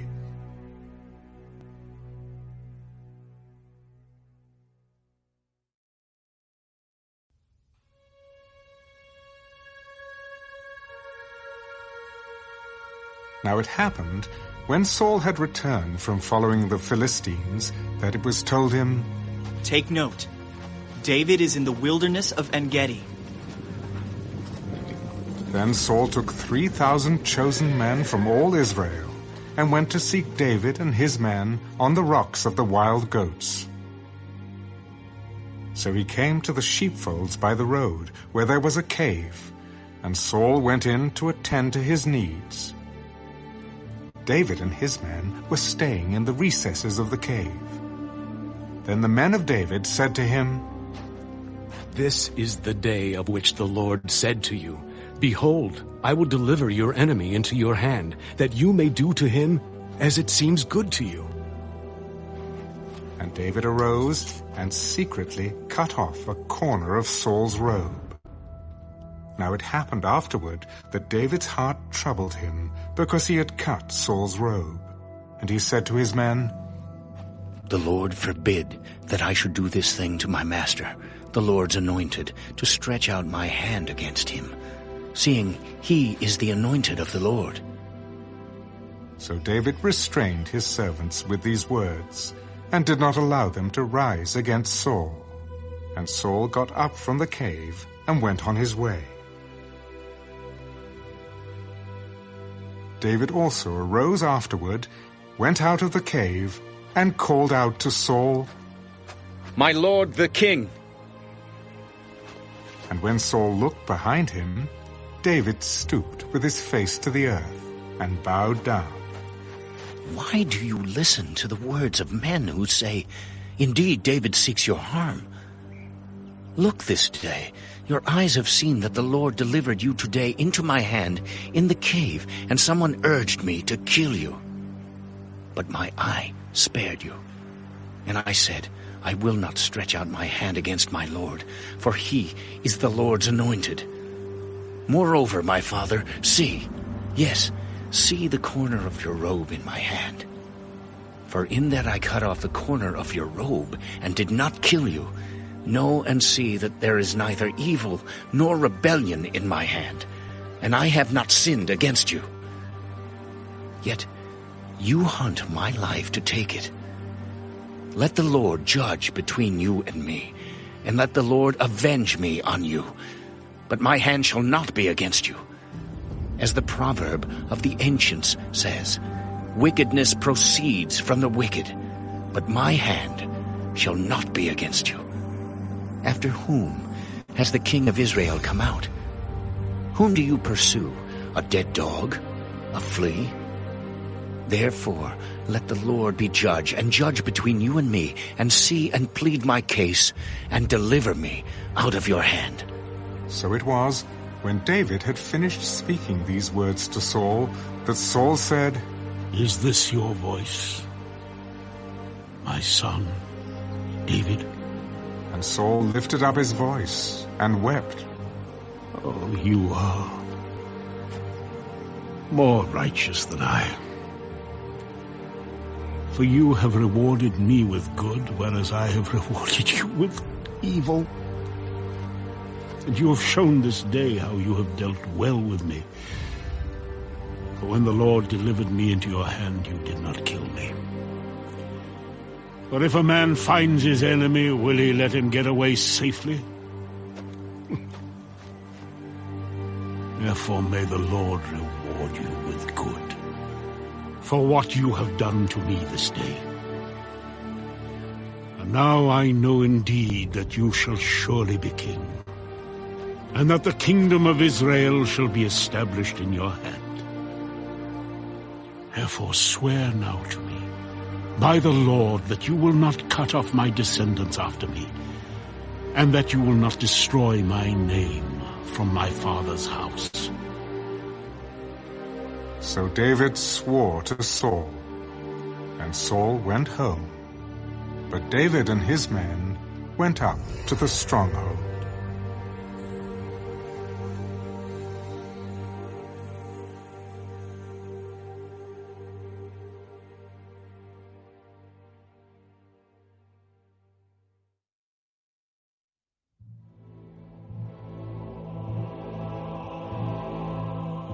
Then Samuel died, and the Israelites gathered together and lamented for him, and buried him at his home in Ramah. And David arose and went down to the wilderness of Paran. Now there was a man in Maon whose business was in Carmel, and the man was very rich. He had 3,000 sheep and 1,000 goats, and he was shearing his sheep in Carmel. The name of the man was Nabal, and the name of his wife Abigail. And she was a woman of good understanding and beautiful appearance. But the man was harsh and evil in his doings. He was of the house of Caleb.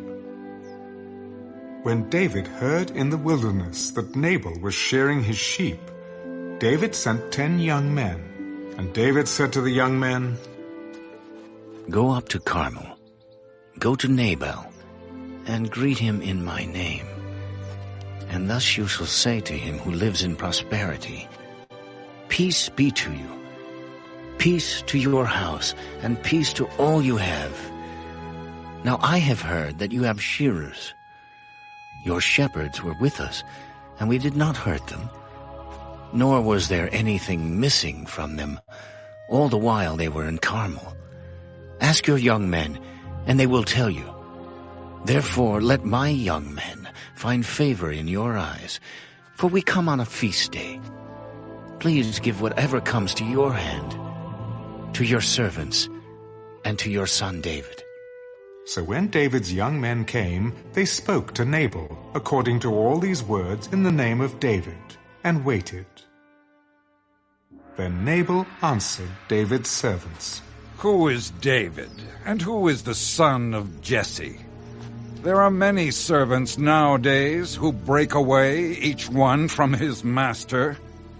Shall I then take my bread, and my water, and my meat that I have killed for my shearers, and give it to men when I do not know where they are from? So David's young men turned on their heels and went back, and they came and told him all these words. Then David said to his men, Every man gird on his sword. So every man girded on his sword, and David also girded on his sword. And about 400 men went with David, and 200 stayed with the supplies. Now one of the young men told Abigail, Nabal's wife, Look, David sent messengers from the wilderness to greet our master, and he reviled them. But the men were very good to us, and we were not hurt. nor did we miss anything as long as we accompanied them when we were in the fields. They were a wall to us, both by night and day, all the time we were with them keeping the sheep. Now, therefore, know and consider what you will do. For harm is determined against our master and against all his household, for he is such a scoundrel that one cannot speak to him." Then Abigail made haste and took 200 loaves of bread, 2 skins of wine, 5 sheep already dressed, 5 seahs of grain, 100 clusters of raisins, and 200 cakes of figs, and loaded them on donkeys. And she said to her servants, "Go on before me. See, I am coming after you." But she did not tell her husband, Nabal. So it was, as she rode on the donkey, that she went down under cover of the hill. And there were David and his men coming down toward her, and she met them. Now David had said, "Surely in vain I have protected all that this fellow has in the wilderness, so that nothing was missed of all that belongs to him. And he has repaid me evil for good. May God do so, and more also, to the enemies of David, if I leave one male of all who belong to him by morning light." Now when Abigail saw David, she dismounted quickly from the donkey, fell on her face before David, and bowed down to the ground. So she fell at his feet and said, "On me, my lord, on me let this iniquity be. And please, let your maidservant speak in your ears, and hear the words of your maidservant. Please, let not my lord regard this scoundrel Nabal. For as his name is, so is he. Nabal is his name, and folly is with him. But I, your maidservant, did not see the young men of my lord whom you sent. Now therefore, my lord, as the Lord lives and as your soul lives, since the Lord has held you back from coming to bloodshed and from avenging yourself with your own hand, now then, let your enemies and those who seek harm for my lord be as Nabal. And now this present which your maidservant has brought to my lord, let it be given to the young men who follow my lord. Please forgive the trespass of your maidservant, for the Lord will certainly make for my lord an enduring house, because my lord fights the battles of the Lord, and evil is not found in you throughout your days. Yet a man has risen to pursue you and seek your life. But the life of my lord shall be bound in the bundle of the living with the Lord your God, and the lives of your enemies he shall sling out as from the pocket of a sling. And it shall come to pass, when the Lord has done for my lord according to all the good that he has spoken concerning you, and has appointed you ruler over Israel, that this will be no grief to you, nor offense of heart to my lord, either that you have shed blood without cause, or that my lord has avenged himself. But when the Lord has dealt well with my lord, then remember your maidservant." Blessed is the Lord God of Israel, who sent you this day to meet me. And blessed is your advice, and blessed are you, because you have kept me this day from coming to bloodshed, and from avenging myself with my own hand. For indeed, as the Lord God of Israel lives, who has kept me back from hurting you, unless you had hurried and come to meet me, surely by morning light no males would have been left to Nabal. So David received from her hand what she had brought him, and said to her, "Go up in peace to your house. See, I have heeded your voice and respected your person." Now Abigail went to Nabal, and there he was, holding a feast in his house, like the feast of a king. And Nabal's heart was merry within him, for he was very drunk.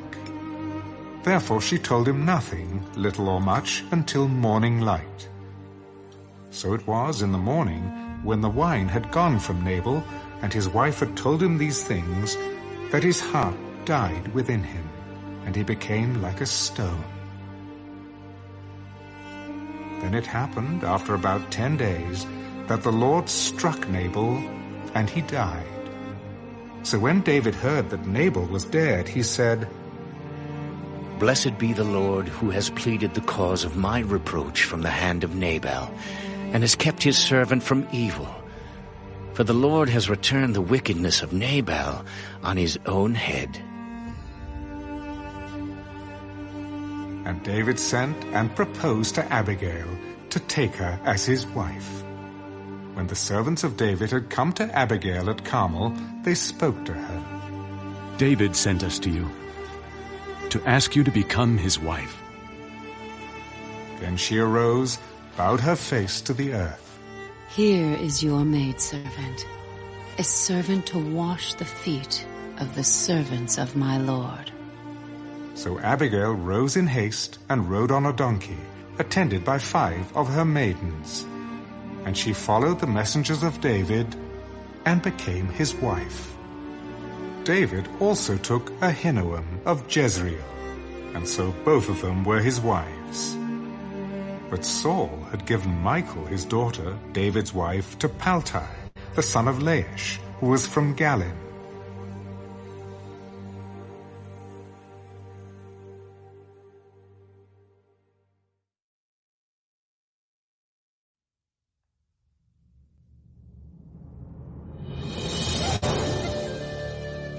Now the Ziphites came to Saul at Gibeah. Is David not hiding in the hill of Hachilah, opposite Jeshimon? Then Saul arose and went down to the wilderness of Ziph, having 3,000 chosen men of Israel with him, to seek David in the wilderness of Ziph. And Saul encamped in the hill of Hachilah, which is opposite Jeshimon, by the road. But David stayed in the wilderness. And he saw that Saul came after him into the wilderness. David therefore sent out spies, and understood that Saul had indeed come. So David arose and came to the place where Saul had encamped. And David saw the place where Saul lay, and Abner the son of Ner, the commander of his army. Now Saul lay within the camp, with the people encamped all around him. Then David answered, and said to Ahimelech the Hittite, and to Abishai the son of Zeruiah, brother of Joab, Who will go down with me to Saul in the camp? And Abishai said, I will go down with you. So David and Abishai came to the people by night, and there Saul lay sleeping within the camp, with his spear stuck in the ground by his head. And Abner and the people lay all around him. Then Abishai said to David, God has delivered your enemy into your hand this day. Now, therefore, please, let me strike him at once with the spear, right to the earth, and I will not have to strike him a second time. Do not destroy him, for who can stretch out his hand against the Lord's anointed and be guiltless? As the Lord lives, the Lord shall strike him, or his day shall come to die, or he shall go out to battle and perish. The Lord forbid that I should stretch out my hand against the Lord's anointed. But please, take now the spear and the jug of water that are by his head, and let us go. So David took the spear and the jug of water by Saul's head, and they got away. And no man saw or knew it, or awoke. For they were all asleep, because a deep sleep from the Lord had fallen on them. Now David went over to the other side, and stood on the top of a hill afar off, a great distance being between them. And David called out to the people and to Abner the son of Ner, Do you not answer, Abner? Who are you, calling out to the king? Are you not a man? And who is like you in Israel? Why then have you not guarded your lord, the king? For one of the people came in to destroy your lord the king. This thing that you have done is not good. As the Lord lives, you deserve to die, because you have not guarded your master, the Lord's anointed. And now see where the king's spear is, and the jug of water that was by his head. Then Saul knew David's voice. Is this your voice, my son David? It is my voice, my lord, O king. Why does my lord thus pursue his servant? For what have I done? Or what evil is in my hand? Now therefore, please let my lord the king hear the words of his servant. If the Lord has stirred you up against me, let him accept an offering. But if it is the children of men, may they be cursed before the Lord. For they have driven me out this day from sharing in the inheritance of the Lord, saying, Go, serve other gods. So now, do not let my blood fall to the earth before the face of the Lord. For the king of Israel has come out to seek a flea, as when one hunts a partridge in the mountains. I have sinned.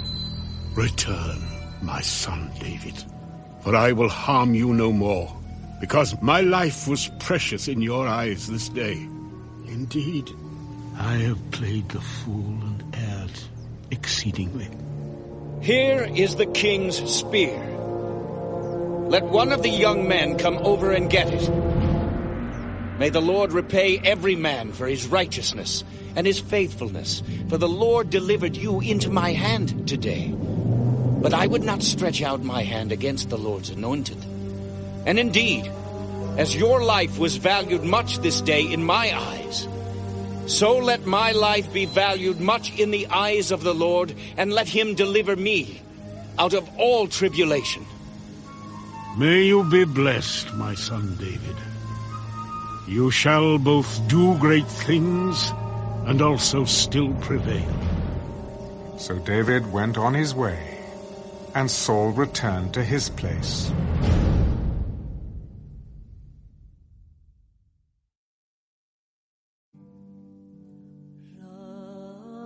And David said in his heart, Now I shall perish someday by the hand of Saul. There is nothing better for me than that I should speedily escape to the land of the Philistines, and Saul will despair of me to seek me any more in any part of Israel. So I shall escape out of his hand. Then David arose and went over with the 600 men who were with him to Achish, the son of Maach, king of Gath. So David dwelt with Achish at Gath, he and his men, each man with his household, and David with his 2 wives, Ahinoam the Jezreelitess, and Abigail the Carmelitess, Nabal's widow. And it was told Saul that David had fled to Gath, so he sought him no more. Then David said to Achish, If I have now found favor in your eyes, let them give me a place in some town in the country, that I may dwell there. For why should your servant dwell in the royal city with you? So Achish gave him Ziklag that day. Therefore Ziklag has belonged to the kings of Judah to this day. Now the time that David dwelt in the country of the Philistines was 1 full year and 4 months. And David and his men went up and raided the Geshurites, the Girzites, and the Amalekites. For those nations were the inhabitants of the land from of old, as you go to Shur, even as far as the land of Egypt. Whenever David attacked the land, he left neither man nor woman alive, but took away the sheep, the oxen, the donkeys, the camels, and the apparel, and returned and came to Achish.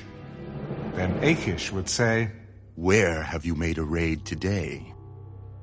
And David would say, Against the southern area of Judah, or against the southern area of the Jerahmeelites, or against the southern area of the Kenites. David would save neither man nor woman alive, to bring news to Gath, saying, lest they should inform on us, saying, Thus David did.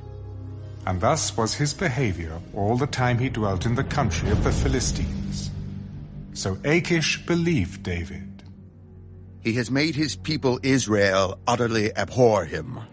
Therefore he will be my servant forever.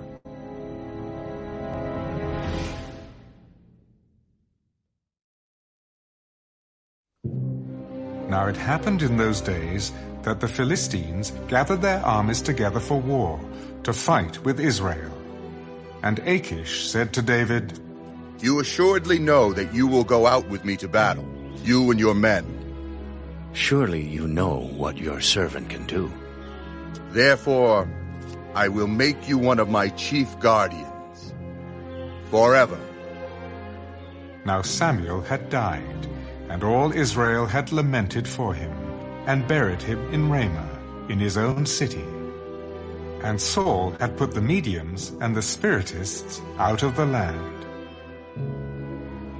Then the Philistines gathered together, and came and encamped at Shunem. So Saul gathered all Israel together, and they encamped at Gilboa.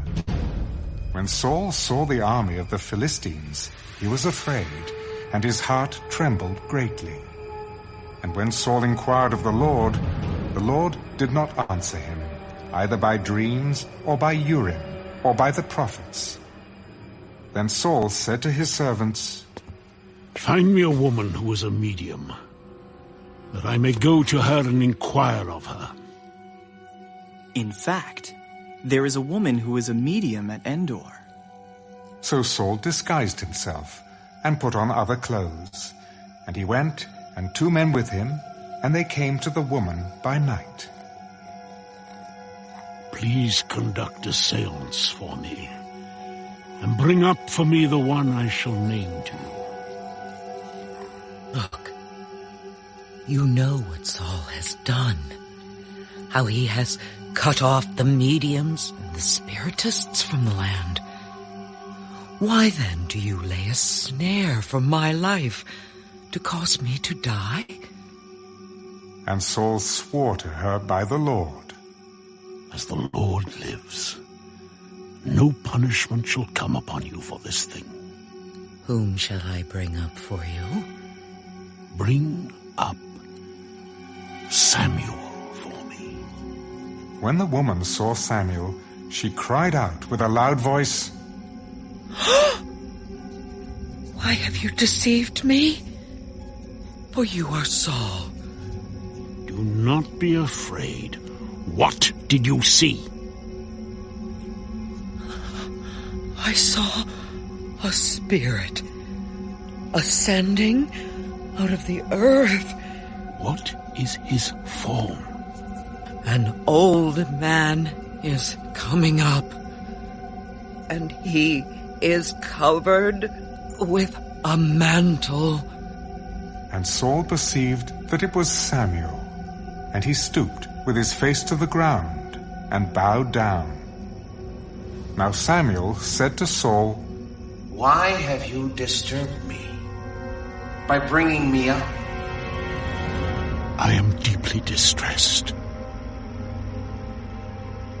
For the Philistines make war against me, and God has departed from me, and does not answer me anymore, neither by prophets nor by dreams.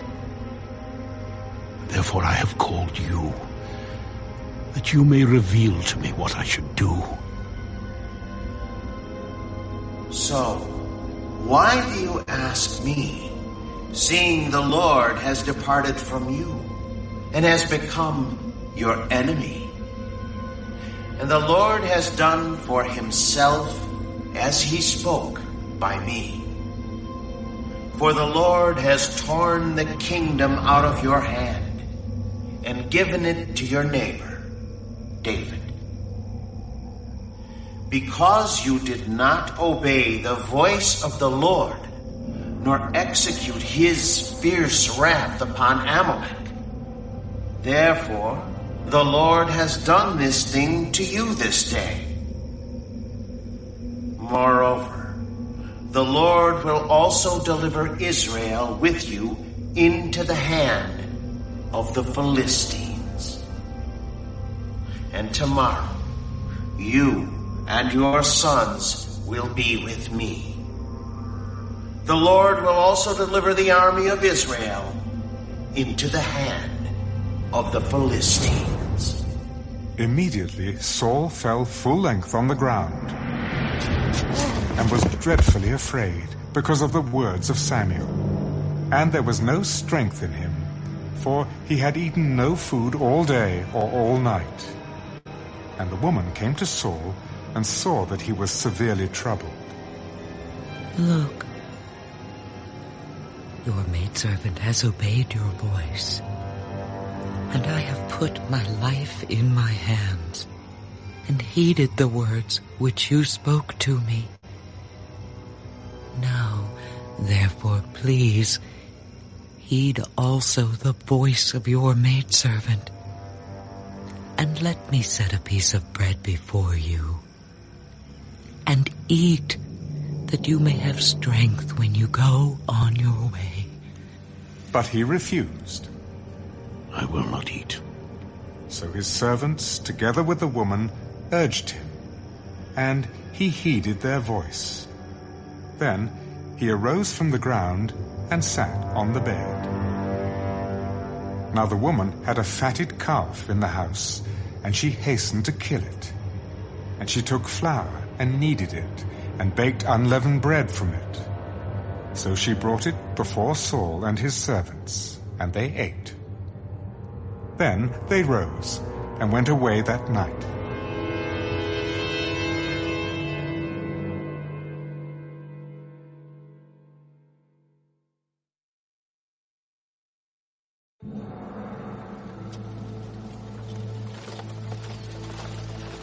Then the Philistines gathered together all their armies at Aphek, and the Israelites encamped by a fountain which is in Jezreel.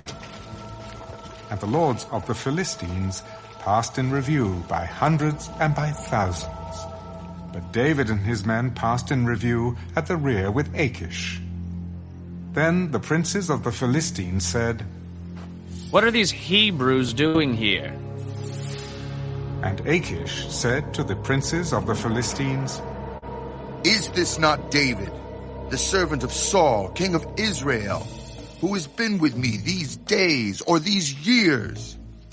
And to this day I have found no fault in him since he defected to me." But the princes of the Philistines were angry with him. So the princes of the Philistines said to him, "Make this fellow return, that he may go back to the place which you have appointed for him, and do not let him go down with us to battle, lest in the battle he become our adversary. For with what could he reconcile himself to his master, if not with the heads of these men? Is this not David, of whom they sang to one another in dances, saying, 'Saul has slain his thousands, and David his 10,000s?'"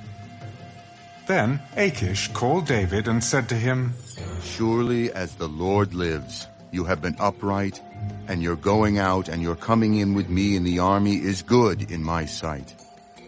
For to this day I have not found evil in you since the day of your coming to me. Nevertheless, the lords do not favor you. Therefore return now and go in peace, that you may not displease the lords of the Philistines." But what have I done? And to this day, what have you found in your servant as long as I have been with you, that I may not go and fight against the enemies of my lord the king? I know that you are as good in my sight as an angel of God. Nevertheless, the princes of the Philistines have said, "He shall not go up with us to the battle." Now, therefore, rise early in the morning with your master's servants who have come with you. And as soon as you are up early in the morning and have light, depart. So David and his men rose early to depart in the morning to return to the land of the Philistines. And the Philistines went up to Jezreel.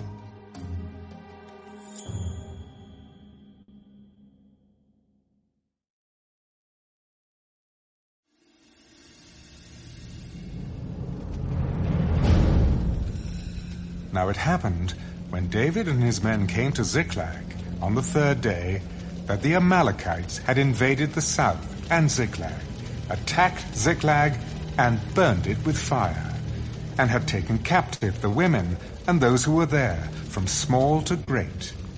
They did not kill anyone, but carried them away and went their way.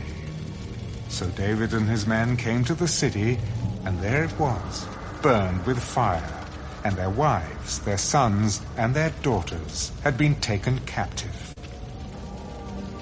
Then David and the people who were with him lifted up their voices and wept, until they had no more power to weep. And David's two wives, Ahinoam the Jezreelitess, and Abigail the widow of Nabal the Carmelite, had been taken captive. Now David was greatly distressed, for the people spoke of stoning him, because the soul of all the people was grieved, every man for his sons and his daughters. But David strengthened himself in the Lord his God. Then David said to Abiathar the priest, Ahimelech's son, Please, bring the ephod here to me. And Abiathar brought the ephod to David. So David inquired of the Lord, Shall I pursue this troop? Shall I overtake them? Pursue, for you shall surely overtake them, and without fail recover all. So David went, he and the 600 men who were with him, and came to the brook Besor, where those stayed who were left behind. But David pursued, he and 400 men, for 200 stayed behind, who were so weary that they could not cross the brook Besor. Then they found an Egyptian in the field, and brought him to David. And they gave him bread, and he ate, and they let him drink water. And they gave him a piece of a cake of figs, and 2 clusters of raisins. So when he had eaten, his strength came back to him. For he had eaten no bread, nor drunk water for 3 days and 3 nights. Then David said to him, To whom do you belong, and where are you from? I am a young man from Egypt, servant of an Amalekite, and my master left me behind because 3 days ago I fell sick. We made an invasion of the southern area of the Kerethites in the territory which belongs to Judah, and of the southern area of Caleb, and we burned Ziklag with fire. Can you take me down to this troop? Swear to me by God that you will neither kill me nor deliver me into the hands of my master, and I will take you down to this troop.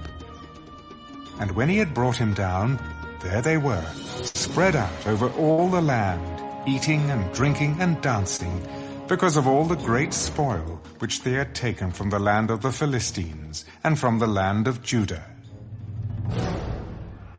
Then David attacked them from twilight until the evening of the next day. Not a man of them escaped, except 400 young men who rode on camels and fled. So David recovered all that the Amalekites had carried away. And David rescued his 2 wives. And nothing of theirs was lacking, either small or great, sons or daughters, spoil, or anything which they had taken from them. David recovered all. Then David took all the flocks and herds they had driven before those other livestock, and said, This is David's spoil. Now David came to the 200 men who had been so weary that they could not follow David, whom they also had made to stay at the brook Besor. So they went out to meet David, and to meet the people who were with him. And when David came near the people, he greeted them. Then all the wicked and worthless men of those who went with David answered and said, Because they did not go with us, we will not give them any of the spoil that we have recovered, except for every man's wife and children, that they may lead them away and depart. My brethren, you shall not do so with what the Lord has given us, who has preserved us. and delivered into our hand the troop that came against us. For who will heed you in this matter? But as his part is who goes down to the battle, so shall his part be who stays by the supplies. They shall share alike. So it was from that day forward. He made it a statute and an ordinance for Israel to this day. Now when David came to Ziklag, he sent some of the spoil to the elders of Judah, to his friends, saying, Here is a present for you, from the spoil of the enemies of the Lord. To those who were in Bethel, those who were in Ramoth of the south, those who were in Jeter, those who were in Aroer, those who were in Siphmath, those who were in Eshtemoa, those who were in Rachel, those who were in the cities of the Jerahmeelites, those who were in the cities of the Kenites, those who were in Hormah, those who were in Korashan, those who were in Athak, those who were in Hebron, and to all the places where David himself and his men were accustomed to rove.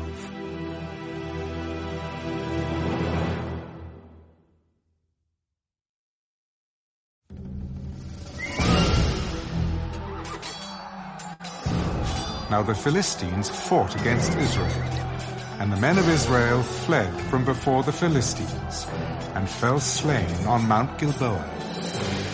Then the Philistines followed hard after Saul and his sons, and the Philistines killed Jonathan, Abinadab, and Malchishua, Saul's sons. The battle became fierce against Saul. The archers hit him, and he was severely wounded by the archers. Then Saul said to his armor-bearer, Draw your sword and thrust me through with it, lest these uncircumcised men come and thrust me through and abuse me. But his armor-bearer would not, for he was greatly afraid. Therefore Saul took a sword and fell on it. And when his armor-bearer saw that Saul was dead, he also fell on his sword and died with him. So Saul, his 3 sons, his armor-bearer, and all his men died together that same day.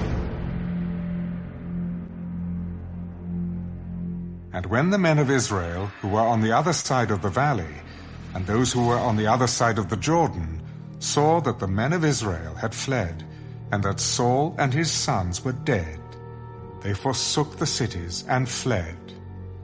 And the Philistines came and dwelt in them. So it happened the next day, when the Philistines came to strip the slain, that they found Saul and his 3 sons fallen on Mount Gilboa. And they cut off his head, and stripped off his armor, and sent word throughout the land of the Philistines, to proclaim it in the temple of their idols and among the people. Then they put his armor in the temple of the Ashtoreths, and they fastened his body to the wall of Beth-shan. Now when the inhabitants of Jabesh-Gilead heard what the Philistines had done to Saul, all the valiant men arose and traveled all night, and took the body of Saul and the bodies of his sons from the wall of Beth-shan. And they came to Jabesh, and burned them there. Then they took their bones, and buried them under the tamarisk tree at Jabesh, and fasted 7 days.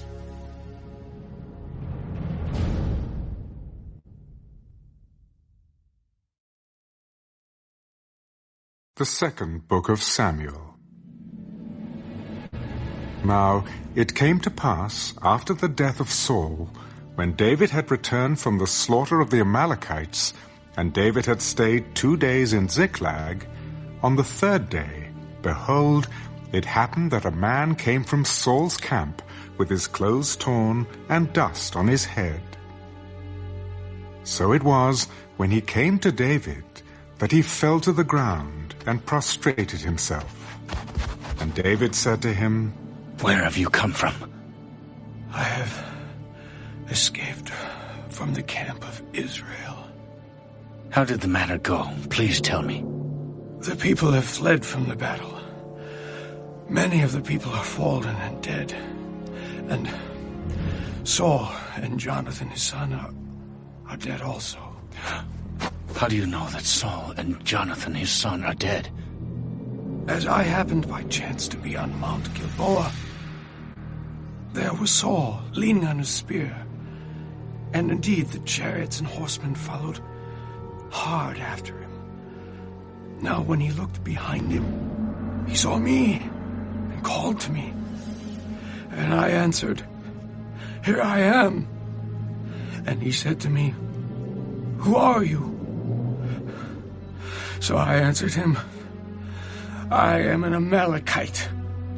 He said to me again, "Please stand over me and kill me, for anguish has come upon me, but my life still remains in me."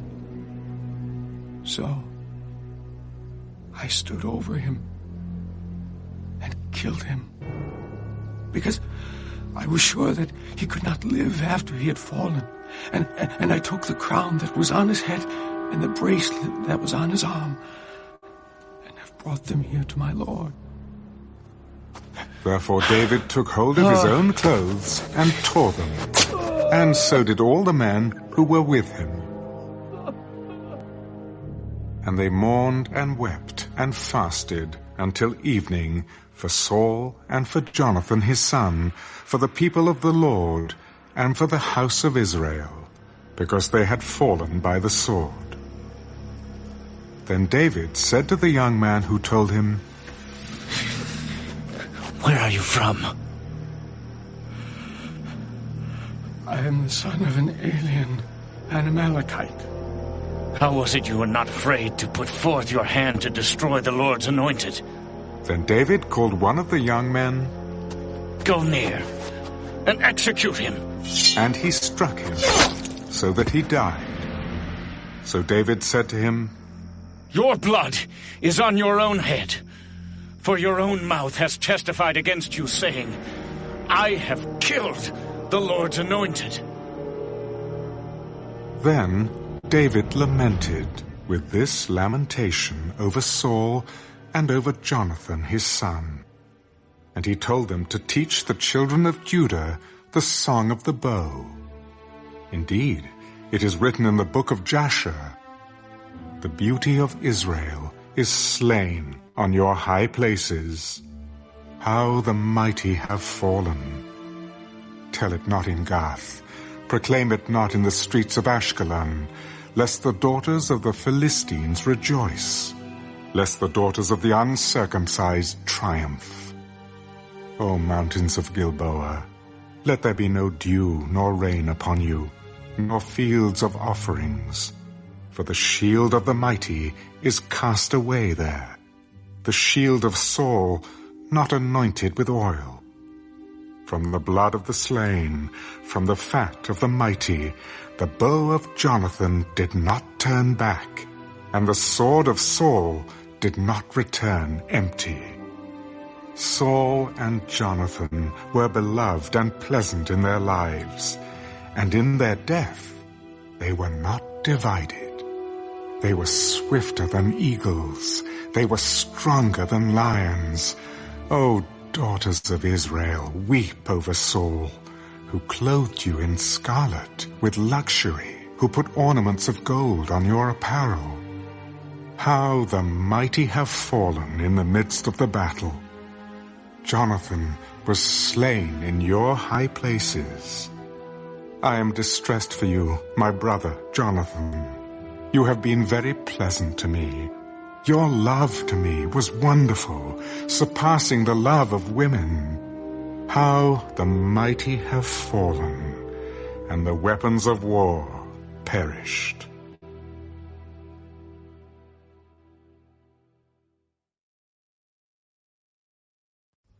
It happened after this that David inquired of the Lord, "Shall I go up to any of the cities of Judah?" "Go up." "Where shall I go up?" "To Hebron." So David went up there, and his 2 wives also, Ahinoam the Jezreelitess, and Abigail, the widow of Nabal the Carmelite. And David brought up the men who were with him, every man with his household. So they dwelt in the cities of Hebron. Then the men of Judah came, and there they anointed David king over the house of Judah. And they told David, "The men of Jabesh-Gilead were the ones who buried Saul." So David sent messengers to the men of Jabesh-Gilead. You are blessed of the Lord, for you have shown this kindness to your Lord, to Saul, and have buried him. And now may the Lord show kindness and truth to you. I also will repay you this kindness, because you have done this thing. Now, therefore, let your hands be strengthened, and be valiant, for your master Saul is dead, and also the house of Judah has anointed me king over them. But Abner, the son of Ner, commander of Saul's army, took Ishbosheth, the son of Saul, and brought him over to Mahanaim, and he made him king over Gilead, over the Asherites, over Jezreel, over Ephraim, over Benjamin, and over all Israel. Ishbosheth, Saul's son, was 40 years old when he began to reign over Israel, and he reigned 2 years. Only the house of Judah followed David. And the time that David was king in Hebron over the house of Judah was 7 years and 6 months. Now Abner, the son of Ner, and the servants of Ishbosheth, the son of Saul, went out from Mahanaim to Gibeon. And Joab, the son of Zeruiah, and the servants of David went out and met them by the pool of Gibeon. So they sat down, one on one side of the pool, and the other on the other side of the pool. Then Abner said to Joab, "Let the young men now arise and compete before us." "Let them arise." So they arose and went over by number, 12 from Benjamin, followers of Ishbosheth, the son of Saul, and 12 from the servants of David. And each one grasped his opponent by the head and thrust his sword in his opponent's side. So they fell down together. Therefore that place was called the Field of Sharp Swords, which is in Gibeon.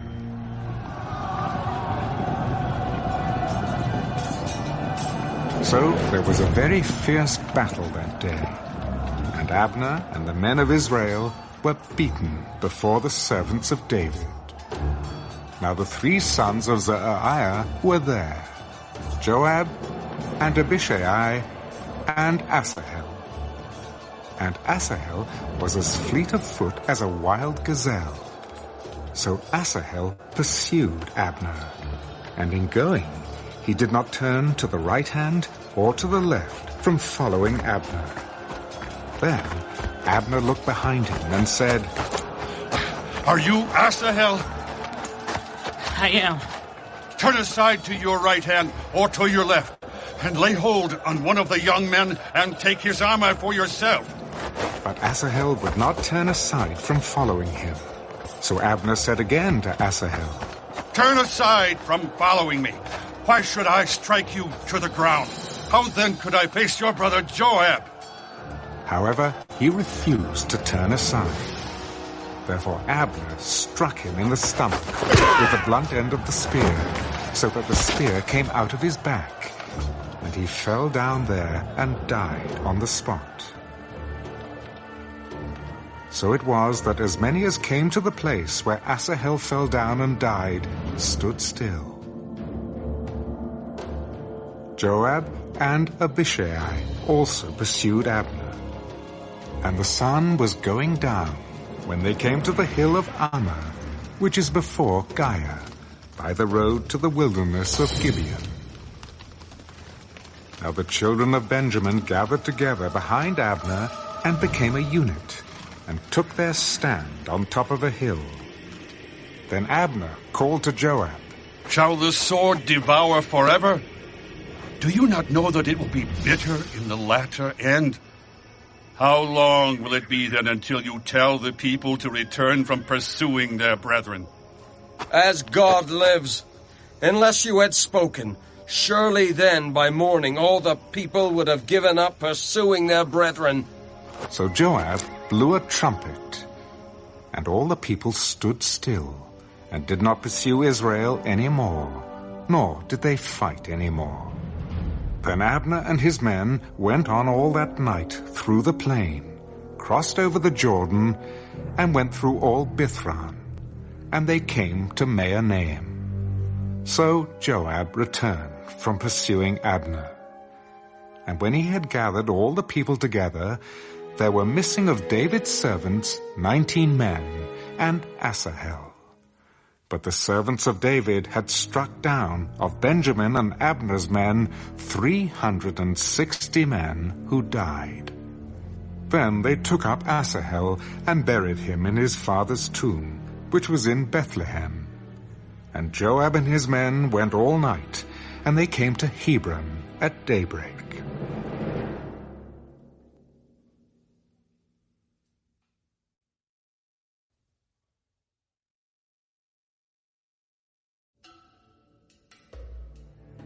Now there was a long war between the house of Saul and the house of David. But David grew stronger and stronger, and the house of Saul grew weaker and weaker. Sons were born to David in Hebron. His firstborn was Amnon by Ahinoam the Jezreelitess. His second, Gilead, by Abigail the widow of Nabal the Carmelite. The third, Absalom, the son of Maacah, the daughter of Talmai, king of Geshur. The fourth, Adonijah, the son of Haggith. The fifth, Shephatiah, the son of Abital. And the sixth, Ithream, by David's wife Eglah. These were born to David in Hebron. Now it was so, while there was war between the house of Saul and the house of David, that Abner was strengthening his hold on the house of Saul. And Saul had a concubine, whose name was Rizpah, the daughter of Aiah. So Ishbosheth said to Abner, "Why have you gone in to my father's concubine?" Then Abner became very angry at the words of Ishbosheth. Am I a dog's head that belongs to Judah? Today I show loyalty to the house of Saul, your father, to his brothers, and to his friends, and have not delivered you into the hand of David. And you charge me today with a fault concerning this woman? May God do so to Abner, and more also, if I do not do for David as the Lord has sworn to him, to transfer the kingdom from the house of Saul and set up the throne of David over Israel and over Judah, from Dan to Beersheba." And he could not answer Abner another word, because he feared him. Then Abner sent messengers on his behalf to David. "Whose is the lamb? Make your covenant with me, and indeed my hand shall be with you, to bring all Israel to you." Good. I will make a covenant with you. But one thing I require of you. You shall not see my face unless you first bring Michal, Saul's daughter, when you come to see my face. So David sent messengers to Ishbosheth, Saul's son.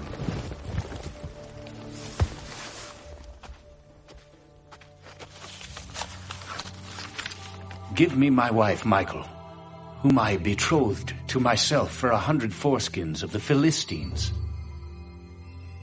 And Ishbosheth sent and took her from her husband, from Paltiel, the son of Laish.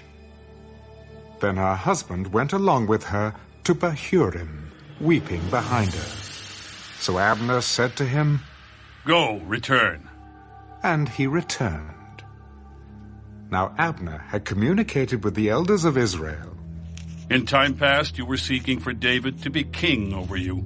Now then, do it, for the Lord has spoken of David, saying, "By the hand of my servant David I will save my people Israel from the hand of the Philistines and the hand of all their enemies." And Abner also spoke in the hearing of Benjamin. Then Abner also went to speak in the hearing of David in Hebron all that seemed good to Israel and the whole house of Benjamin. So Abner and 20 men with him came to David at Hebron. And David made a feast for Abner and the men who were with him. Then Abner said to David, I will arise and go, and gather all Israel to my lord the king, that they may make a covenant with you, and that you may reign over all that your heart desires. So David sent Abner away, and he went in peace. At that moment the servants of David and Joab came from a raid, and brought much spoil with them. But Abner was not with David in Hebron, for he had sent him away, and he had gone in peace. When Joab and all the troops that were with him had come, they told Joab, Abner, the son of Ner, came to the king, and he sent him away, and he has gone in peace. Then Joab came to the king. What have you done? Look, Abner came to you. Why is it that you sent him away, and he has already gone? Surely you realize that Abner, the son of Ner, came to deceive you, to know you're going out and you're coming in, and to know all that you are doing. And when Joab had gone from David's presence, he sent messengers after Abner, who brought him back from the well of Sirah. But David did not know it. Now when Abner had returned to Hebron, Joab took him aside in the gate to speak with him privately, and there stabbed him in the stomach, so that he died for the blood of Asahel his brother. Afterward, when David heard it, he said, My kingdom and I are guiltless before the Lord forever of the blood of Abner, the son of Ner. Let it rest on the head of Joab, and on all his father's house, and let there never fail to be in the house of Joab one who has a discharge or is a leper, who leans on a staff or falls by the sword, or who lacks bread. So Joab and Abishai his brother killed Abner, because he had killed their brother Asahel at Gibeon in the battle. Then David said to Joab and to all the people who were with him, Tear your clothes, gird yourselves with sackcloth, and mourn for Abner. And King David followed the coffin. So they buried Abner in Hebron. And the king lifted up his voice and wept at the grave of Abner. And all the people wept. And the king sang a lament over Abner. Should Abner die, as a fool dies? Your hands were not bound, nor your feet put into fetters. As a man falls before wicked men, so you fell. Then all the people wept over him again. And when all the people came to persuade David to eat food while it was still day, David took an oath.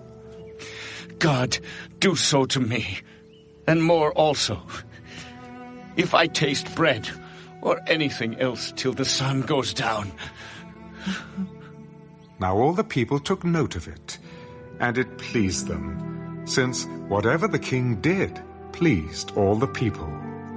For all the people and all Israel understood that day that it had not been the king's intent to kill Abner the son of Ner. Then the king said to his servants, Do you not know that a prince and a great man has fallen this day in Israel? And I am weak today, though anointed king, and these men, the sons of Zeruiah, are too harsh for me. The Lord shall repay the evildoer according to his wickedness.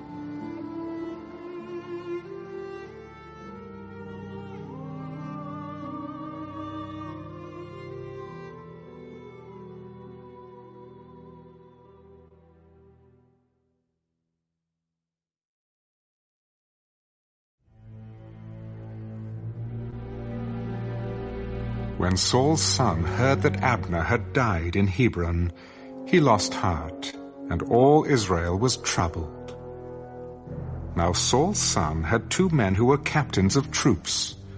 The name of one was Baanah, and the name of the other Rechab, the sons of Rimmon the Beerothite, of the children of Benjamin. For Beeroth was also part of Benjamin, because the Beerothites fled to Gittaim, and have been sojourners there until this day. Jonathan, Saul's son, had a son who was lame in his feet. He was 5 years old when the news about Saul and Jonathan came from Jezreel. And his nurse took him up and fled. And it happened, as she made haste to flee, that he fell and became lame. His name was Mephibosheth. Then the sons of Rimmon, the Beerothite, Rechab and Baanah, set out and came at about the heat of the day to the house of Ishbosheth, who was lying on his bed at noon. And they came there all the way into the house, as though to get wheat, and they stabbed him in the stomach. Then Rechab and Baanah his brother escaped, for when they came into the house, he was lying on his bed in his bedroom. Then they struck him and killed him, beheaded him, and took his head, and were all night escaping through the plain. And they brought the head of Ishbosheth to David at Hebron, and said to the king, "Here is the head of Ishbosheth, the son of Saul your enemy, who sought your life.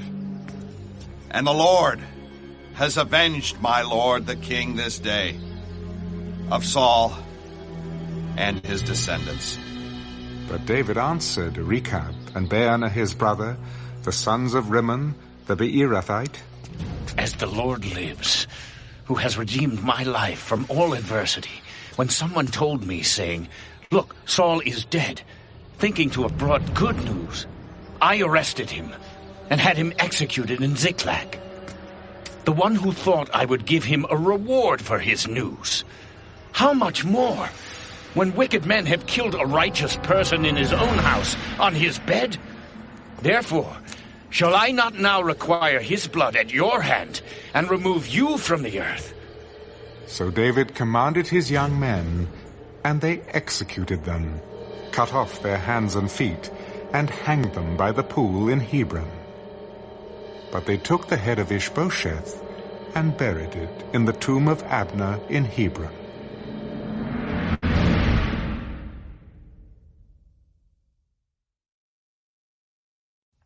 Then all the tribes of Israel came to David at Hebron and spoke. "Indeed, we are your bone and your flesh. Also in time past, when Saul was king over us, you were the one who led Israel out and brought them in. And the Lord said to you, 'You shall shepherd my people Israel, and be ruler over Israel.'" Therefore all the elders of Israel came to the king at Hebron, and King David made a covenant with them at Hebron before the Lord. And they anointed David king over Israel. David was 30 years old when he began to reign, and he reigned 40 years. In Hebron he reigned over Judah 7 years and 6 months, and in Jerusalem he reigned 33 years over all Israel and Judah. And the king and his men went to Jerusalem against the Jebusites, the inhabitants of the land, who spoke to David. "You shall not come in here, but the blind and the lame will repel you. David cannot come in here." Nevertheless, David took the stronghold of Zion, that is, the city of David. Now David said on that day, "Whoever climbs up by way of the water shaft and defeats the Jebusites, the lame and the blind who are hated by David's soul, he shall be chief and captain." Therefore they say, "The blind and the lame shall not come into the house." Then David dwelt in the stronghold, and called it the city of David. And David built all around, from the Millo and inward. So David went on, and became great, and the Lord God of hosts was with him. Then Hiram, king of Tyre, sent messengers to David, and cedar trees, and carpenters, and masons, and they built David a house. So David knew that the Lord had established him as king over Israel, and that he had exalted his kingdom for the sake of his people Israel. And David took more concubines and wives from Jerusalem, after he had come from Hebron. Also more sons and daughters were born to David. Now these are the names of those who were born to him in Jerusalem: Shammua, Shobab, Nathan, Solomon, Ibhar, Elishua, Nepheg, Japhiah, Elishama, Eliada, and Eliphalet.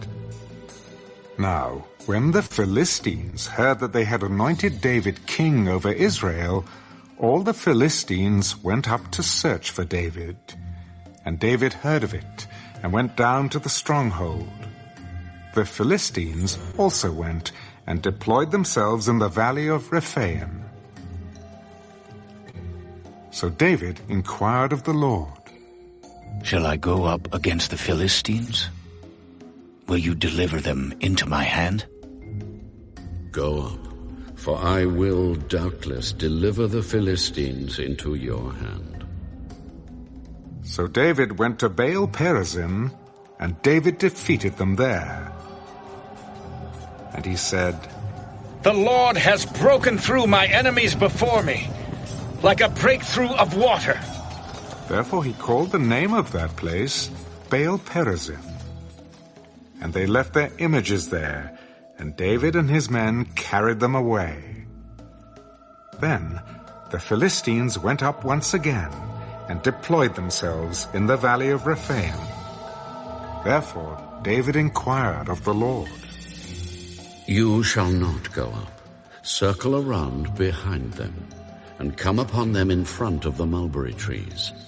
And it shall be, when you hear the sound of marching in the tops of the mulberry trees, then you shall advance quickly, for then the Lord will go out before you to strike the camp of the Philistines. And David did so, as the Lord commanded him.